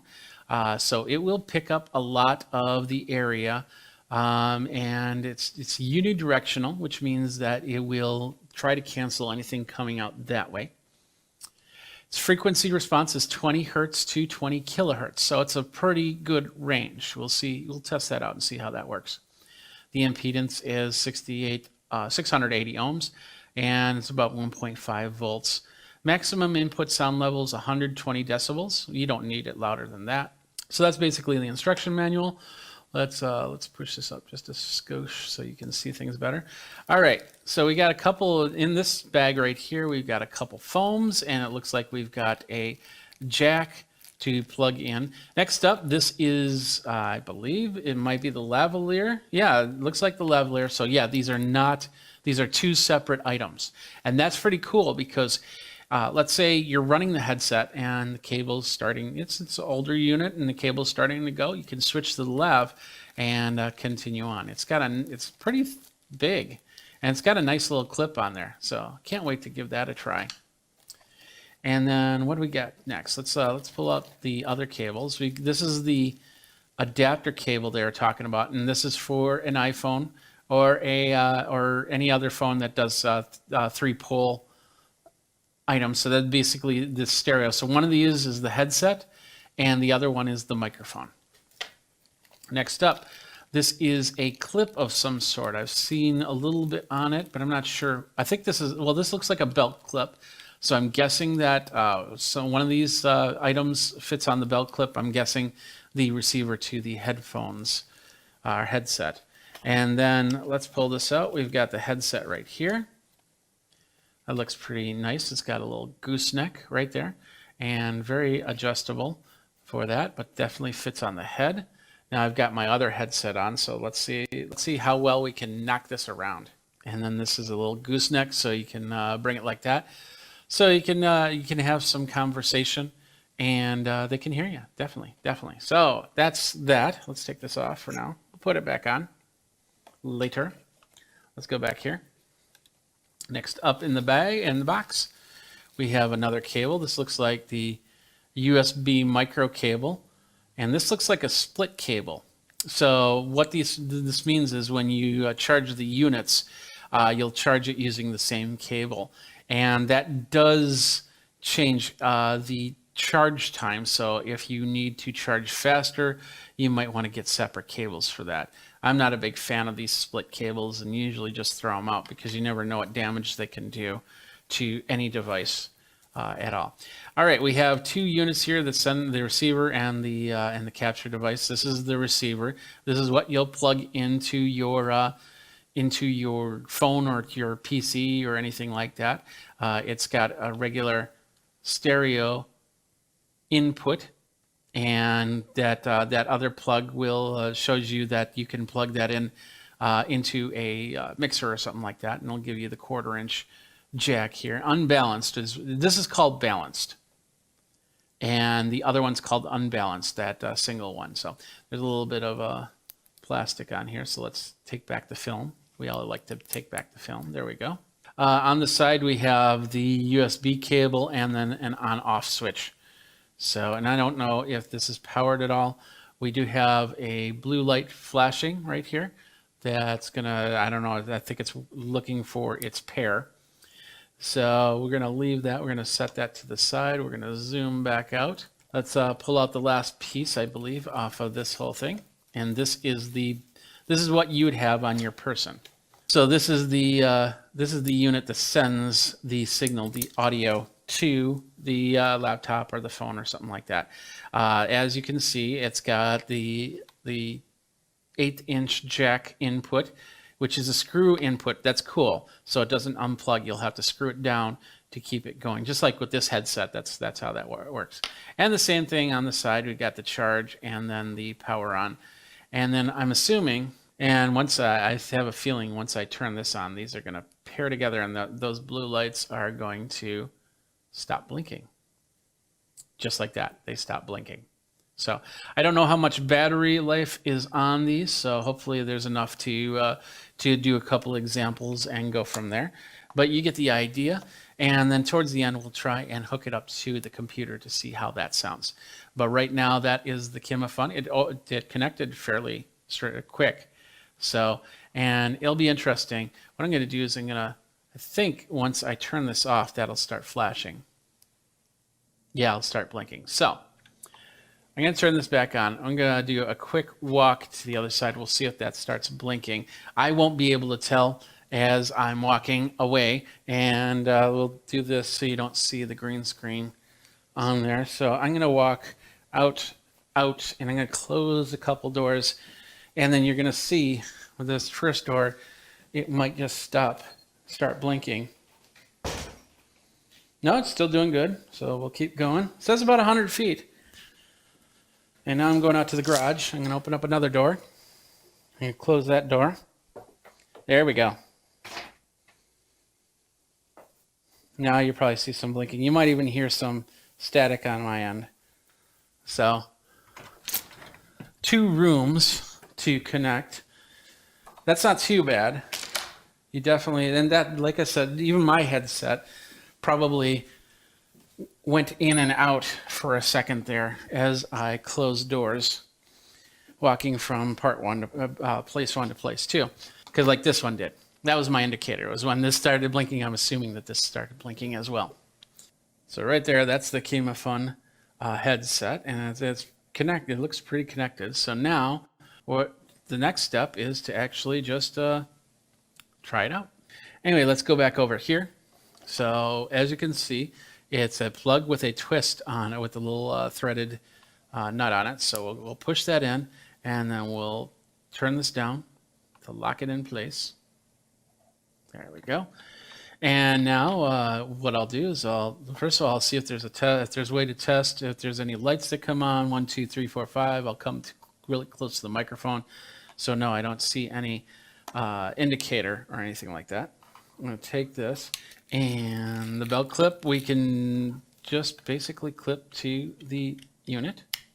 Plug it right there. And now we can put it onto our belt. If you got a belt. If you don't got a belt, then you can't put it on a belt. Simple as that. It's a little tough, but there we go. There it goes. And it might not be totally on, so it might snap off for a second there, but we'll figure it out. Now, another thing is you shouldn't put a microphone on top of a microphone, because that might cause some different issues. But that looks pretty good. So how do I look? Do I look like some infographics salesman type thing? I don't know. Which microphone do you like better? Do you like this microphone, the bigger and more noticeable, or the smaller one and less noticeable? Let me know. Let me know. So, all right. Any questions? We don't have any questions yet, so let's continue on. We're going to start with the iPhone. I got my iPhone 7 here. And of course, with your iPhone, you need to have the lightning splitter. So I got that. And then we need this cable right here, which is basically what determines your microphone from your headphones. So you can plug in a set of headphones. And all these have these little plastic caps on it. That's just protective. So you could probably just throw those away. But if you want to keep them, that's fine. That's up to you. So let's see. We have one that's going to say microphone and one that's going to say headset. There we go. So we're going to plug this into the microphone side. And this one doesn't have a screw, although the receiving unit has a screw down, this cable does not have that. So not a big deal. It was pretty solid when I clicked it in there. So let's get it on the iPhone. We'll plug it in. And there it is right there. So we'll hit the home button. It's going to ask for my passcode. You can't see my passcode. There we go.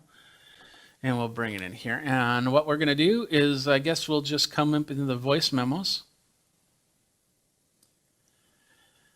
And then we're going to record something. So let's go ahead and do it. Everything is on. We got blue lights right here. Blue lights, blue lights are showing. Blue lights. You can see it on the table too. So here we go. Mary had a little lamb whose fleece was white as snow, and everywhere that Mary went, that lamb was sure to follow. Mary had a little lamb whose fleece was white as snow, and everywhere that Mary went, that lamb was sure to follow. So that's not too bad. It's definitely got a different sound than what I have on this microphone. I think I hear a little crackling. I'm not sure if it's recording this or not. So what we're going to do is we're going to take this, and I'm going to hit the record button, and then I'm going to set it underneath the desk like I normally do. And I'll go, Mary had a little lamb whose fleece was white as snow, and everywhere that Mary went, that lamb was sure to follow. All right, so is it coming from the microphone or is it coming from the phone? So let's find out here. Button, and then I'm going to set it underneath the desk like I normally do.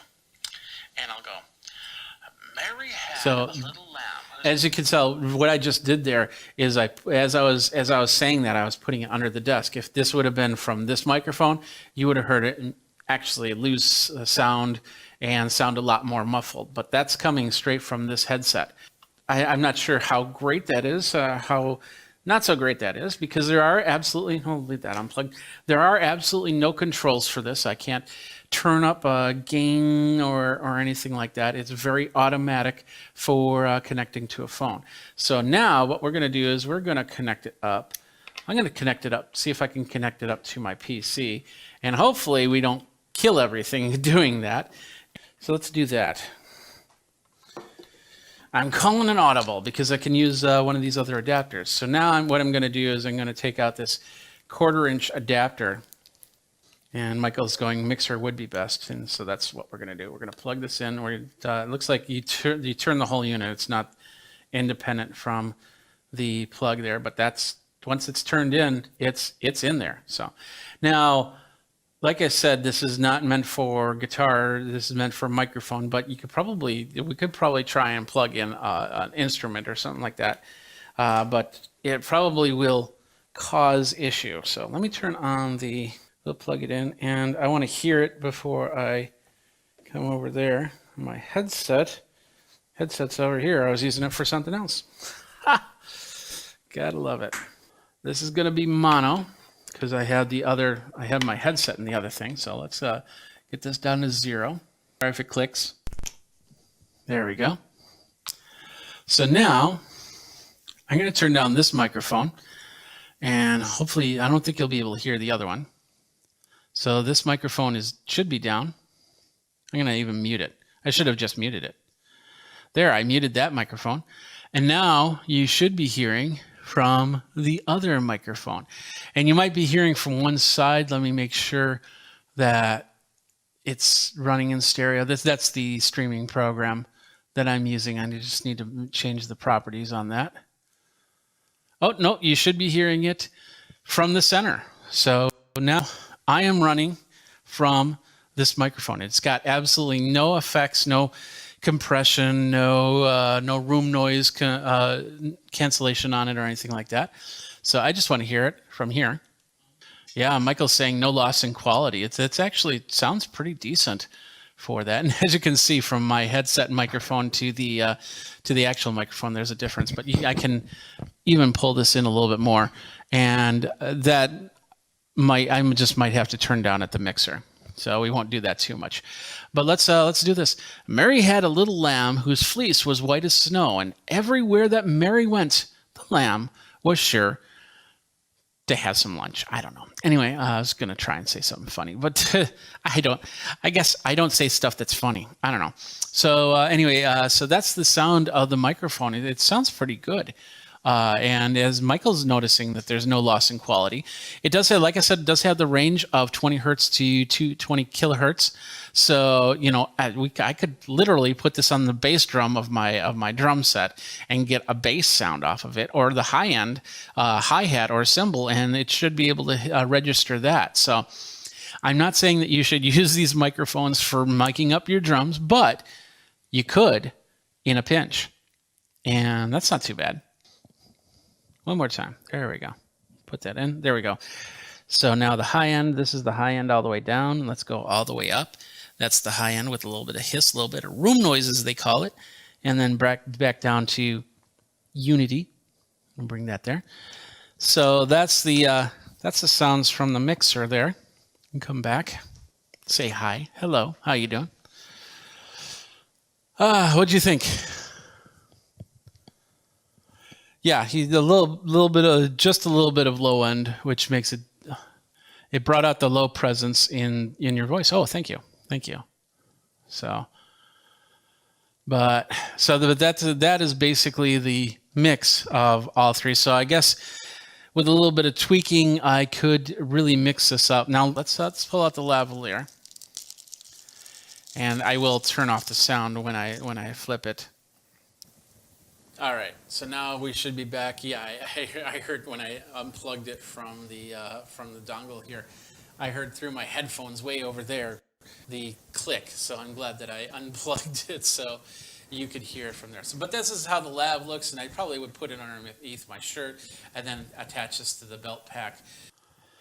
I wouldn't be surprised if you could get other microphones for it, so you could technically have a real high-end microphone that, for like my Sony the headset microphone that I have right now. In fact, let's do that. Let's have some fun. We are now on this headset mic with the KimaFun. And you can get a skin-colored lavalier headset microphone that is one of the units that you can get with KimaFun. But this is the headset that I have right here. Please don't ask what it is because I don't remember. It was it's a few years old. So, but this is what it sounds like with that. Let's take off all the extra effects again. So now you're just hearing straight from the microphone right here. All right, so this is the KimaFun headset. You can get it. It's on Amazon right now. Here's the link to it. About $56 for this one, but of course, they have other versions of it as well, including a skin-colored headset at $59, and then just the lavalier at $59. This actually is less price for this dual headset. So, and from what we saw and heard, it sounded pretty decent. So I like that. Richard Martinez goes, hello, what are the uses for this type of headset? Well, it's really simple. It's whatever you need the headset to do. If you're doing a vlog and you want to hook it up to your phone, you can do that. I showed you how to do that. If you are doing a presentation on Zoom and want a wireless headset mic, you could probably do that. You might need to get a couple adapters so everything plugs in properly. If you want, I suppose you could hook it up. Well, I have it hooked up to a mixing board, so you could use it, I suppose, for your vocals if you wanted. I probably wouldn't use it for singing, but hey, each their own, I suppose. If you want to, there's a lot of different reasons to have this headset microphone, and it does a pretty good job in that. I'd love to. Maybe I should probably get behind my drum set in a little bit, and just kind of see how well the microphone reflects off anything, any extra noise. That is, and that will always be the KimaFun wireless headset. It's about $56 to $59, depending on which version you get. And you can get them for microphones. You can get them for instruments. You can get them for whatever. It's got a good range to it. Sounded pretty good from what I heard. So it would probably be a good in the pinch type microphone for anybody that has to have, doing something professionally. So that's it. Thanks a lot for watching. My name is Jeffrey Powers. If you want to contact me, Geekazine, Think Magazine, put in geek, go over to geekazine.com, definitely, and we'll talk about it. We're on all the socials, and we'll go from there. So you've been watching another fun episode of Geek Tech Talk Live with Jeffrey Powers. I appreciate everything. I appreciate you guys coming on. Thanks, Michael. Thanks, Richard, for doing that. And until next time, you guys geek out and take care. Hey everybody, Jeffrey Powers here from Geekazine. We're going to be talking with Amy Corbett, who is the Brickmaster and of course the LEGO Senior Design Manager at LEGO. We're going to talk about the show LEGO Masters. We're going to be talking about LEGO brick building, and I'm going to show her some of my creations. We're going to do that next on Geekazine. All right, we got a special guest on right now. We've got Amy Corbett. She is the Brickmaster, and she's a LEGO Senior Design Manager at LEGO. How are you doing? I'm very good, thank you. How are you? I'm doing great. In my new home office. I like your home office. It's got a lot of LEGO to it. It does have a little bit of LEGO. I've got my Brickhead collection, where is it on display up here, and my minifigures.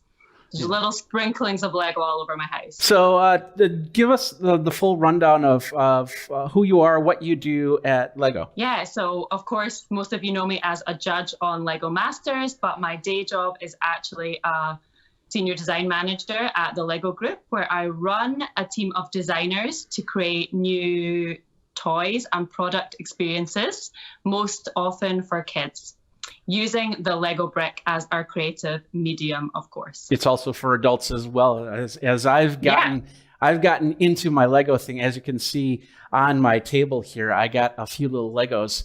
I've been doing wonderful. Been doing these LEGO builds. Thank you. I've been doing these LEGO builds, and I've been doing them in real time, which means that when I publish it on YouTube, it's published brick by brick by brick. I don't do any editing unless there's like a big pause where I had to go to the bathroom or something like that.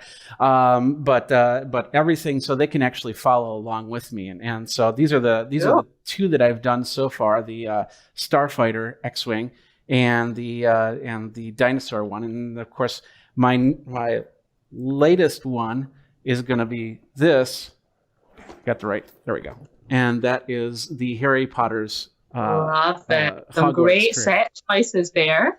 So, well, first of all, let's talk a little bit about the show, and then we'll talk a little bit about building Legos a little more. The show, it's all done, it's all ready. So we'll see a finale. And no issues on any type of post-production or anything like that, correct? No, we're all good to go. You will get a semi-final this week and a grand finale next week, so no worries there. And of course, we've been watching the show religiously, and can't wait for the last two shows. So, what can you tell us so far? Well, I know you can't tell us what happened at the end. We'll just have to wait and find out. But filming the show, how challenging was that? Oh, big question. I think for me personally, it was being a judge on a show like Lego Masters was a much bigger challenge than I ever thought it would be. When you sit at home on the sofa and you're watching judges on different reality shows, it seems really easy. But when you're actually there, seeing the builds live, seeing the passion and energy that all of the teams put into what they're making, then it's much tougher to make the decisions. And it comes down to the tiny little details on the day of who does best in every challenge. So I think being a judge was really difficult because the builders exceeded our expectations every time with the builds they created. Yeah, I've been amazed at what the builders are doing. Especially, I've been more amazed at the fact of how they've grown. The first couple episodes, somebody like Tyler and Amy were kind of not in sync, and then they grew, and now they are who they are. I think that was one of the most amazing things for me to see as a judge and as a coach on the show, because of course we also checked in with the teams all the time and gave them tips and tricks and pushed them to how they could be better builders. And the growth that some of the teams have shown in the competition is absolutely incredible. I think we're so proud of how they all grew every week and what they accomplished. Yeah, when they're doing these builds, do they have like a day to prepare? Are you telling them, okay, this week we're doing this type of build, or is it just like the next day they're right back into it? That would be really nice, wouldn't it, for them? But no, it was back-to-back challenges and building. And they didn't have any pre-warning or preparation. So when you see them being told this week's challenge is build the story created by these kids, that was when they found out. And then the same goes with the twist. There was no pre-preparation. So the speed at which they came up with ideas every time always amazed me, because they of course had to think of what they were going to build before they could start with the bricks. So what happens to these Lego creations after? Are they, well, of course, what was it, week 2 they all got destroyed,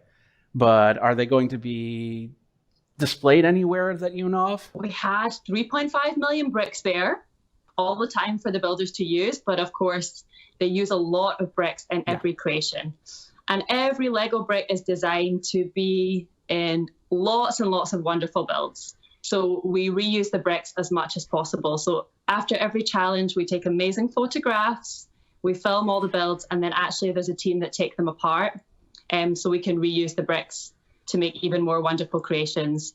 There's a few key builds that maybe have been saved. I don't know, maybe there's a chance sometime in the future that they will be displayed. I can't really give you any details of that. I would guess that the winning build would probably stay constructed and use that, but we don't know. That's my assumption, but we'll leave it at that. Out of all the advice that you've given the contestants, what's the best advice that you felt that you gave to them, or if you haven't gotten that far yet, any advice to any type of future Lego builders? That's a tough question. I think for the builders on the show, one of the best pieces of advice was to plan out what they were going to build before they started, because it would really help them to focus and to know each other as a team. And I think exactly like you said with some of the teams in the beginning, they weren't working in sync. And then as soon as they worked out how to work together and saw the strengths in each other and how they could best support each other, they made truly amazing things. So I think if you're building with someone, it's really great to know each other and your building styles. If you want to get better at building at home, I think just build as much as you can. Yeah. Set yourself little challenges to build as many bugs as you can in 10 minutes, to replicate your house, to make different details, things that you wouldn't naturally make, and push yourself. And the more hands-on you are with the bricks, the better you will get. Now they had, when they were building, they had tablets, which they were drawing on. Is there a specific program that they're using to build their creations with? They were just using them often as a sketch pad to sketch out the idea. So it wasn't a specific Lego program they were using. It was what was available on the Microsoft Surface is what they were using. Oh, okay. How about you? When you say, okay, we need to make this design, whether it be something from a franchise creation or a movie or something like that, or something that's kind of on the top of your head, how do you go about the process in putting that together? Yeah, I think every Lego designer is different.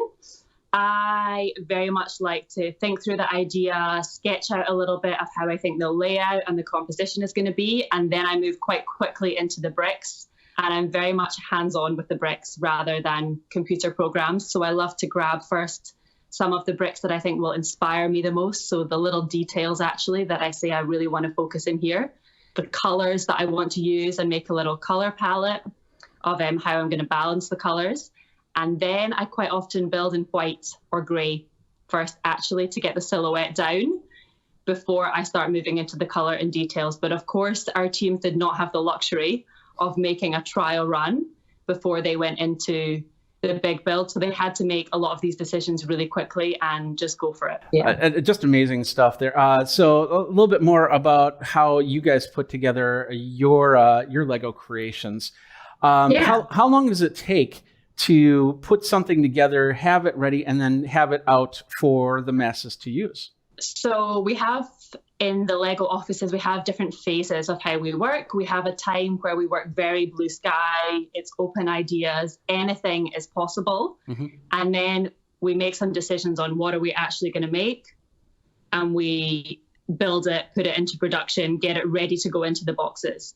So all in all, it takes a bit over a year, around a year and a half usually, from first ideas until the products are actually in the box and on the shelf and you can buy them at home. So there's a lot that goes into it, a lot of different people, work going into the building instructions and how you'll actually create them yourself at home, and all the material you get in the box. I'm assuming you have like groups come in and build Legos and they figure out what's working, what's not, correct? Yes. So we are very hands-on with the builds. We have kids in with play sessions where they will see what's fun, what features they like, what's missing, what characters or colors they prefer. Can they actually build this model that we've designed for a 6-year-old, or is it way too difficult? And likewise with the adults, we test a lot as well. So we aim to have every single Lego product on the shelf go through the hands of someone to play with. I know that if you ever need anybody, I'm right here ready to build Legos if you want. That's great. We'll remember that. All right. So before we go, just really quick. So I'm doing these real-time builds, brick by brick. You can watch them on YouTube. And I'm also on Amazon and Amazon Live Creator. Is there any suggestions that you have for me? Because what I do in my organization, I don't know if you've seen any of my videos, but what I do in my organization is I organize by color first. To put all the bricks together. But is there anything that you can think of that could help me move it along so I'm not taking too long I'm not being too fast for some of these people? I like to start by organizing by color, taking all the bigger pieces aside, and I always keep the bags of small pieces separately because finding the small pieces amongst everything else is extremely difficult. So for me, that's the best way of sorting. What other tips? Always be thinking one step ahead in the building instructions, I think.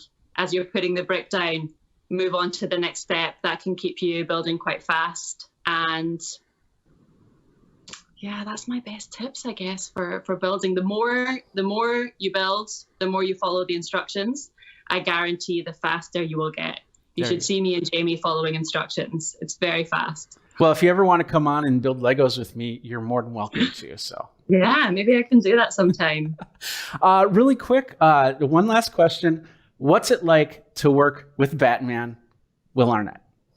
As you can imagine, it is extremely fun. He never switches off, constantly joking. So Jamie and I were always laughing on set. And I think their dad jokes were rubbing off on us by the end. At least I know I started telling dad jokes by the end of it. But really, he was great. I think he was such a good balance to me and Jamie when sometimes we had to be critical as judges, that Will could come in with his positive energy. He was a cheerleader for the teams, and he could build them back up again and remind them that, you know, this was just a learning experience for them, that they were going to get better and that they were all great and deserved to be there. Yeah, absolutely. And you know, I think he makes all of you make this show so much different than any other reality TV show that's been out there, because you have a little bit more fun with it. I mean, it's just all the jokes, all the back and forth, the working with people, the fact, you know, saying, okay, it's time for a commercial. As you know, that's what's going to happen, and just put together. And of course, from some of the scenes we saw in the B-roll there, you got your Princess Leia look coming on in this next episode. Right? I do have the Princess Leia look coming on in the next episode. That's a little bit of a surprise. I don't think there's been very much about it so far, but it was really fun little nod to that classic Star Wars look that I had throughout the episodes. And I definitely preferred that look than the Emmett outfit that I was in episode 5, I think it was. The Leia one was a lot more fun. Yeah, that was a pretty interesting outfit. There, so, but I can't wait for the I'm a big fan of Star Wars, of course, being a geek. So I can't wait for the Star Wars episode to air, and then I can't wait for the finals.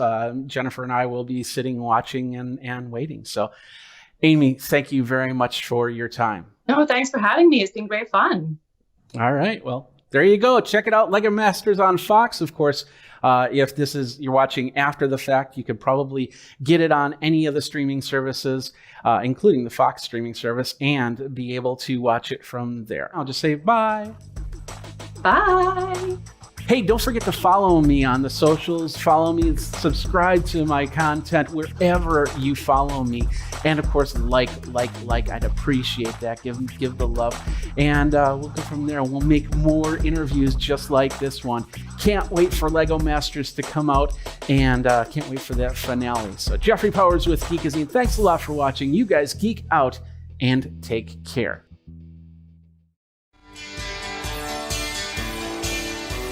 Welcome to Geekazine's Virtual Conference Coverage 2020.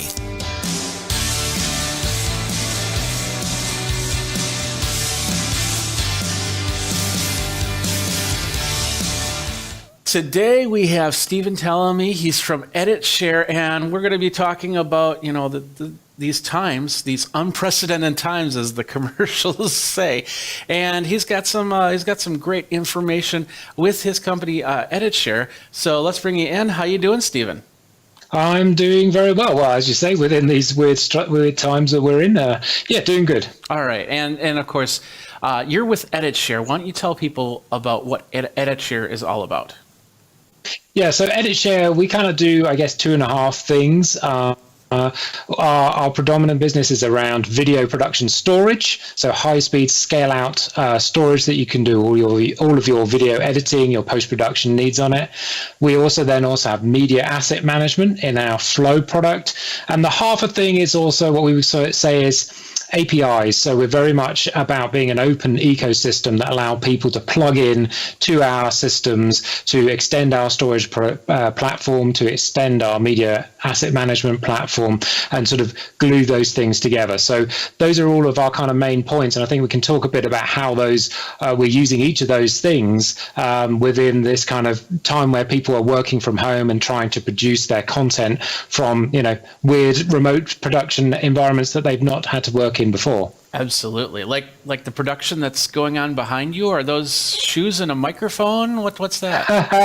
Yes, this is my home studio. So I actually also, as well as being CTO here at EditShare, I'm also a media composer. So I write music for film and stuff. The shoes are actually our swag. So we should get you some actually. The little ones. Normally we'd walk around the trade shows with them. So NAB we would have had them out then. But of course we're all a bit virtual on that kind of sense. So yeah, absolutely. So all right, well, let's get into a little bit about EditShare and what you want to talk about today. Yeah, absolutely. So I think something that's very exciting that we've just launched is our EFSV product. And this is an entire cloud-based product that allows you to get, working remotely, or actually as your mainline work very, very quickly. So we've been working on cloud environments for quite some time to extend beyond what we've been providing on-prem. So on-prem, you can buy our physical storage, our media asset management, and the EFSV product allows you to extend that into a cloud environment. And we've done that to allow people to very quickly spin up an instance in the cloud. We've been partnering with a number of people in the ecosystem, so people like Adobe, AWS, and we've built up our whole ecosystem so you can do all of your editing in a cloud environment. Okay. And what type of requirements do you need for one of these systems? So the requirements are you basically would access the system using a technology called Teradigi. So they're a remote desktop technology. It gives you very high bandwidth, low latency editing experience. And so when you're using that experience, it just feels like it's a local environment. You're connecting to a remote desktop, a Windows workstation that's running in that cloud environment. It's got all the GPU power. So all of those requirements are taken care for. You can actually be running on a very low specification machine locally because you're connecting to something very powerful in the cloud with GPU, CPU, memory, and that's where you'd run your editing software like Adobe Premiere, or you could be running DaVinci Resolve, or you could be running Avid Media Composer. You can be running those on that remote desktop, and so locally your resources are not too bad actually. You do need some bandwidth, of course, to run that. Connection into the cloud, so you need the back and forth to have that really nice responsive thing. But other than that, it's pretty lightweight, and that's I think is a really good value because it means that wherever you are, if you've just had to sort of you've had to leave your current production facilities, you're working from home, you don't have the specs of laptops or environments locally, you can very easily unlock that power in the cloud. Yeah, and you mentioned the bandwidth, and that's probably the key, because something like that I would use while I'm on the road, and in something like a Las Vegas setting, I'm getting video done. I want to get it up there so I can get it edited by a crew or by myself for that matter. And would something like a Las Vegas hotel setting be a good situation for that? Potentially, yeah. I think it really depends on the kind of workflow that you want to do, and that's why we've got some really good flexibility in the end-to-end system.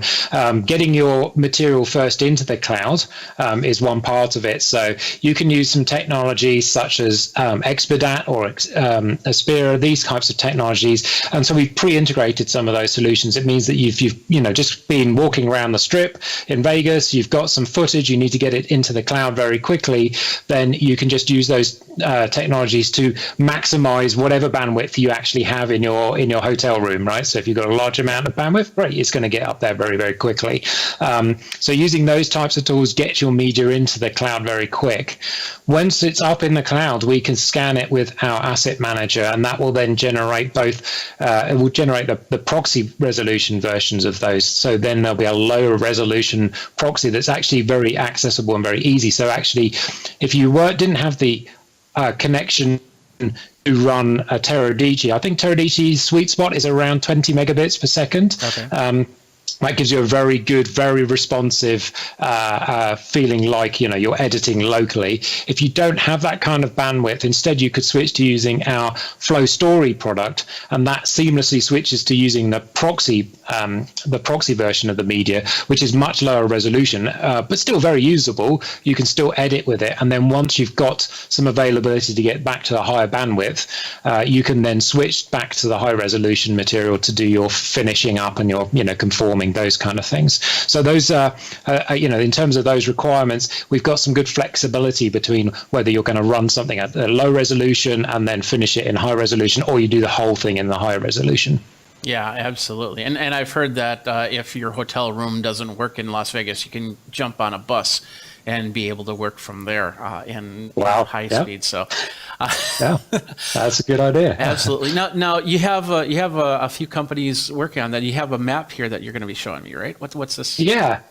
Let me talk about this. So this is a scenario that we put together with Amazon Prime Video. So they're one of our customers who helped us put together this end-to-end solution along with AWS. So in this scenario, we had the Monte Carlo ATP tournament, and that was being sent back to London to a production facility where Amazon Prime Video were streaming it out live to their customers. But at the same time, we were capturing that live feed and uplinking it to the data centers for in Virginia. So that's the AWS data centers. That's where we hosted our EFS, so our Edit Share file system, all virtualized in that cloud. And you had remote editors who were in LA in this case, using that Teradici technology we talked about to access that content in the cloud. So they were using virtual workstations. They were editing using Adobe Premiere on a Windows desktop that actually was in the cloud. It was connected to our high-speed storage. And then when they were done with their editing in LA, they could use our Airflow tool. So Airflow is a web-based review and approve tool. It uses some of those proxy files we were talking about earlier. Okay. So when they finish their edit, they can upload it to that Airflow environment, and then somebody back in the London production center can say, yep, that looks good, or please change this shot or tighten that sequence or use something else. So they can put commentary into that Airflow tool and review it. And so all of these pieces actually are bits that people can use. So you might need the accelerated transfer that we talked about, uploading your content with Expedite. You have the remote desktops and those types of technologies. And I think the other really important part to emphasize here is you need a very high performance storage layer. So we sit on top of Amazon's own storage layer, which is called EBS. We put our virtualized file system on top of that. And what it does is it allows that to span many virtual machines and scale out to, many terabytes, even up to petabytes of storage, but all of that being at very, very high throughput, because when you're doing a video edit, it's not just the quality of the remote desktop experience that's going to be valuable. It's also going to be the speed to which you can stream that video from the storage layer. And so we've optimized that to work really, really very well in a cloud environment. Yeah, because there's many different factors that you have to worry about from one end to the other. So it's called the EFSV. Was that correct? That's right, EFSV. Yep, it's up there on our website now. We've just relaunched our website. We're very excited about it. And so in the product section there's an EFSV page that talks all about the solution. I've also got a little bit of it running locally on my machine. If you'd like to take a little look at the experience. Absolutely. Let's do that really quick. We'll flip over to this page while you switch around screens. Yeah, absolutely. So this is the page that he's talking about where the EFSV lives.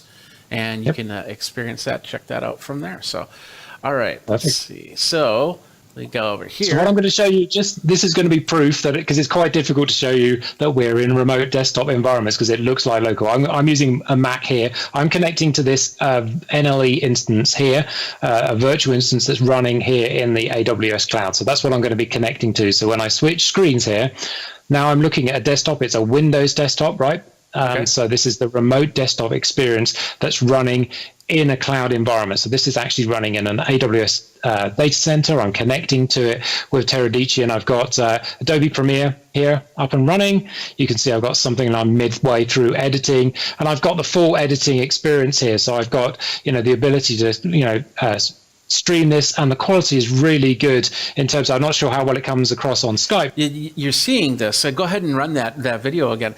Think about this. It's not only going to the AWS server and coming back to him and wherever the server is for that, whether it be United States or London or whatnot, then it's coming through to me, which I'm then recording it. And it looks, maybe a little bit of frame rate issues, but it looks really nice from here.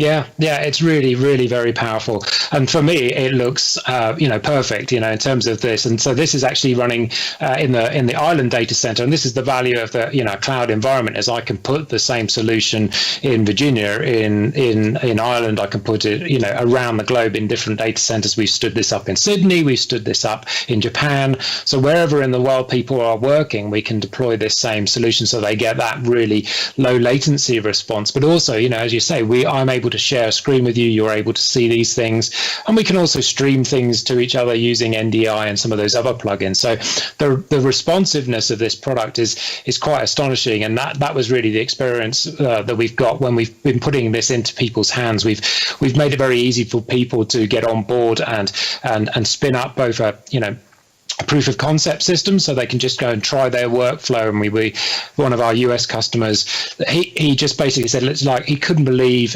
how good it was. He could do exactly the same workflow that he would normally be able to do in his production suite. In fact, he had multiple monitors set up in his rig at home, and he was able to split the Teradici remote desktop across all of those screens.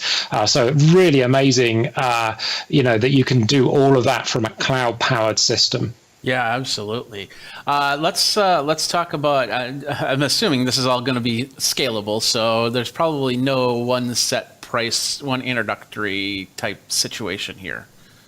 Sure, yeah. So we can the price can go from one point to another. So in terms of our kind of cloud offering, it starts at around $480 per month, plus then the AWS cost. If you combine the two, it comes to about $750 per month, and that gives you a starting system. But you can then obviously scale that up. So, depending on how much footage you want to be putting, how much editing, how many workstations you want to be running as well. So the great thing about a cloud environment is you can just spin them up and use them as you need them. So if you've just got an editor who needs to start working on a system, and they just need to do 2 hours of editing and then they're done, you can just spin up the workstation for that period of time and then shut it down, and you stop paying for it, which is a really good, powerful way of cost saving. So there's a lot of cost savings things you can do in terms of the overall system to give you a real flexibility of tailoring the system to the way you would like it to work. Wouldn't mind talking to you a little bit about our Flow product as well, because our Flow product is our media asset manager, and that Media Asset Manager is really helpful in terms of these remote production types of scenarios. And so I'm just going to switch screens as well, just to show you a little bit of what I was talking about, our Airflow, but I'll also talk a little bit about some integration we did with Zoom, which is really cool. So this is our web browser. So this was what I was talking about earlier when we were talking about Amazon Prime. They were using this online review and approve. And what I've got here is various clips that I've got imported into our asset manager, and I can see a whole bunch of information, metadata about it. I can preview this media in that proxy format, so it's not in the high resolution format, but in a lower resolution. So this is me now accessing this locally on my workstation, using this tool. So it's very easy for remote production types of scenarios. I can be doing an edit in high resolution somewhere, somebody else where can be accessing the proxy versions of those and viewing all the clips and editing them and putting in markers. So you can see I can put in range markers, I can select stuff. So helping that editor out choosing the sequences from all of the rushes that have come in, they can use this tool very, very quickly, and then they can then switch to either continue to use our Edit Share products, or they could switch to bringing that into Adobe Premiere or into DaVinci Resolve or into Media Composer. They can switch between those kind of environments. And something that I was playing around with, because a lot of us are using these virtual desktop and virtual sharing things, was, what ways could we actually ingest media from those? So we use Zoom a lot. Here at Edit Share, we're doing lots of conferences, calls, lots of meetings, lots of knowledge sharing, been loads of great stuff that we've been doing. And we've been doing these external webinars also using Zoom features. And so I was kind of curious, well, could we make it seamless and easy for people just to go and select the content from Zoom and import it? So actually what I was showing on the screen there actually was all content that I've imported from Zoom using this ingest tool. So you can come in, you can pick all of the recordings that you've got in your account, pick which ones you want to ingest into our Flow tool, and then in the background it ingests all the media, it tags it up, and then it's all available for you to tag up, to use, and you can see all of that data here from Zoom. And then I can switch to an editing tool. So I've got this Flow Story, which is using the proxy-based workflows, and I can take all these things. So these are, all sorts of Zoom recordings that I'm skimming through. I've maybe brought in some clips, like some, nice intro clips, and then switching into, showing the Amazon console, and then other footage. So I can edit together all of these webinars into something that's a shorter version. And we're finding a lot of our partners are wanting to do this. They want a version of it, but they only want 10 minutes from the middle of the webinar where we were talking about some particular topic, or they want to translate it into their local language and just show bits of it. So providing people these tools, and what I'm doing, this was this proxy workflow I talked about earlier, where I'm pulling all of this directly from the cloud. So all this material is still in the cloud, but I'm working with it locally through those proxy resolutions. So this is a really cool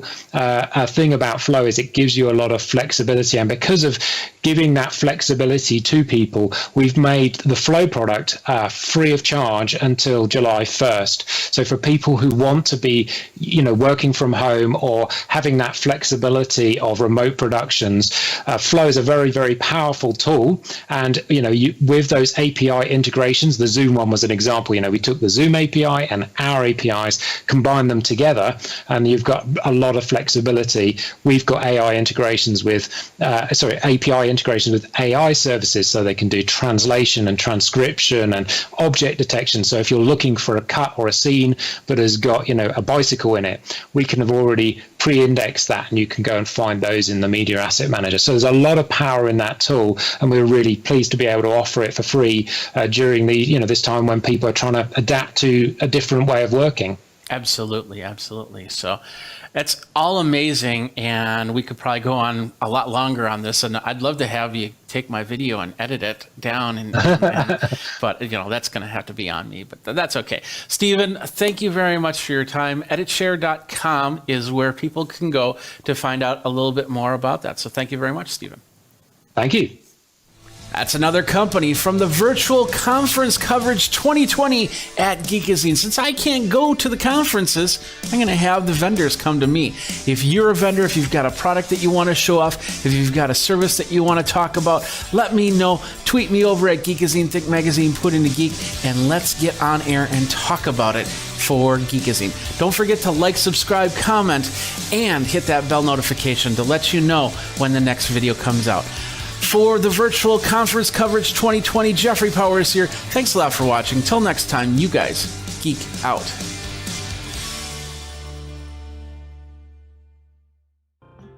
All right, let's talk about music. Let's talk about bringing in music into your live streams, and let's talk about music that you can use without somebody coming up to you and say, hey, I want some money for that. You're using my song. What you're hearing right now is a song I actually created on my iPad. Whenever I fly, I like to pull it, and I have the phone or the iPad available.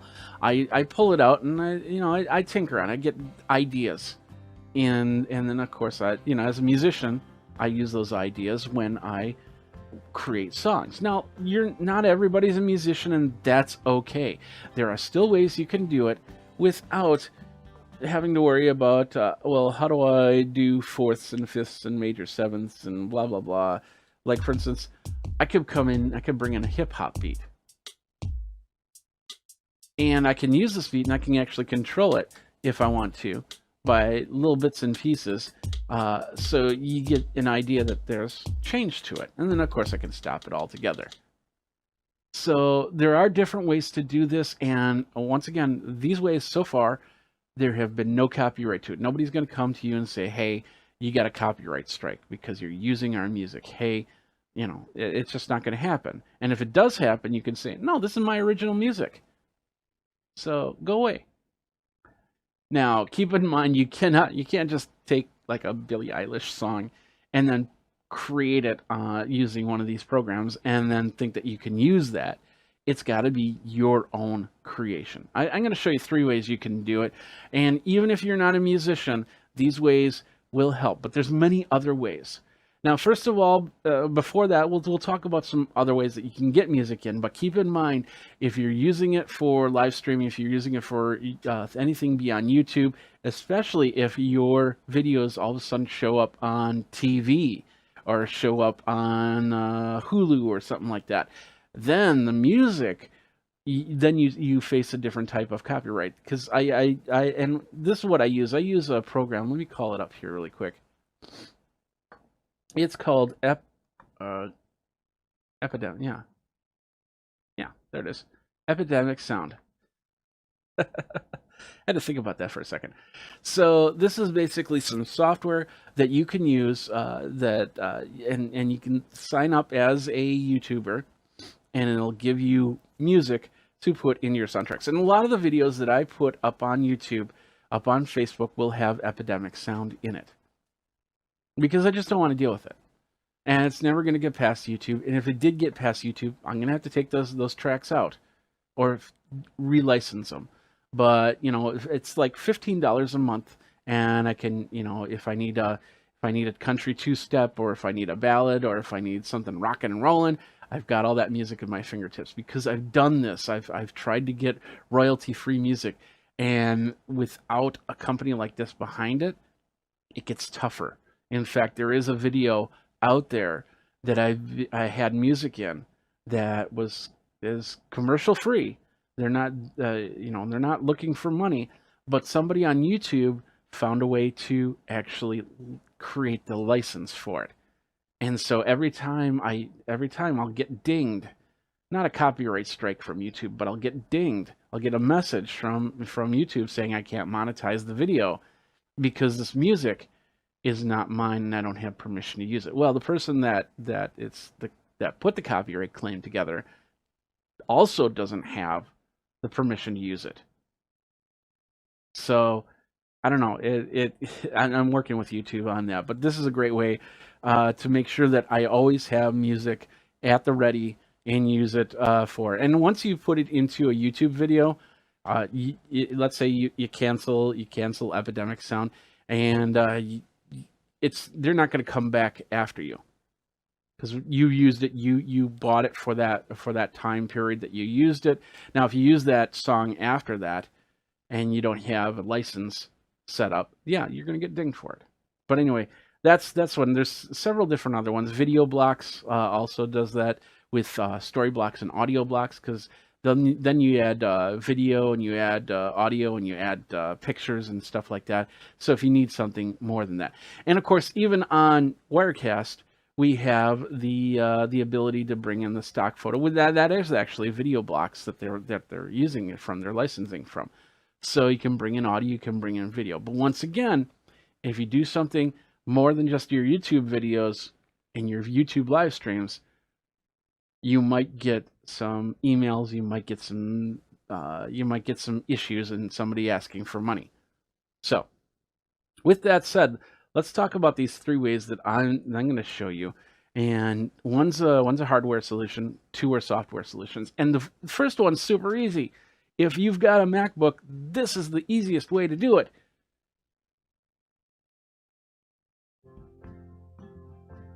That's it, right here. Let me show you.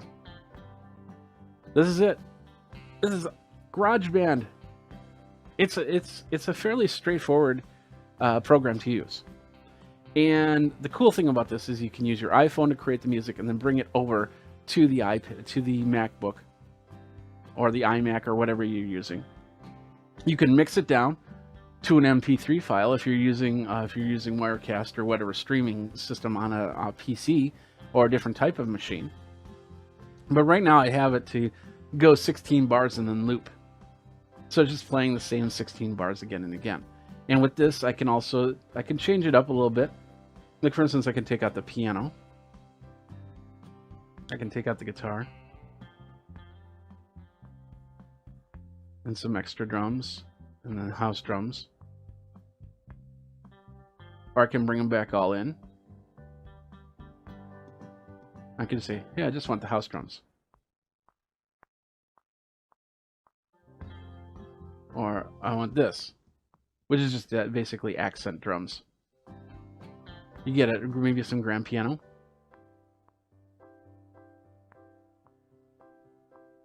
I don't know how well you can hear that, but you get the idea. Is that you can bring it in. Let's just bring up the volume just a little bit. So now, like I said, let's just do the main line. Take out the metronome. A little bit of acoustic guitar.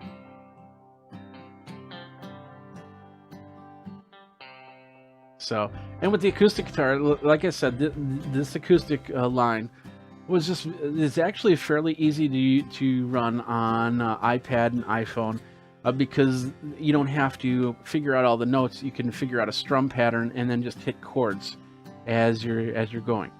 So if you have a basic understanding of music and you know how to do a C, F, G, you could create some stuff and have some fun with it. So if you're a little creative, that's one way to do that. So that is just GarageBand. And here, let me show you really quick. Let's just let's go over here. We'll go over here. There we go. So we're going to create a new file. And let's not save this. We'll bring in an empty project. And then we're going to go over here and we're going to say add a drummer, create. There, you just created your first thing. There's Maurice. And what's cool about this is I can sit there, I can change how he plays. Louder, more complex. I want more of the hi-hat. I want shakers instead of a hi-hat. I want some percussion in there. Add some fills. Or I don't like this. Let's go to Boutique 808. There we go. Let's do some electro bump.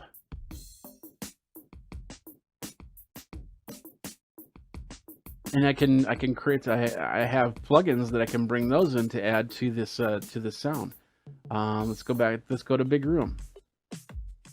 Let's go to Dez. Let's change him up. Change up our drummer. Go back to Big Room.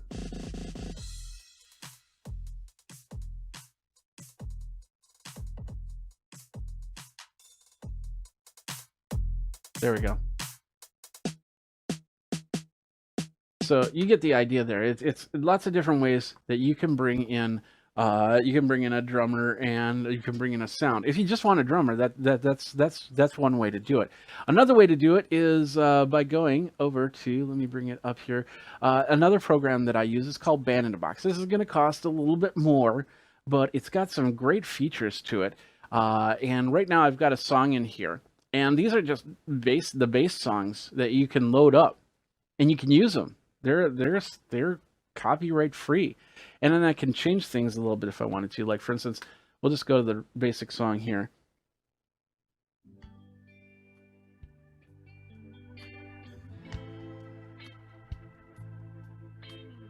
Nice little slow classic rock. I got an echo. I shouldn't have an echo. That's weird. Hold on a second.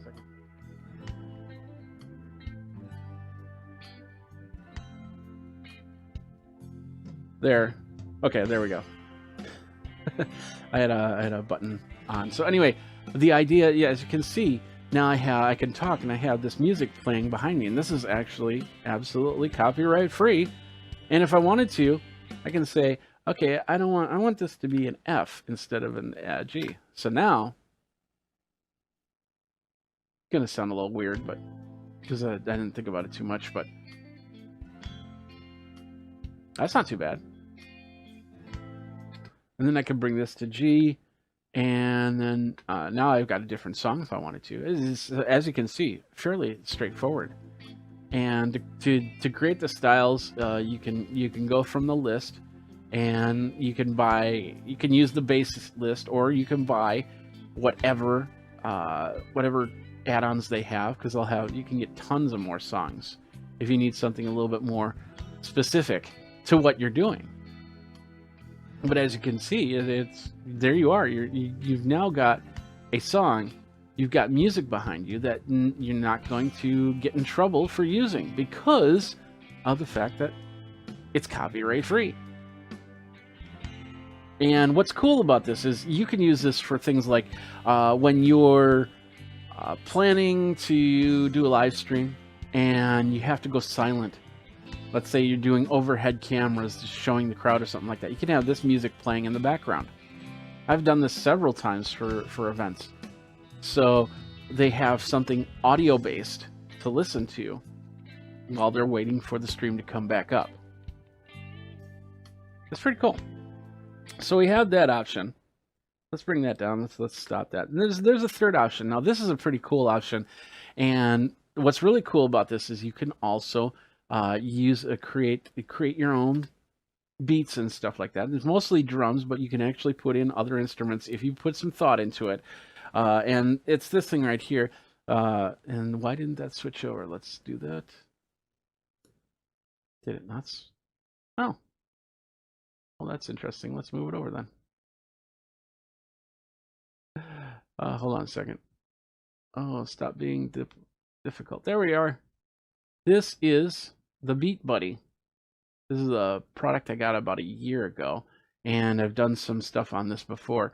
And this is really cool because with this, you can just put some straight up drum beats down. Now here's how it sounds. Let me switch over here. Is it ready? Okay. So now if I hit this button, it's doing a straight up hip hop beat. And I got that running in the background. So now I can talk. I got this hip hop beat going on, and I can alter it a little bit. Let's say I'm going to go from one segment to the other. I'll just hold it, press it down. Now I've got a little bit of skip in there, a little bit of feel like it's not just going to be a straight beat through the whole thing. I can do multiple fills, and then I can go to a different type of beat. And then when I'm done, I'll just double click on it and I'll do an outro fill and it's done. I can go in here, I can go down to hip hop 2 and I can change the volume, I can change the tempo. Oops. Oh, that's the drum set, I'm sorry. Tempo is over here.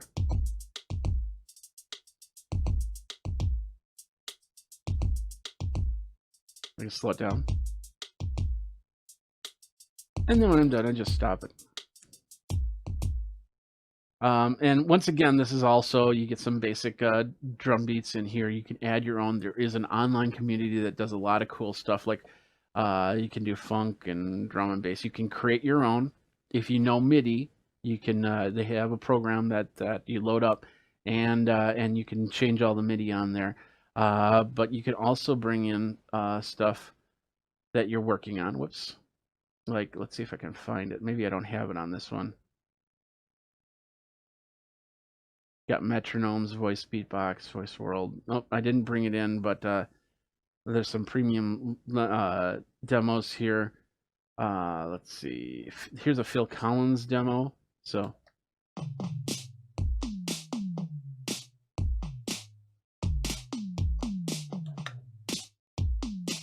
you get the idea.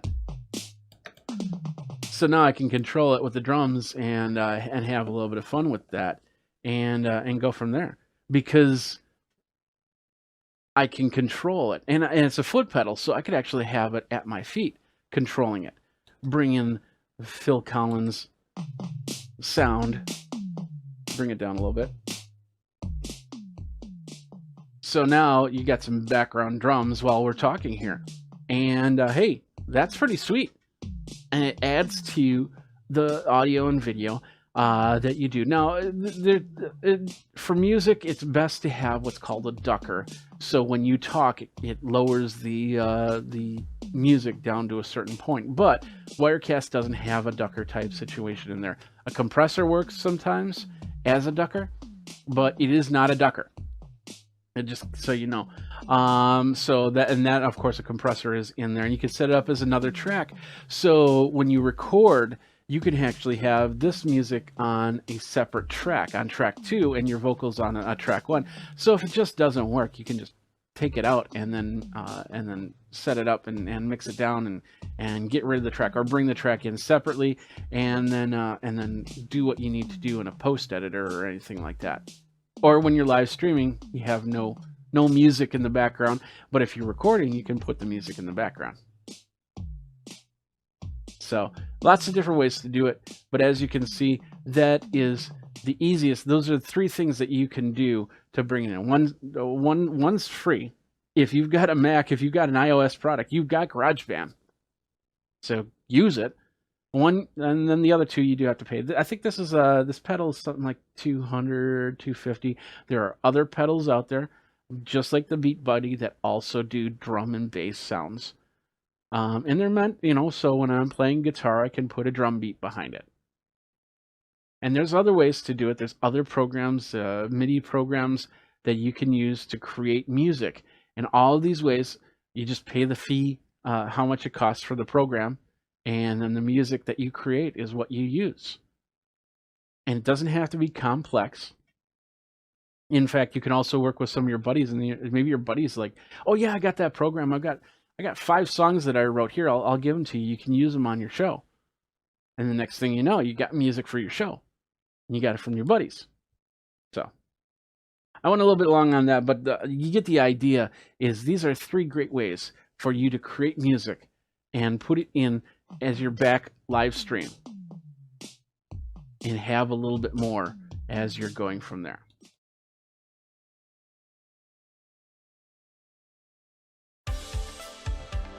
What's up, my geeks? Jeffrey Powers here, and I am at a conference. Yes, I am. I'm here at this very generic conference, and I'm talking about different things that you can do in your teleconference and having fun with it.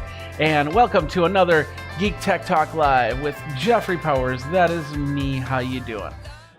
So we're here at this conference, and we're having a lot of fun. And wait a minute. Let's do this. Boom. Hi, how's it going? Jeffrey Powers from Geekazine, Tech Magazine, Put in Geek. There's the socials right there. And today we're going to be taking a look at a piece of software that lets you do this. Hi, I'm at a conference and I'm talking, and all of a sudden I'm floating this way. Wait, what? Something's wrong. Okay, I'm back. This is called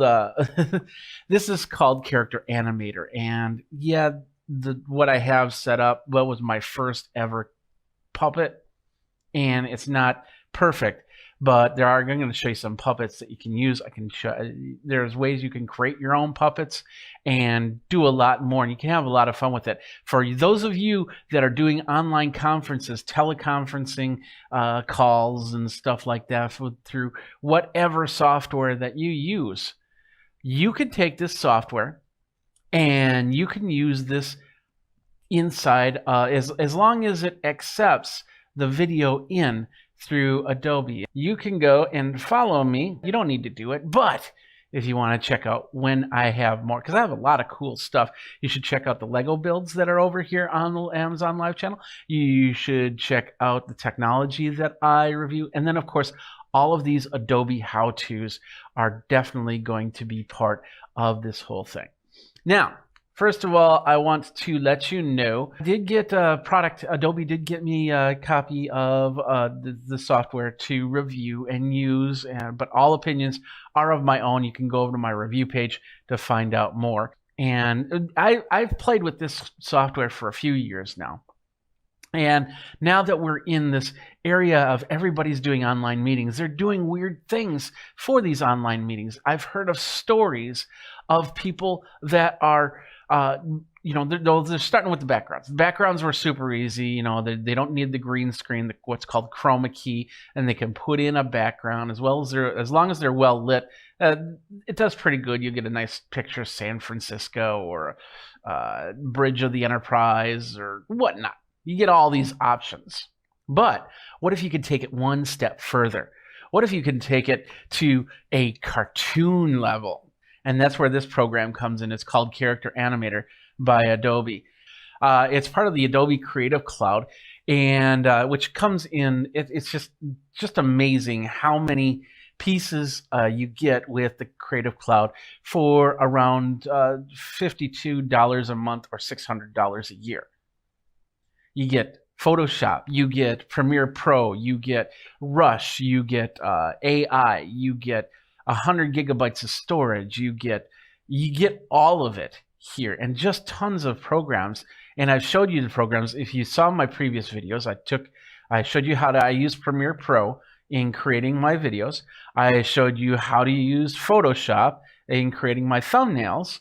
And now I'm going to show you how to impress your friends on your online conferences with this piece of software that does come with the Adobe Creative Cloud. Now let's pull up my Creative Cloud here really quick. So this is the Creative Cloud right here, and it comes with all of these. These are the ones that are installed on my PC and Mac. You also have mobile devices, and you also have web devices. So if you go to the mobile device, you can do Photoshop on your mobile device. You can do Premiere Rush, you've got Fresco, you've got Illustrator Draw. So you can get Spark Video. You can create compelling videos in minutes. I should probably use Spark Video. I don't use Spark Video on my phone. And just a whole bunch of cool stuff. You have web-enabled apps as well, like Mixamo, which is a 3D modeling software. Adobe Color, you got Spark, which creates graphics mobilely. So you can go up there and then create your graphics and then put it down. Because there's a lot of times where I'm not by my computer, and something like that would really, really help me, whether it be on mobile or desktop or web. So, but these are the programs that I have installed. These are the programs I don't have installed. So as you can see, Dreamweaver makes web pages. Dimension is 3D design. Lightroom does photo touch editing. Animate you can do something similar to Character Animator, and it's very possible that Character Animator and Animate will eventually merge together. I wouldn't be surprised on that, but for right now, these are two separate programs. Prelude is metadata ingest of Fuse, which is it's a beta. And you can get beta software and play with the beta software for 3D characters in Photoshop projects. So, and I'll have to show you how to do some Photoshop 3D creations, because I've made some logos already in 3D, and you can do a lot more with that. It's pretty cool. It's pretty cool. So, but anyway, we're talking about Character Animator. And let's just go to Character Animator's webpage here. Let's go back here. So this is basically it. This allows you to create characters, or what they call puppets. And and you could actually create yourself as a puppet, like I did right there. That was a very crude version of me. I made a later version, but I just don't know what happened to it. And I had to reload my PC, so I probably wiped it out in that. But, a lot of people have been using Character Animator. In fact, at the beginning, while it was still in beta mode, CBS was using this on Stephen Colbert's show to make President Trump.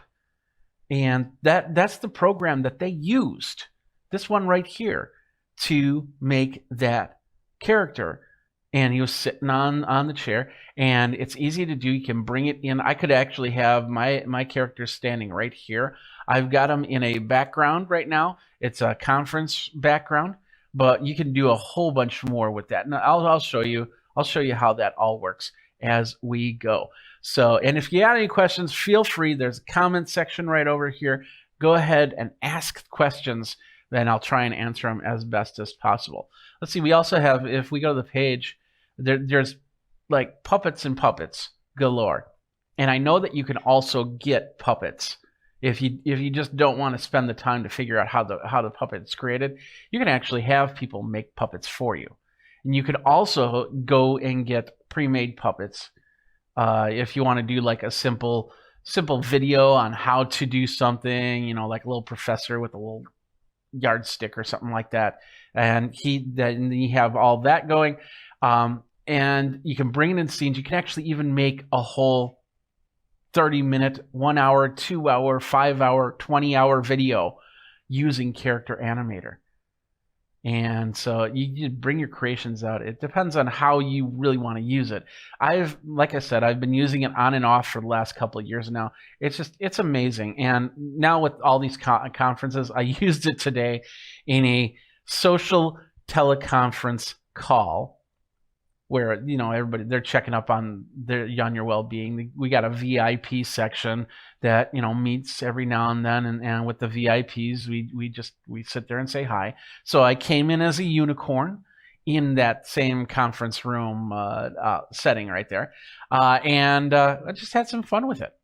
And you can too. And you don't have to buy a llama to bring to future teleconference calls. You can make the llama and show it right there. So let's get into this. Let's take a look at Adobe Character Animator version 2020, and it's right here. And it basically is using my face movements. Now, if you see on the top right-hand corner, you're going to actually see my face, and I'm going to be talking. Now, with this face, you're going to see some red dots around my face.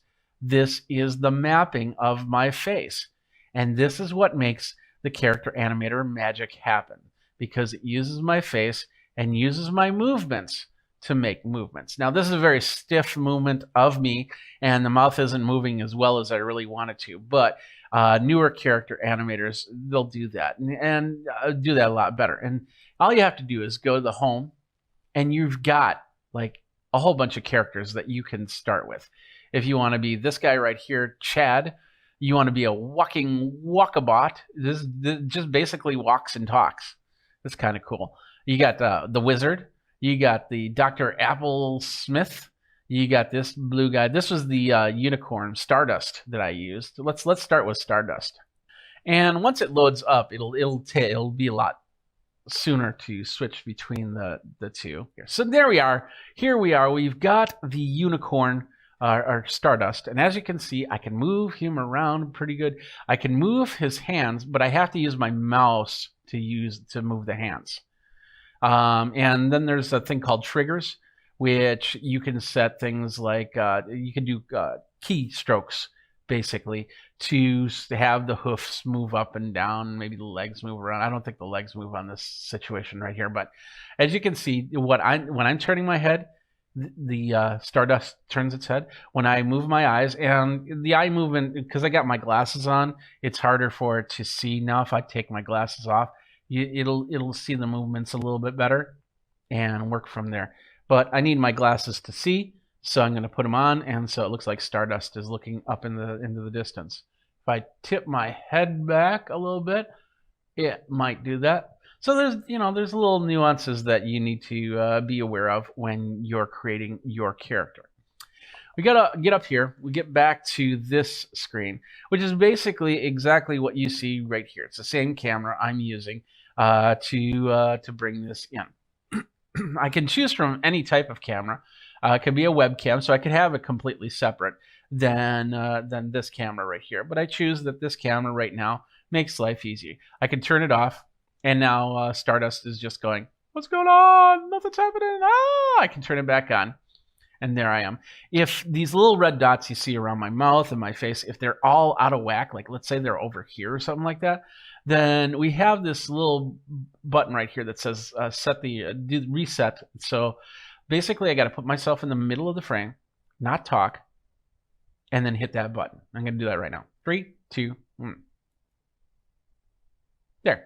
Now it's just reset it, and so with that, you should see me talking, and the scene that you saw me before in the conference room, now you're seeing with the unicorn, with Stardust. And I can move around, I can dance a little bit, I can move my arms and wave my arms. I can do this and this and this.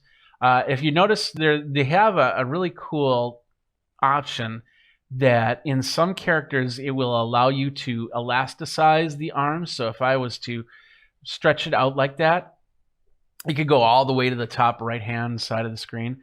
But in this case, these have bones, and with these bones it allows them to not stretch like that. Anyway, so you have your character right here, and bringing in a character, that was pretty straightforward. Bringing in a background is just as straightforward. You just have to import an image. I imported the image. Did I import the image? Yes, I did. It's called, what did I call it? I called it background. Simple as that. And then you bring it in that timeline. Now, if you've used Premiere Pro or any of these other programs, you've seen this timeline before. It works a little different than with Character Animator than it does through like Premiere Pro or something like that.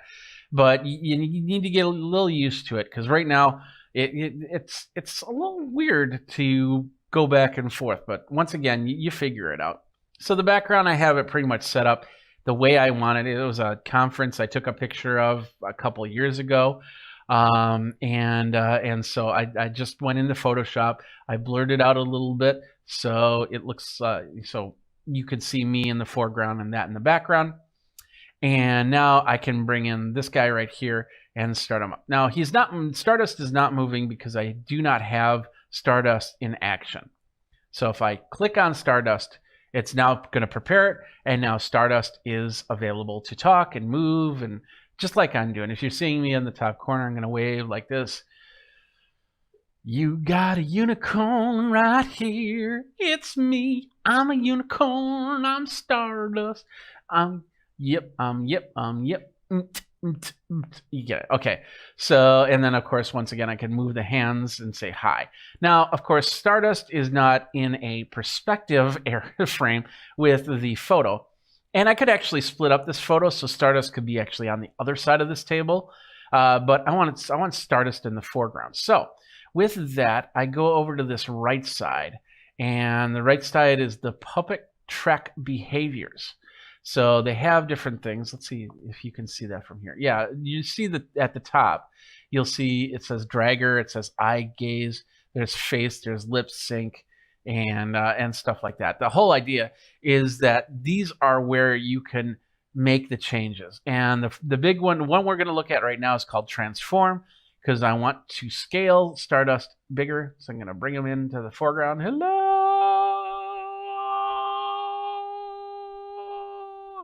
Back up. Oh, he's upside down. Oh. So this is Stardust. We're going to make him a nice, about there. Now we got to reposition him because he's kind of up there. So let's reposition him. So that's the position Y. Bring him down a little bit, or her down. I don't know. It's up to you what you would call him or her. And then let's scale Stardust back a little bit so we can get the unicorn and the horn and the hands or hooves.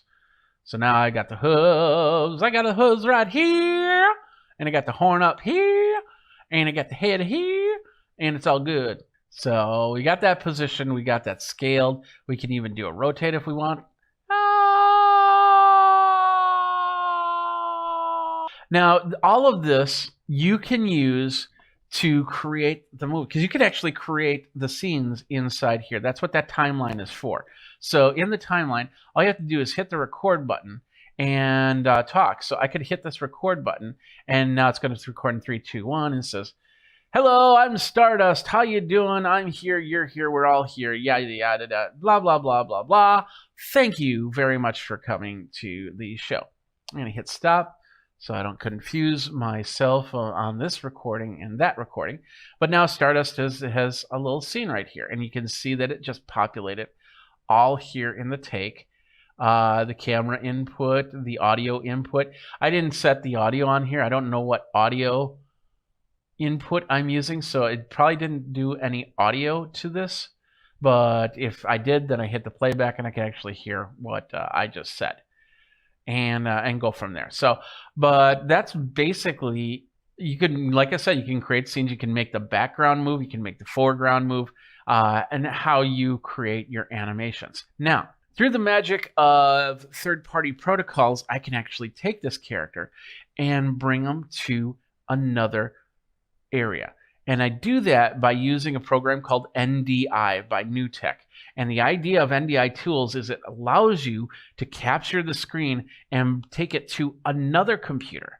Let's say you're on one computer and you're doing a presentation. You use NDI tools that will send the presentation to another computer where you can watch that presentation. And you can send it to multiple computers, multiple sources, and all of them can watch that presentation. It's a pretty cool program, absolutely free. And just look for NDI tools and you're good to go. That is what we use because Adobe has adopted NDI tools for this use. So once you install NDI tools, we'll go back up here and we'll go to Edit and we'll go to Preferences. Inside of Preferences, we'll just zoom this over here, we got Live Output. Now, any external cameras options will be in this output. So I can send Stardust to my first monitor, my second monitor, my third monitor, my fourth monitor, or a capture card or anything like that, whatever's set up in there. NDI output is where I'm going, and I hit the setup here, and that's going to take me to the NDI page. That's not what I wanted to do. So let's just bring that back for a second here. So I have that box checked. And when I have that checked, now that can bring this over to the other program. In order to do that, I have to run one of the NDI tools, and the NDI tool is called the Virtual Input. It's on Mac and it's on PC. It's the Virtual Input, and you just basically have to say, "Hey, I wanted to use the Adobe Character Animator." Simple as that. And then it comes into other programs. And definitely, if your teleconference program allows you to do NDI video in, then you'll be able to do this. You can actually do this in other ways. Like I said, there are other ways to bring that in, and that's using different types of software and hardware. Like, for instance, if I'm using a video capture device like ATEM from Blackmagic, you basically set up a program that will send this video to the ATEM. Or if you got another, many different protocols, internet protocols or wired protocols that you can install. And then once you install the driver or the software, then it'll show up on that list that I showed you a little bit earlier. And with that, you'll be able to create something like Stardust here. Now, maybe you're not into Stardust. Maybe you want something. Maybe you want to do the walkabout. Let's do a walkabout. So now this is the walkabout character. As you can see, that loaded up a lot faster because it was already in my scene area. So I have the robot. If I raise my head and scrunch my head, I can move it around. I can do that. I can turn. I can go back and forward with this. He can't turn his head, but that's by design. I can't move the hands. I can't do the legs because it's already doing a motion. It's walking. And with that walk, that's all it's doing. It's walking and talking. So I could be a walking and talking encyclopedia. We also got, what else we got?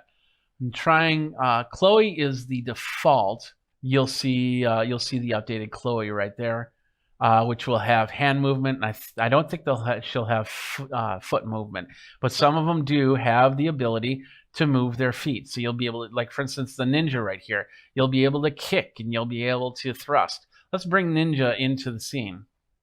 It's going to take a couple seconds. But once I bring Ninja in, Ninja doesn't have a mouth, but he has mouth movement, or she has mouth movement. We don't know if it's a guy or a girl. But also has the ability to move the hands. Now, so I can move it with my mouse, and as you can see, it's not only moving it, but it's also giving me cartoon motion. So I got that. I got the foot where I can do that, and this has got the elastic, so I can do the. Let's bring that back.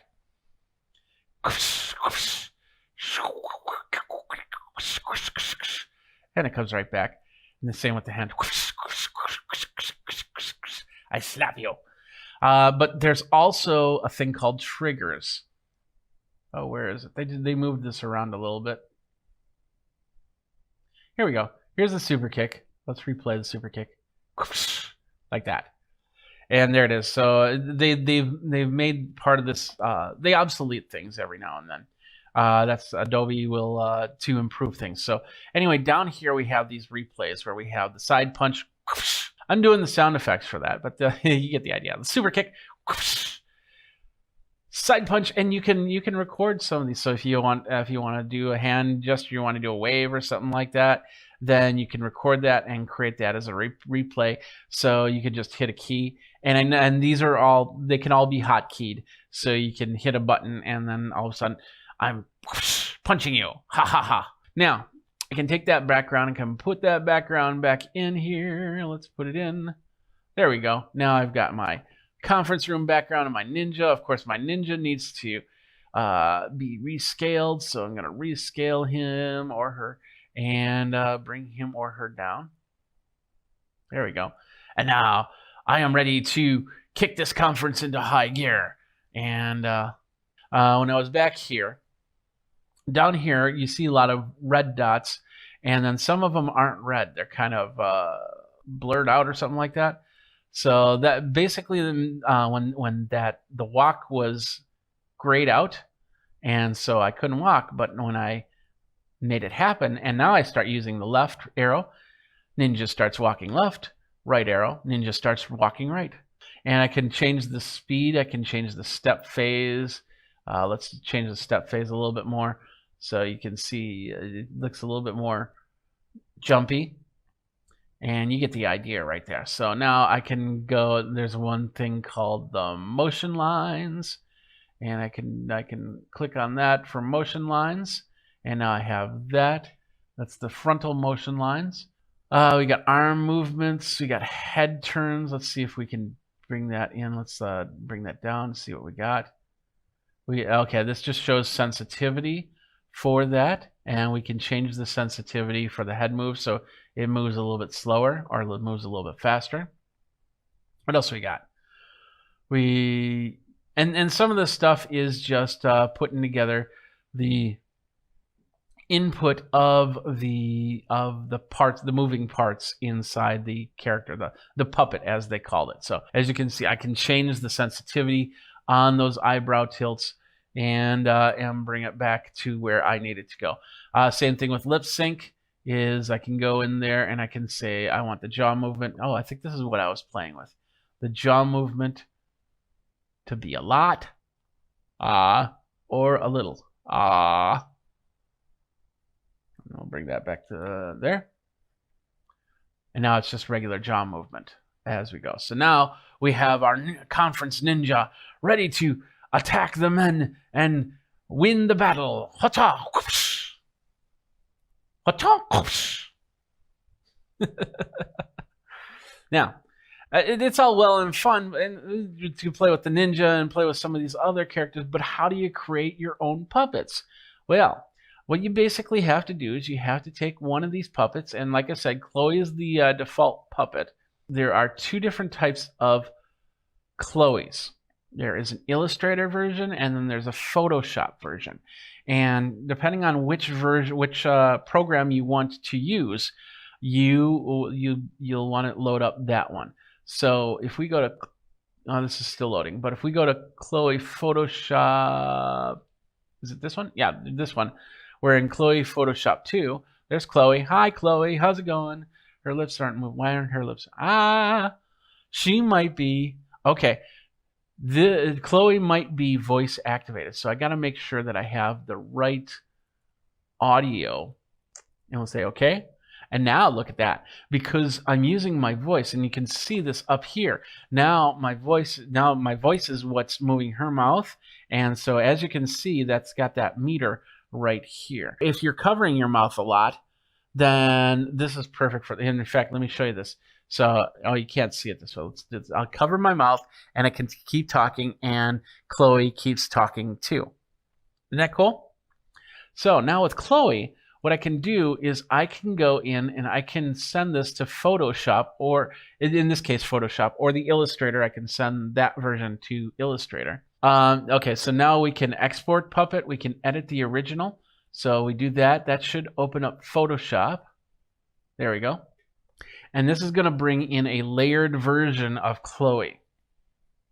Now, Photoshop, if you've got the Adobe Creative Cloud, you get Photoshop with the program. You get Adobe Illustrator as well with the program, so you'll be able to bring in these puppets easily. Hopefully, I'm not maxing my system. There we are. So this is Chloe in the Photoshop format. Now, if we go in, we can take the head and we can move it. See, that's her head. That's one sprite or layer of the character. We can do the same thing with the hand and the arm. Since Chloe's got a little bit of movement in her arms, she's also got the elastic movement, which means that there's a way to bring in what's called bones into your work. So if you wanted this arm to bend at the elbow joint, you can set up bones to make that happen. So, but she's just got basic movements, and I think her arm will bend in the middle as she moves around. It won't bend here because this is just the Photoshop thing. So I could do something like change the nose look a little bit, or change the eyes, or maybe change the color of the shirt. This is the shirt right here, and it's all in layers and set up ready for the character. So that's the first part, is actually going in and actually changing the character. So if you got a good idea, there are some more complex puppets out there. Just look on the internet and you'll be able to find some stuff there. I think there's some free characters, puppets that you can use to bring it in and create your own models. There's online communities out there with puppets that you can go and get. And then of course there are puppets that you'll have to pay for, but then you'll be able to use those puppets in your work, and however you do it. So let's get back here. So we got Chloe. We can, and once again, like I said, the Photoshop or Illustrator, we can make our edits, we can make our changes. When we're done, we simply just save it and close it out. And with that, now Chloe is ready. She's saying, hi, I'm Chloe, And as you can see, she doesn't have that elasticity as the Ninja does. She does have the ability to do a little bit of aerobic action. And I don't think her feet move. No, her feet don't move. It's just the hands. And in this case, wherever you leave the arm, it's going to stay there. In some other cases, if you move the arm around, it'll come back to an original position. But as for the Ninja, when I move his arm like this and I let go, it comes right back down to his side. Now, in here, you have your rig, you record, and your stream. With stream, you have, as you can see, this is more keystroke stuff. So if I hit F, as you can see, the fist just closed. If I hit D, they open up. If I go S, they flip to the side, and then of course A, they're open up. If I hit Q, I turn to one side. W, E, R, and T. So I can really control the body movements if I want to, but then I still have the hand movements. So if I want to create a fist, I'll go F, and then I'll go, why are you punching yourself? Why are you punching yourself? And then it comes back to the position. You can set, of course, in order to do this, you first have to create the hand. So it's not like everyone's going to have an open hand and a fist and a side hand, because some of these things are not even human; they're aliens, and these streams, these options, will do different things. Like maybe they'll spit a bubble out of their mouth, or maybe they'll make the brain bulge out, or something. Like, I don't know, whatever you want to make it do. On the layout side, you can change that. So if I want that to be a G, I'll go over here, and I think I just have to move it. So you can change all of this and set it up for the performance. Now, same thing with the background. Let's go over to the background. In this case, I don't have anything set up for the background, but I could set it up to maybe move around a little bit. We can kind of put them together. So when Ninja moves, the background moves too. But you have that. And you have the rig area. This is where you take your puppet and you make this puppet do what it needs to do. If you look, if you can see, I don't know if, let me see if I, no, it's back to the last frame. But if you can see, the hands are all of the hands here. And all of the faces with all the turns, they're just on layers. On this side, let's see if you can see it from this one. Yeah, on this side, you have all the ways that the ninja can move. So you have the left quarter with the head, and it's highlighting the area of the head when I click on that. And then I'll drop that down, and I can say frontal head, and I can say hair. There's the hair, highlights the hair, and I can make changes to the hair. On the right side here, you have the ability to move things. So we're moving the hair a little bit. Just put that back to where it was. We can change its opacity. So we can have kind of see-through hair. We can rotate the hair. We've got different options here. Down below, we'll collapse layer. We got the layer mesh. And then we have this thing right here, the tags. Now we can play with eyes. And as you can see, there are different types of mouth movements. There's different types of arm movements. All of these dots will allow you to do something. If I want to make the shoulder do something special, like maybe something like this, I can definitely make that happen. I can make the eyes blink a little bit different. I can make the mouth, as long as I have the layers that are meant for that to do that, and the ability for movement, I can do that. But as you get the idea, it's pretty much up to your imagination what you can do with the character animator to create your whatever. I have a niece that is in art school right now, and she's creating 3D objects. We could bring in one of those objects, set up the layers, and then have some fun with it. And these are the characters that you get with Character Animator. So you can use Chad, you can use Chloe, you can use the Walkabout, you can use Red Monster, you can use Tull. This guy right here. This is what's cool about Thorn, is they've now added a background to Thorn. So when he comes up, he's going to have really nice animated background that you can use in your videos if you want to. So you don't have to do any extra stuff. You just bring them in and boom, and there you go. And he's taking a little time to prepare, but he's coming in. There he is. You see, that's a really nice background. So if I go here, now I'm this big monster guy, but as you can see, his hands, he has jointed arms. So they joint at the elbow and they joint at the hand.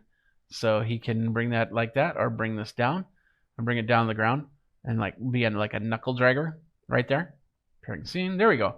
Now as you can see, Heather's got, this is perfect for anybody that wants to do a vlog or something like that. I don't think her hands move. Let's see if she's got any stream options. There are no controls for Heather, so you just basically talk and do that. But I could probably figure out, there's probably a way. Let's go to the rig and see what Heather looks like. So her hands are just there. That's it. So it's basically Heather talking. None of this stuff in the background moves, so I can't move the crystal ball. I can't move anything like that. I'm trying to click on the screen. I don't see anything that's triggering. It would have been nice to have that candle move or something like that. But you could set that up. Gravy. Hey, everybody, it's time to do another one. Yeah. More Prime deals happening now. We got a ton of them for you. And we're going to start that in about 5 minutes. Let's get that going.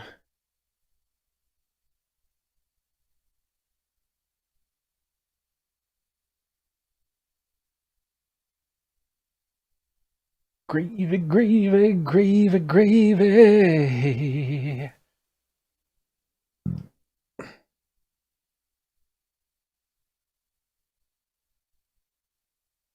Oh, yeah, let's fix that.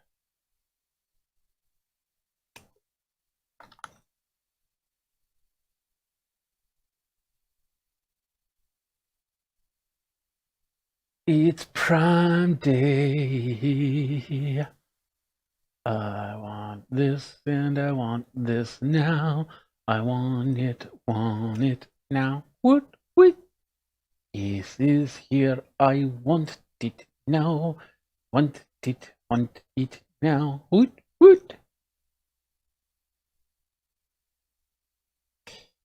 So that. And we did that. And we say update. And we say that. That's good.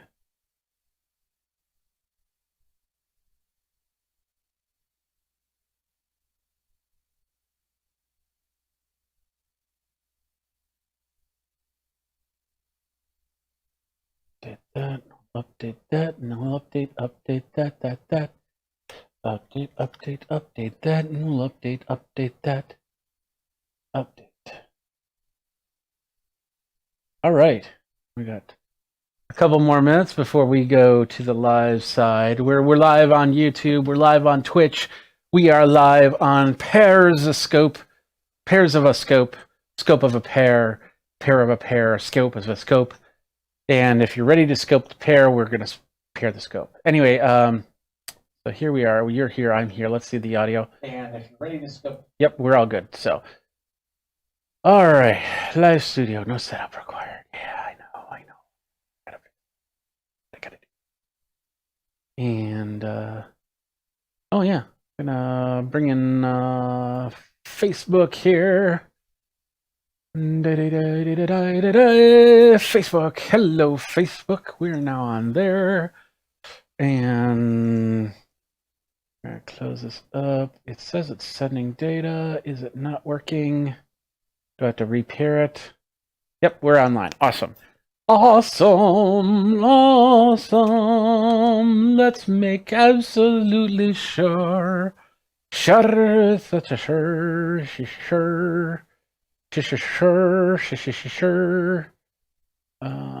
Facebook.com. Where's that? Geekazine. There we are. And we got 2 minutes before we're gonna go live. So, well, besides where we're going live right now, that looks good. So we're gonna throw it up to LinkedIn in about a minute. Let's throw it to LinkedIn now. So now we're going to go to LinkedIn, and last but not least, we're going to make this go like that. We're going to go output, and we're going to go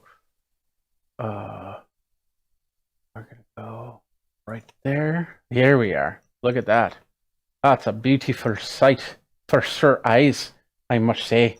I have no idea why I'm talking this way. I'll hit the preview button here. There we go. So with that said, with that done, we are ready to go. We are good to go. I think we got all our lights on. Lights, get on. There we go. And we're going to talk about video. Anyway,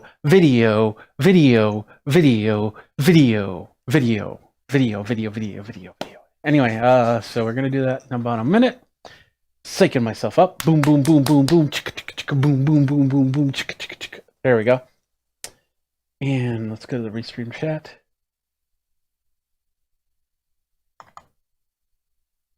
There we are. That should come up. All right. Hey, everyone. Check out the page on Amazon. 4 more deals. Go to the group, gotta go and so you can ask questions from there, and I highly recommend you do that. So now we're at the hour, so let's go and we're gonna do this, and we'll be right back.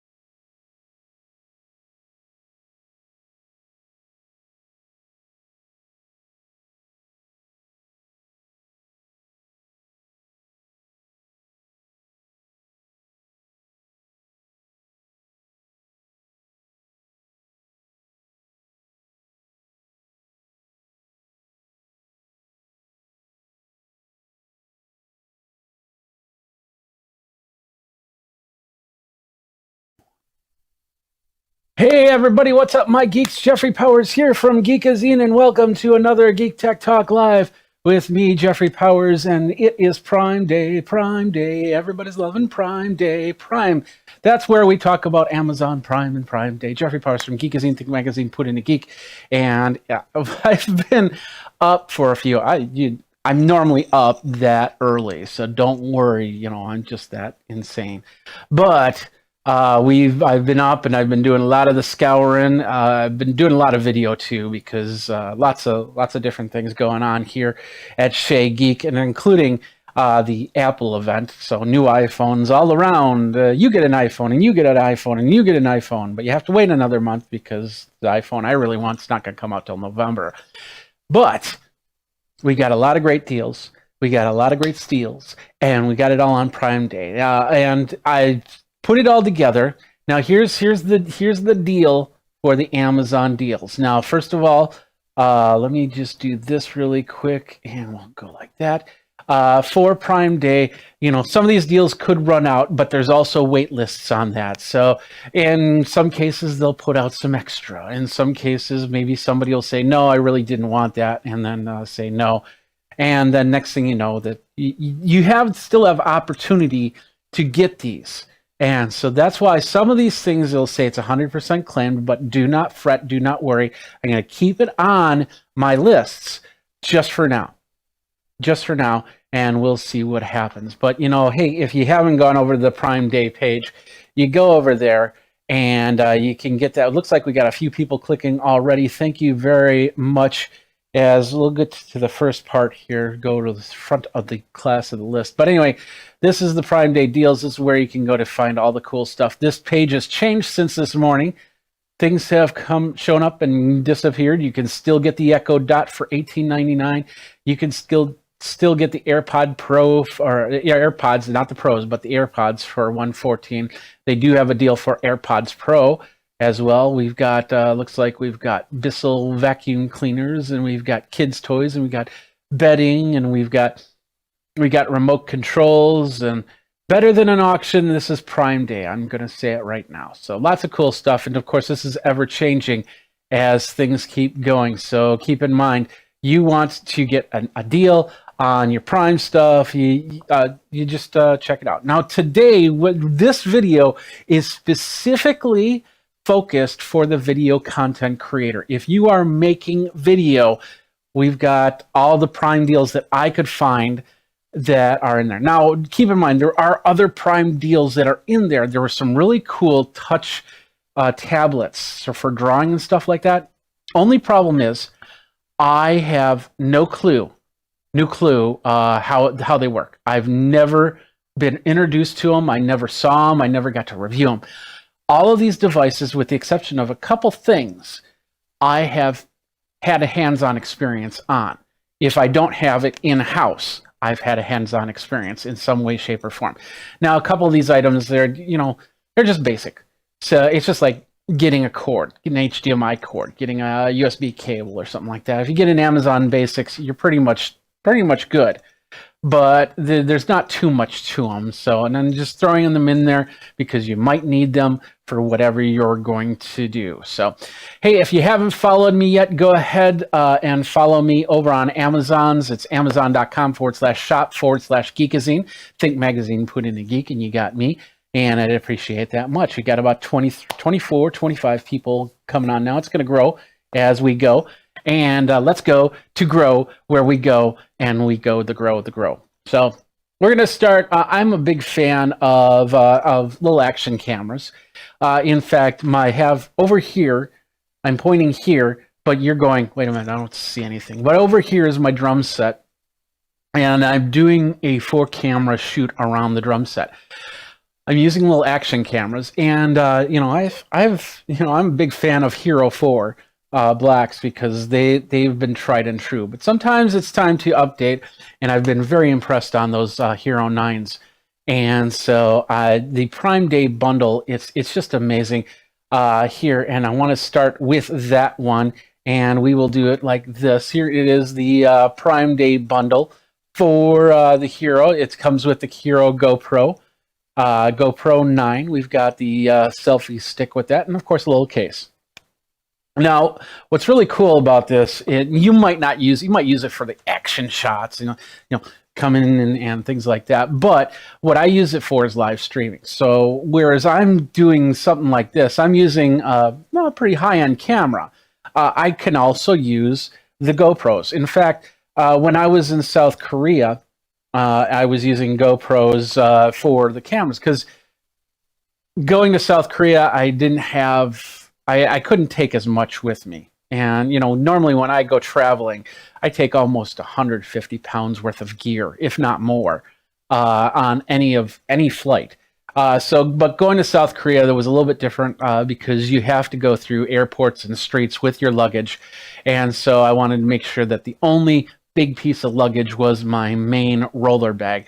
And so I tried to keep things small. And that's where these cameras came in perfect because I could put them into my bag. They didn't take up much space, couple cables, and then they hooked up into my computer via capture card, and I could do a live stream easily. So the Hero 9s, they've got the improved camera. They got the front-facing viewfinder. So if you want to go in selfie mode and walk down the street and talk, you can do so. But if you want to flip it around and do a reverse angle, you can do that as well. It's an amazing camera, and they've got an amazing price right there for this camera right here. That's the GoPro 9 Hero 9 bundle with the camera and the stick and the case. So. And of course, if you've already got that, you just want to get the Hero 9 Black. They do have the same thing. The prime deal is getting the case and the selfie stick off of the whole situation. So that saves you. I think that selfie stick is about $30-$40 itself. So it does save you a little bit on that. So that's amazing little deal right there. And of course, yeah. So let's move on from there. If you want to save a little bit of money, they do have the Hero 8, which is just as good from what I understand. I have not done a GoPro Hero 8, but it's the lower end. I've played with, I played with the 4. I skipped the 5 because it didn't have the live stream ability. Went to 6 and then 7, and I didn't try 8, and I haven't tried 9 yet, but that's soon. So, but anyway, it's a little bit less expensive for the 8, and I think it's the deal is in the bundle. Once again, let's go here. So once again, you get the GoPro, you get the casing around the GoPro, and then the little selfie stick right there. I don't think you have an actual case for it, but you could probably go ahead. Let me switch over here so people are following along on the links below. If you're on Amazon, then there's links down below, and so you can just select that and go from there. So anyway, so you got the case and you got the selfie stick. That's a pretty good deal right there, and getting some cool action camera shots and just these action cameras. They do a great job. I use them with my band. I use them in, like I said, went to South Korea. And if I need to set up a very simple streaming solution, I will set up my MacBook Pro. I'll set up the camera into a capture card, and then I'll use my iPhone for the other one. Actually, I have an iPhone 7, which I'll use. And with that, I can do a protocol called NDI. And with that protocol, I can bring that into the computer, therefore having a 2-camera experience. It's pretty sweet. And it's so low profile. It's just amazing what you can do. Add in a microphone, of course, and add in audio, some sort of audio, and you're good to go. You can be streaming from almost anywhere. So anyway, that's the GoPro 8, just as cool as the 9. Now, if you want to get into cameras, I talked about it this morning. Canon has the Hero camera. I'm sorry, not the Hero camera. Has the EOS M200 camera. Now, I have the EOS M5, and of course, any camera. This is a mirrorless camera. Any camera from Canon has pretty much been a great camera. I've had the T-series cameras. I've had an 8D. And of course the mirrorless. I have the M5, but this is the M200, and this is a great camera. This is perfect for you selfie live streamer, or not live streamer. Sorry, selfie vloggers. That's what I'm going for. And it's perfect for that because it's got the LCD screen which flips up, and we'll show you in this picture right here. So it flips up so you can see what you're doing, so you can be looking at the camera, flip the screen up, and be talking about camera lenses. It does have the ability to switch out camera lenses through their EFM series lines, but what I did with mine was I also got an adapter because I had a lot of EF lenses and I wanted to use those, so I got an adapter for my mobile and connected it up and used it. A lot of lenses. So if you've lived in the Canon infrastructure for a long time, then you'll just be able to interchange these lenses and go from there. Amazing camera. And I believe this camera is also, if you don't do HDMI out, I think that's got to clean out. I'm not sure for live streaming. I believe it also uses that EOS beta webcam option, so you can connect it up to a computer as well. But I'd have to double check on that. I was going to, and so many things to do today. I was just crazy. I didn't get to do that. But if you're looking to up your game with a really nice camera, Canon's got one for you on Prime Day. All right, let's move on from there. This is one of my favorite cameras right here. I have it right here, and I got it on the little selfie stick thing. This is the DJI Osmo Pocket. When I did the interview with DJI back last year when it first came out, which was January 2019, I said, I have to have this camera in my arsenal because it's a 3-axis gimbal camera. Let's see if let's turn it on. Let's do that again. Sometimes with the selfie stick, it's gotta remember where it is, or maybe I'm hitting the wrong button. I could be hitting the wrong button. Yeah, let's hit the right button, and now it starts to work. And what's really cool is I can move around, and let's see, we can lock the position, but then with the joystick, I can go up and down.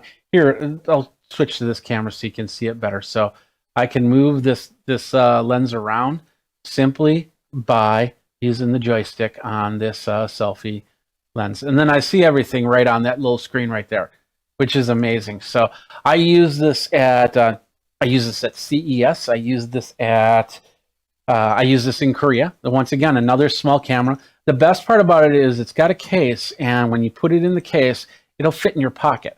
And I try not to use my phone too much unless I absolutely have to, because if you've ever been in a situation where you're recording something on your phone and then all of a sudden somebody calls, or you get a Facebook post or something like that, then all of a sudden you're just like, oh man, my moment's been ruined because there's a phone call, and of course the phone's there to answer phone calls ultimately. So 4K, you can do a lot of stuff with this, and the best part is I can get this in positions that a phone can't do. Plus, it has things like stop motion, and I can set up a scene where it starts. The camera lens focuses right here, and it'll zoom down with a stop motion. So you'll see me run around, bounce around like that the whole time. You can do it in 1 second, 2 second, 5 second intervals, and then have a really good stop motion. I should probably put this onto the drum, the setup here for the drums, and do a stop motion on that, and as I'm playing, because that would be kind of fun to do. So if you use that, let me know, and definitely ask questions in the chat. We have a few questions here in the other chat here, and James goes, hello from Seattle, I have a question. Gamer PC from James. MOFO Taco says, hey, and then James goes, can you guide me to the right PC for YouTube editing, and do I need 1 or 2 monitors? For YouTube editing, I'm going to show you. Actually, I think I have this in the list.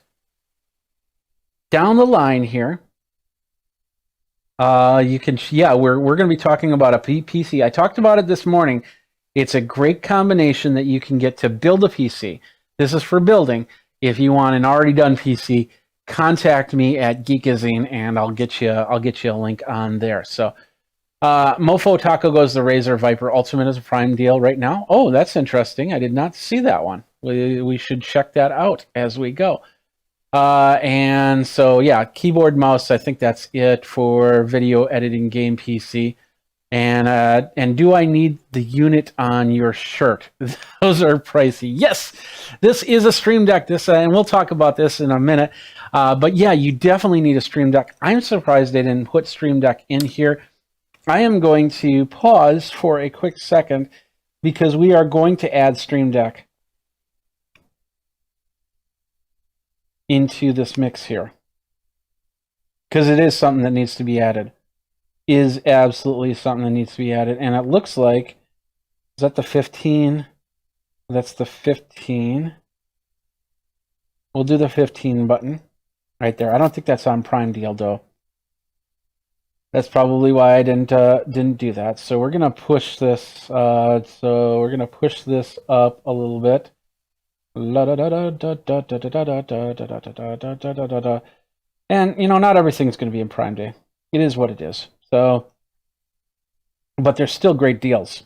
There's still great deals. So where are we? We are on the Osmo Pocket. We're going to go straight to the Osmo Action. I got to play with this last year. Once again, if you're in the DJI infrastructure and want to stay in the DJI infrastructure, then you definitely want to take a look at this little camera right here, the Osmo Action. And this is also in a Prime deal. 12 megapixel digital camera, 2 displays, 36-foot underwater Wi-Fi HDR video, and a 145-degree angle. And it's amazing. I did a couple walkthroughs last year with this camera, and I was very impressed in how it looked, how it felt. And yeah, I definitely would have that in my arsenal in small cameras. But I don't right now. I should probably rectify that. I should. But a great little camera right there if you want to stay in the DJI infrastructure. The price actually is a little bit better than what the GoPro 9 is, but GoPro Hero 9 is the newest of the cameras out there. So that's might be something that you want to think about in doing anything. Now, if let's say you're setting up your studio and it's like, hey, I want to do a green screen. I have a really cool green screen. Let me show you my chroma key right here. And I set this up. I built this myself because at the time, keep in mind, I've been doing this for a long time. And at the time, they didn't have a lot of different chroma keys. And this one's starting to look a little bit old. I need to clean it off at least a little bit. So we'll bring this all the way down. But the way that I have the camera set up, you're going to see some bleed through on the side. So now I can go and I can bring in pictures. Oh, I got to turn off the light here so I can go Studio Glow off. And I'm going to turn that off. So this is my chroma key right here. It's not set up properly, but let's see what we can do in getting a good chroma going right here. And I don't think I have any images offhand, so we'll just do a straight up. We'll just use straight up white. And then we'll get the chroma right here. And oh, that looks pretty good. And then I'm going to take this and we're at least going to zoom it in so we don't get as much of the wall. And then I'll go like that. And now, look at that. I have a full chroma key. I can put a picture behind me if I wanted to, but you know, it's a nice dark wall. So I can do some presentations and talk about things.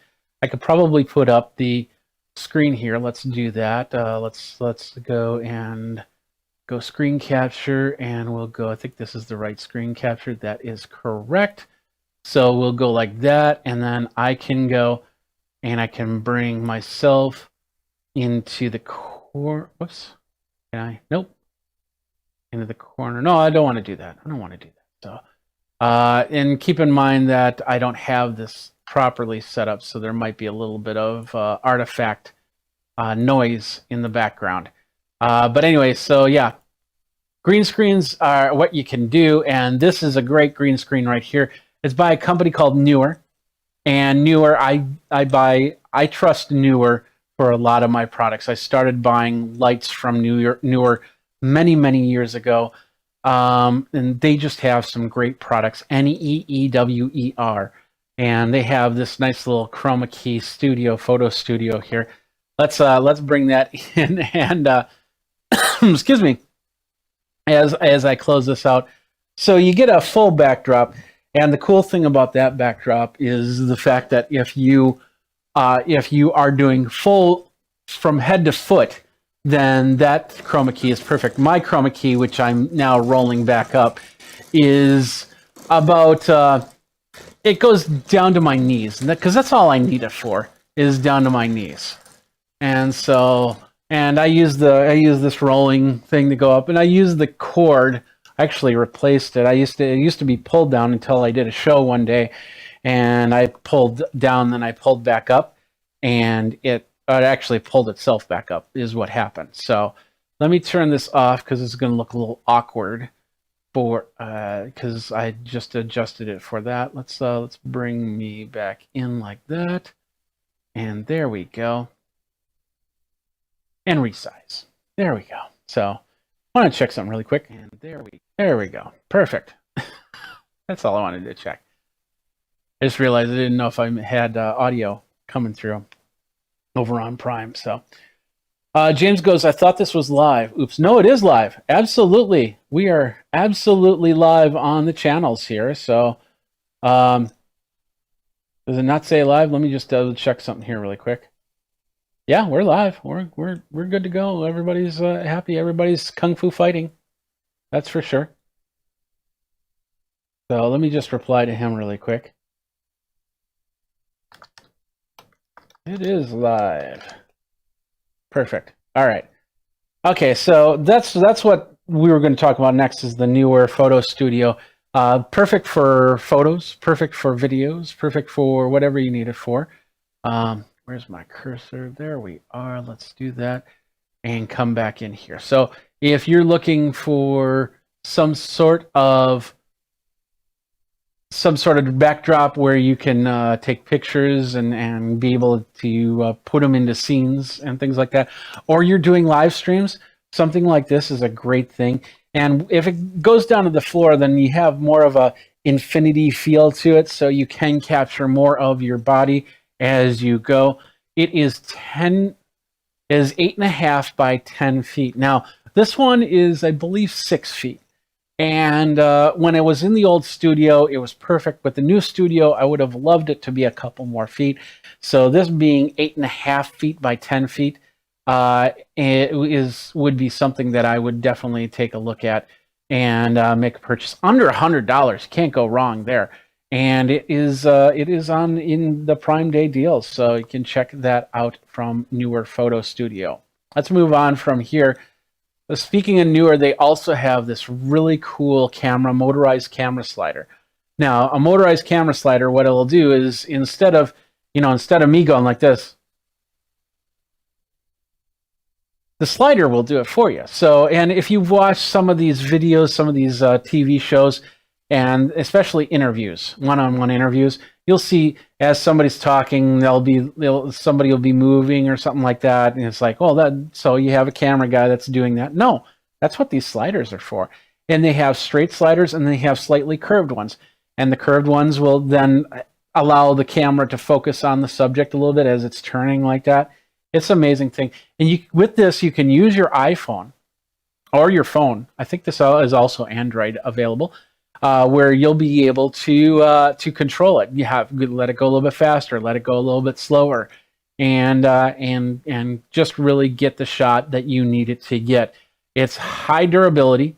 It looks like aluminum sides on there, and carbon fiber. Excuse me, not aluminum.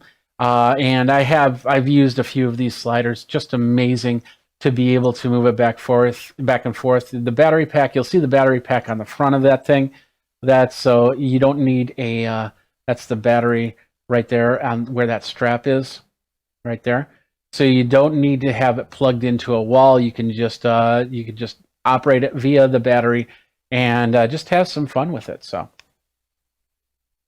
All right, and so they've got a couple here, but I believe these are 17. That one's 17% off this time, and this one is it looks like a little bit bigger, heavier one, and this is not part of the Prime deal. So just so you know, that's and yeah, you probably saw the price there and went, oh, that's But if you're doing higher end video, you want to have good equipment and. To not have to be behind there moving the slider back and forth, that's an amazing thing to have. So you can control everything from a central location and then just activate the slider and let it go from there. So, hold on a second. Yeah, that's not what I wanted. There we go. All right, let's move on and take a look at the next product up for sale. Neewer, I can't say more about Neewer than just looking at my studio. I'm lit almost all Neewer lights, except for this backlight, which is not turned on. Let's do that again. Studio Glow on. Yeah, I can speak. Not sure. Turn Studio Glow on. There we go. Now that light will come on. There we go. Perfect. And so Neewer lights. I have a panel light here. I have a panel light here. I have an overhead panel light. So when I'm showing off what's on my desktop here, it's lit up so you can see it. I have what's called a fill light, which is over here. And that just kind of gives me a little bit more of a back glow. You can see that in that reflection right there. Shiny, not so shiny. Shiny, not so shiny. Shiny, not so shiny. Anyway, these are all Neewer lights. And the two panel lights I have on my drum set, Neewer lights. It's just they're low cost. They have a lot of great functionality to them. I have one that does multiple colors. These do 3,200 to 6,000 Kelvin. And same thing with this one. This one, that one was on. I bought those for my cameras for when I was out doing conferences and things like that because it fit right on the camera. It's really small. This one right here that's in the Prime deal is a bicolor LED professional video light. Let's zoom in on it. And it comes with the bag, it comes with the power, and it looks like some sort of mounting system right there and cord. On the back, you have battery holders, or battery holder, one battery holder. We've got the dimmer control, we've got the power LED, and that's a dual switch. And basically what it means is when you switch it one way, it'll use the power to light the lights, and if you switch it the other way, it will charge the batteries. And so you can mount that up on any different way. They have this mounted, as you can see, it's mounted more on a vertical than a horizontal and giving you more light in the vertical aspect. And it goes from 3,200 Kelvin to 5,600 Kelvin. More of a yellow light versus more of a natural white light. So, and you got all these great shots. But you can dim this. I think this is a hand dimmable. There is no iPhone control on that. But it's a great light to have.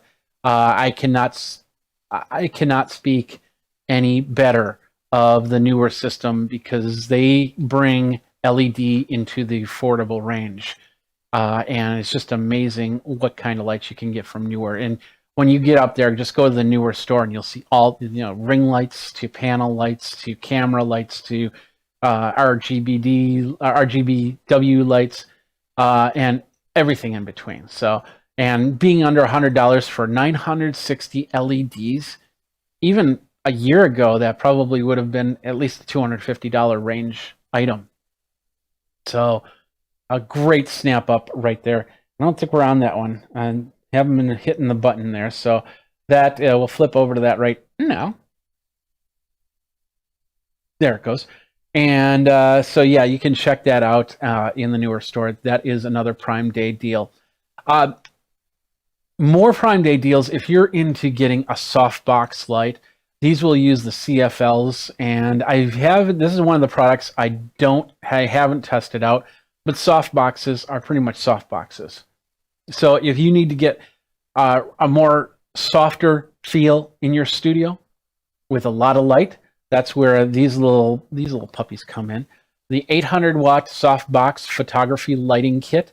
If you're a photographer, this is better for a photographer than it is for a videographer. But videographer, you'll be able to use that without a problem whatsoever. So amazing. You get the CFLs and you'll just screw them in, and these CFLs are pretty good for keeping your power in control and not having to blow out your electricity bill, and giving out enough light. Now, the only thing with CFLs is, you have a small little warm-up period, because if you look, especially when they get older, they take a little bit longer to fill up the whole spiral area. So other than that, they work. I've used those types of lights for many years before LED became a really nice, affordable thing. And even nowadays, you can get 100 watt, 200 watt LED bulbs that you can switch out these CFLs with, and then you're running LEDs as well. So that's an option right there. But it comes with the stands. It's the soft boxes, and it'll really give you a good spread out light to play with when you're doing your videos. So, all right, M&M Gaming goes, I have a question. So I wanted to purchase a G Pro X. Let's go back here. I wanted to purchase a G Pro X headset from Logitech, and I wanted to know the discount in it for Prime Day today. Also wanted to purchase the G Pro X TKL keyboard from Logitech, and I also would like to know the Prime Day discount on that too, please. That's a good question. I'm not set up for searching on that right now, but let's take a quick second here to take a look at it, because you're talking the G Pro X headset. Let's bring that up. And I'm not seeing anything with the with Prime Day deals. Doesn't mean it's not going to happen, but I am not seeing anything on Prime Day deals. This is the pro gaming headset that they're talking about right there. There we go. And so it's a gaming headset. It's got a microphone on it, and it's got the headset on it, of course. And I believe it's wired. It's this one's just wired. I don't know if they have a Bluetooth or a wireless technology version, but you can definitely check that out. I don't see any Prime Day deals for this headset, but once again, Prime deals are showing up every hour, so it could, next hour I could be looking around and all of a sudden it's there, and if it's there, I'll take a look. So, Young Dagger goes, can you do a Fire TV stick but not the 4K, please? I believe so. That's a good question. I didn't look at the Fire TV sticks. I do have a couple Fire TV TVs. I'm not sure why you don't want to do the 4K. Are you looking for something a little bit cheaper, or whatnot? So let's see what we got. Fire TV stick, and combine the two. Let's do that. Fire TV stick. Yeah, oh yeah, they do have a Prime. No, they have a Prime Day deal for the 4K for under $30, and then a regular. Why would you want a non-4K one? So, do you know any good motherboards as well? Yeah, we're gonna get to that in a minute. We've got that in the plan here. So let's move on forward here, and let's get to here. We've got the SanDisk. SanDisk, I talked about it this morning. I'm a big fan of SanDisk. I use SanDisk SD cards in almost all of my cameras, my security cameras. I believe one's probably in here. If there's an SD, I don't think there's an SD card in here right now, but if there was, it would be in there. So it is a SanDisk. I can't speak more highly of them. I use them all the time, and including this one right here. It's plugged into my computer. It's the SanDisk 1 terabyte Extreme Pro portable external. They have the 2 terabyte portable Extreme portable external SSD, 1050 megabits per second. USB-C 3.1, but you can definitely plug it into a USB-A. It just won't be as fast if you're not on a 3.1 system. But it's great. They have it in 1 terabyte and 2 terabyte sizes. Now, what I talked about this morning, basically what I do with my video is I have all my videos are on the hard drive for the year, are on the hard drive here. I then make a backup to 2 terabyte drive, which is what's called an RDX drive, which is a removable disk drive. And then I have a few of those, and so I have one for 2020, one for 2019, one for 2018.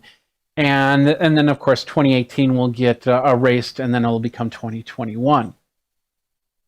That is for backup, and that's my first step of backup. My second step of backup is a NAS, which is a RAID-controlled multi-hard drive system that will put the data across all the hard drives. That way, if one of these drives decides to die, I can replace it with another drive, and it'll recreate all the data and come back to life, and that's cool.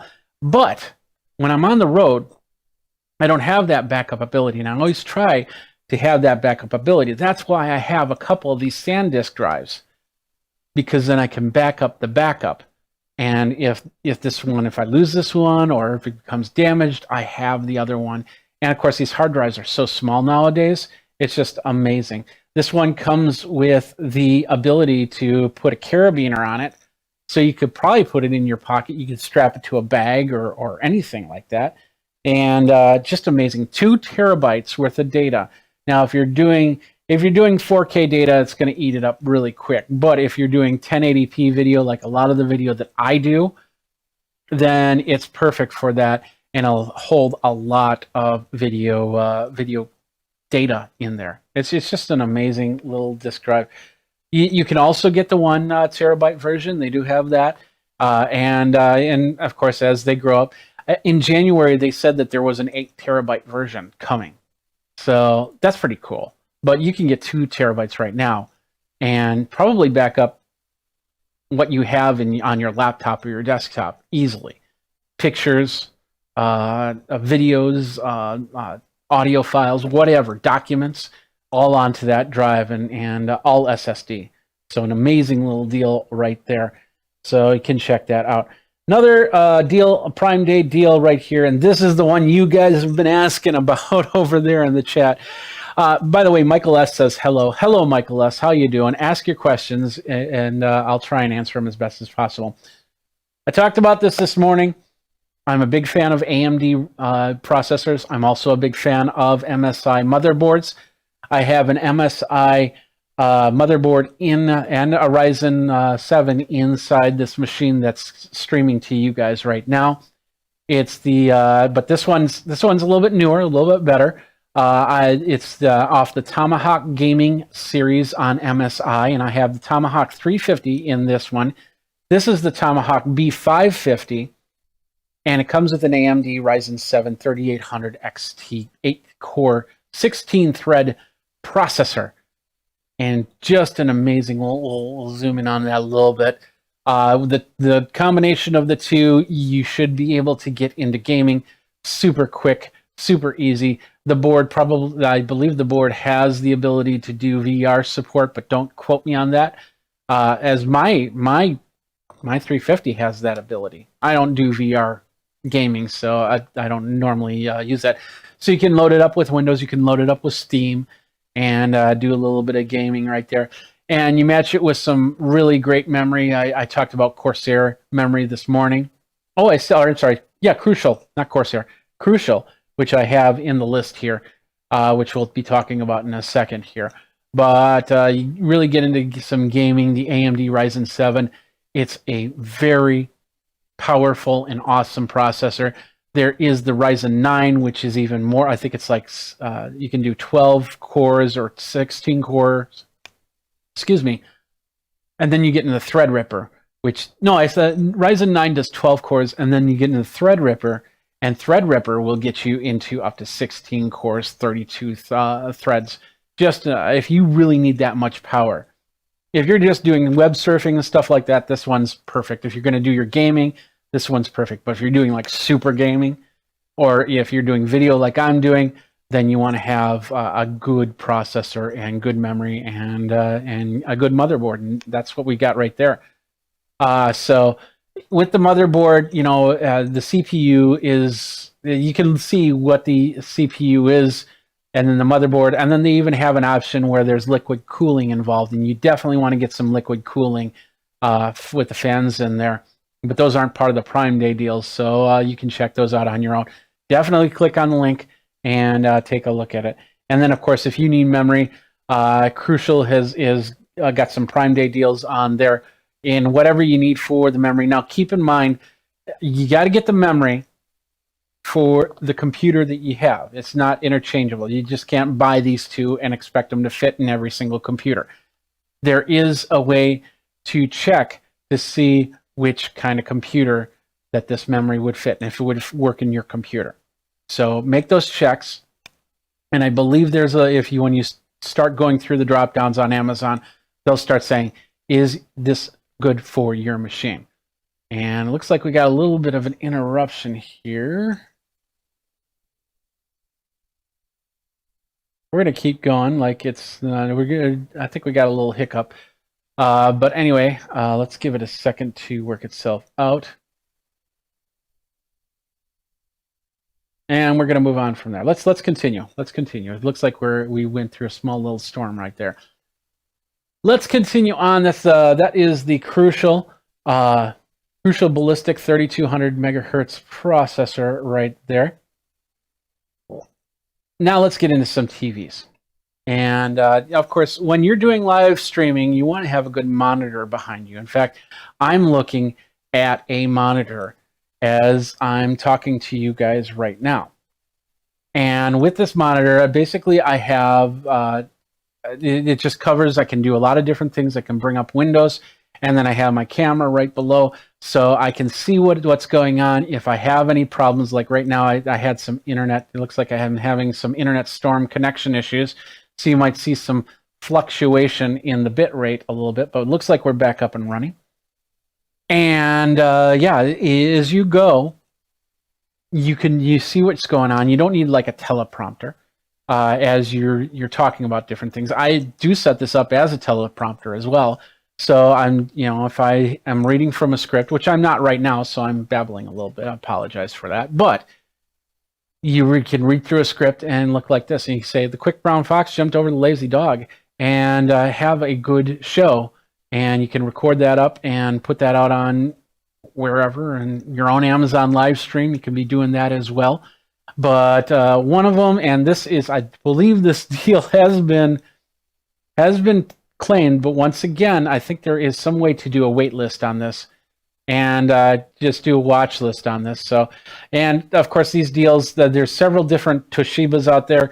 So if this this one might be taken up, but there might be some other Toshiba monitors out there that you can get. Toshiba, I'm a pretty big fan of Toshiba. I've had a couple in my lifetime. I've had a couple Toshiba CRTs TVs in my lifetime as well. So 55 inches, 4K, UHD, Fire TV edition. This is just an amazing little monitor right there that you can get. And unfortunately, I think that one was all sold out. But keep an eye on the list. They might have some more that they'll show up a little bit later. Maybe somebody will order it and said, I really don't want this, and then cancel that. And then might go back into the mix. You never know. You never know. Let's move on from here. That was that one. Let's go to this one. As I told you, I have NAS, the ability to actually do storage on multiple drives in what's called a RAID format. So I can, we're a little bit of a pause.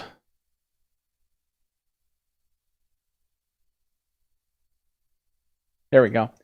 That's where a Seagate comes in. Sorry about that. A little bit internet storm going on right now. So where are we?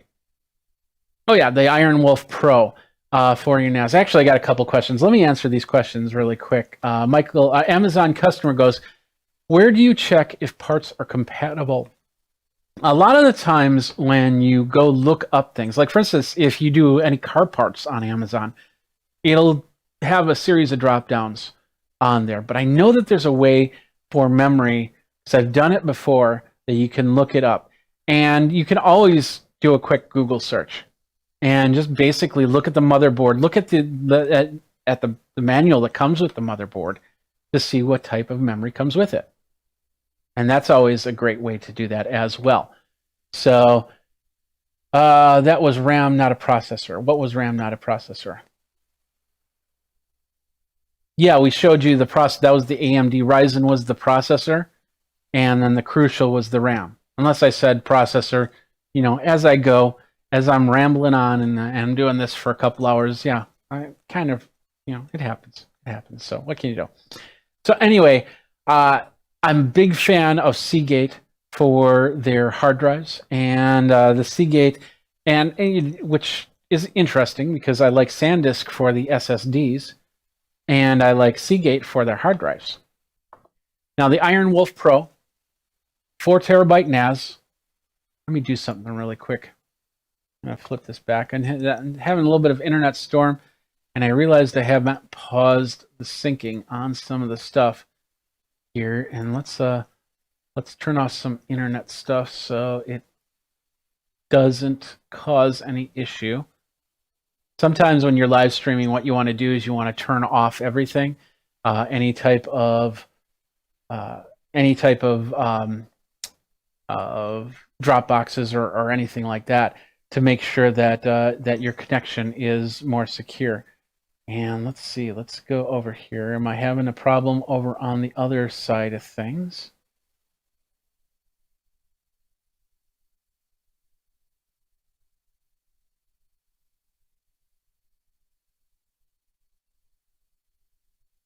Tell you what.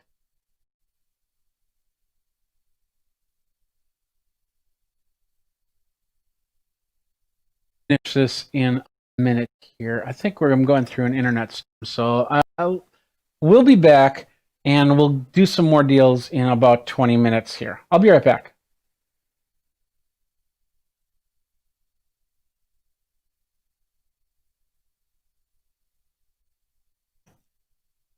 So we're still on Amazon, or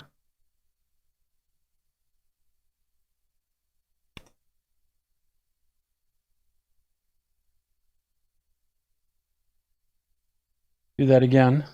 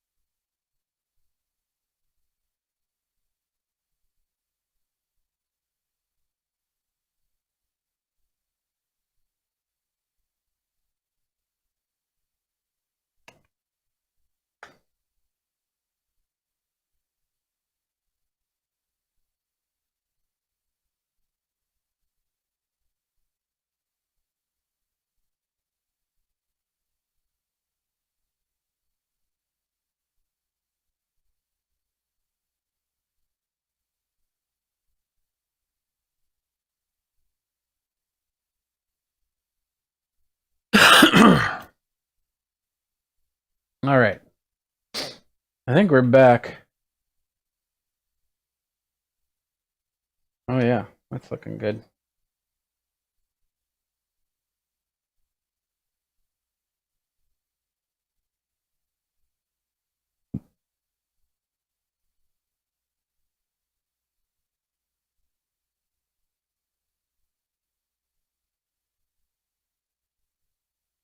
I think we're still having some issues.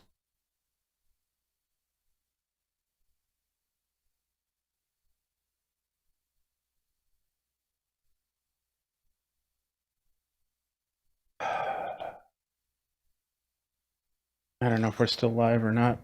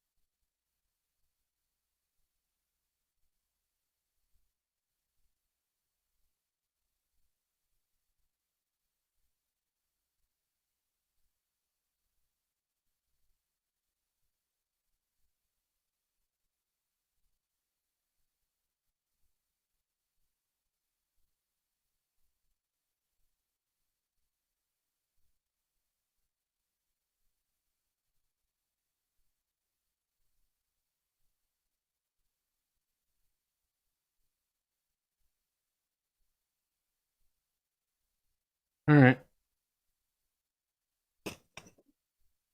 I don't know what's going on here.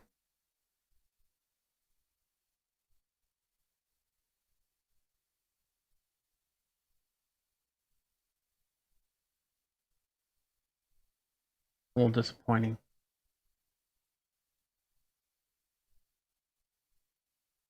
We're going to go back to the content here, and when I get this figured out, I'm going to, I'll be back. So.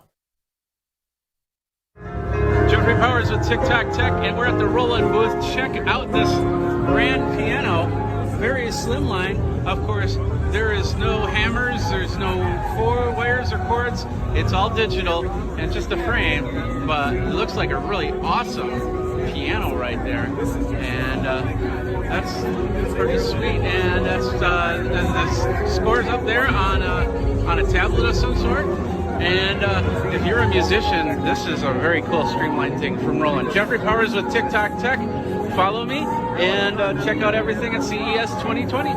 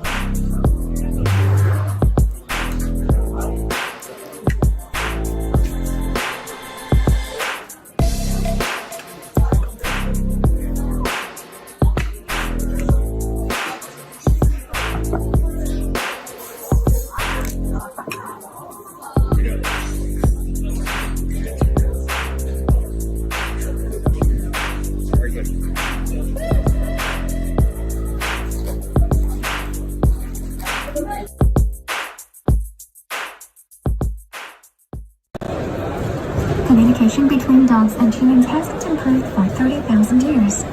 Empathy is a device designed for dog owners to have a better understanding of the dog. Next, Titan Frontier Sensing Company Limited has strengths in textile technology using nanofiber and high-quality sensors, providing new value for the sports and healthcare markets. Hello. Lattice can measure human activity data just by wearing it. You can visualize data that you have not seen before. Using data makes you understand the characteristics of individual abilities. So this is a universal remote control. It uses IoT. I can set this up in a room and then I can use it as a remote control. I'm going to put this in the basement so when I'm upstairs and I want to start up something, I can turn it on and then go down there and it's already on. So let's go ahead and unbox this right now. We'll open this up. We've got a remote control. We've got the unit itself. And then underneath looks like we got some cables or cable for use. So I'll have to download the app and connect this up. There's the USB power right there. And then the whole top is the IR. So I can pretty much put this, I'll end up putting it on the ceiling so it can capture pretty much anywhere in the room. So did you know that there were infrared IoT devices that you can hook up to your Alexa or Google Home? Well, you do now. Jeffrey Powers for TikTok Tech. You guys geek out. I'd like to thank my friends over at Movo for sending me a couple cool gifts. I saw them at CES, and that's where I got this phone holder, which is really cool. Look.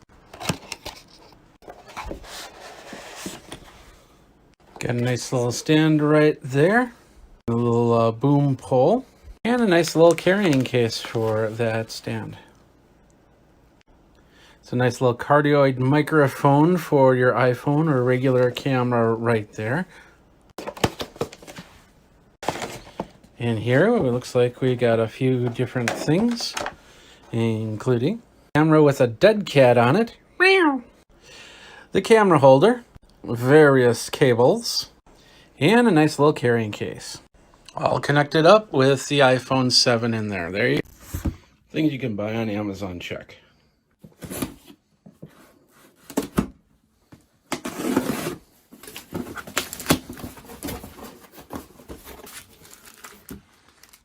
Ears.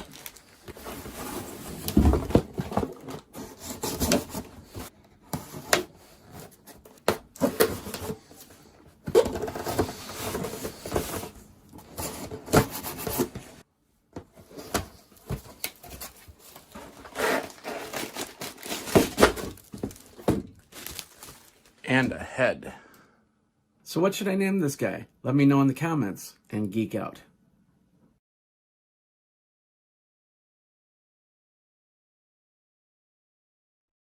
What's up, my geeks? Jeffrey Powers here with another TikTok Tech. Today we're going to take a look at this.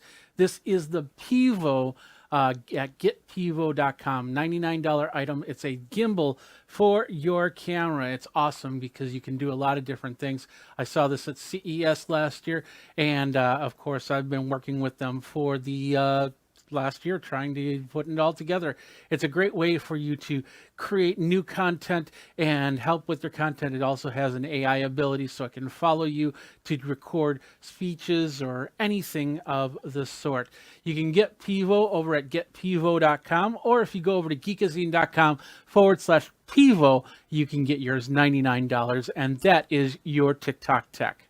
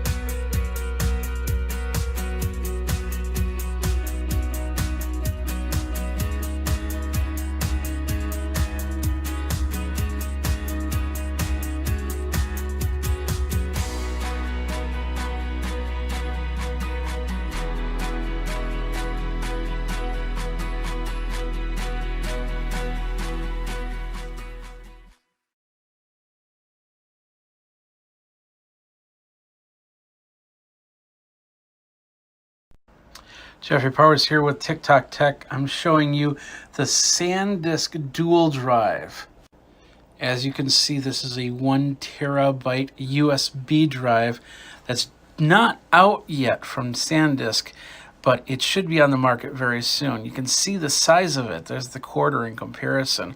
Just did some benchmark tests on the USB-C side, and they're pretty impressive.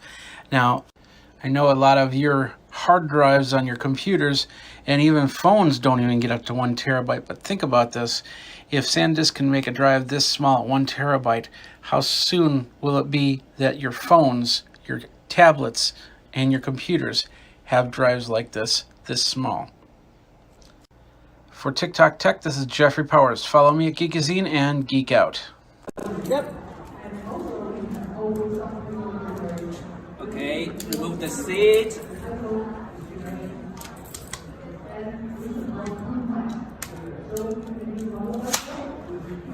And then turn the wheel to the frame. Unlock the seat. And then close the button at the middle. And then I finish. Then the wheel is the same.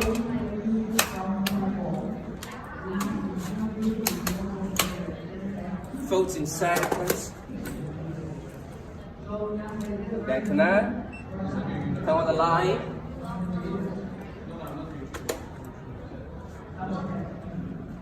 Turn the light. And then right.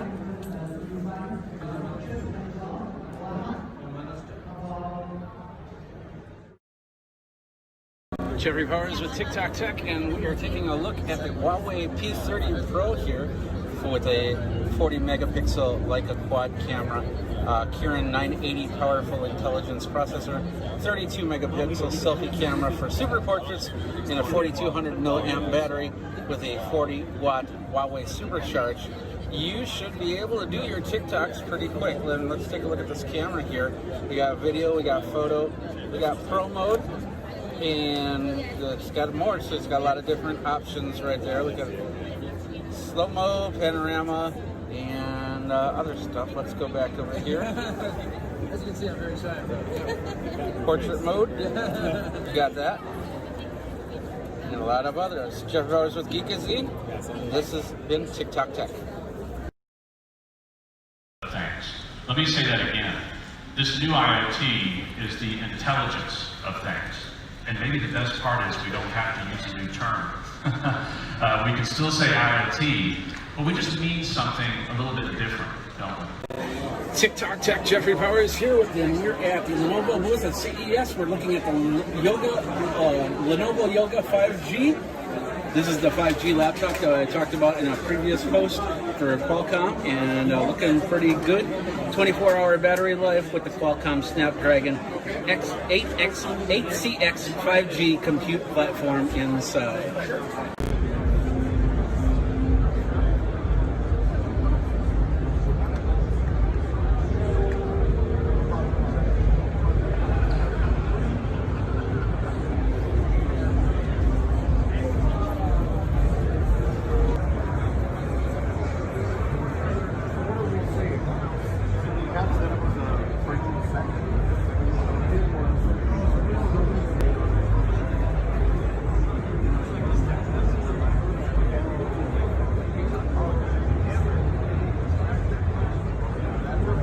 Here it is. We got the now the model is what? Huawei Mate X. Mate X. Okay, and this is the foldable.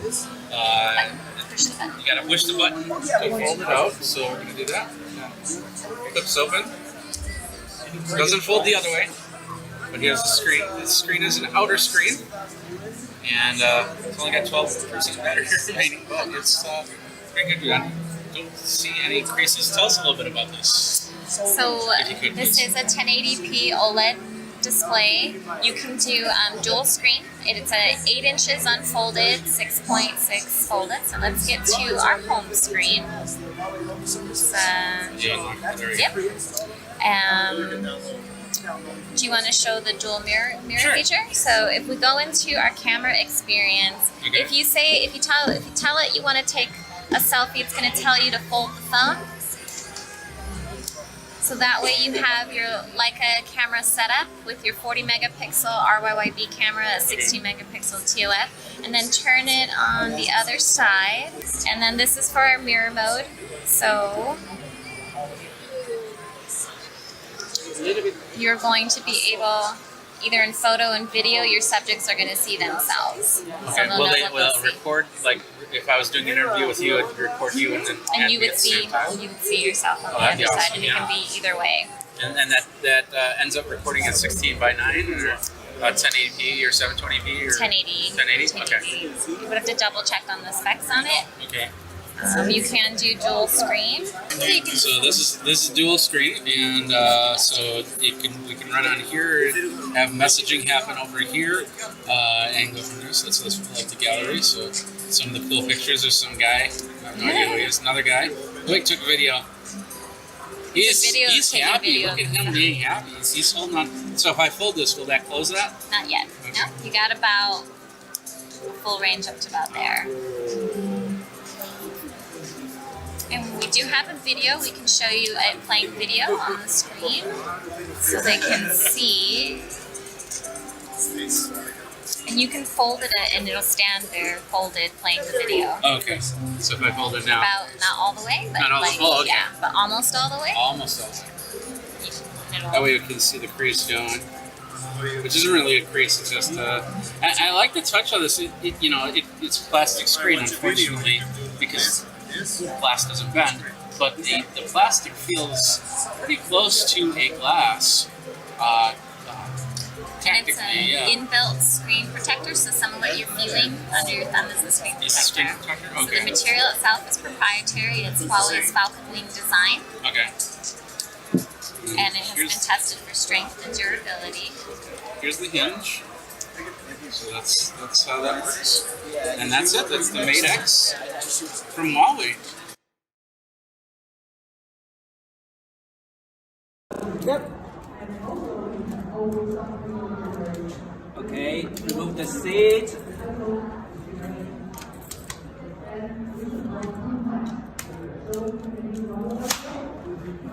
And then turn the wheel to the frame. Unlock the seat. And then close the button at the middle. And that I finished. Then the wheel is the same.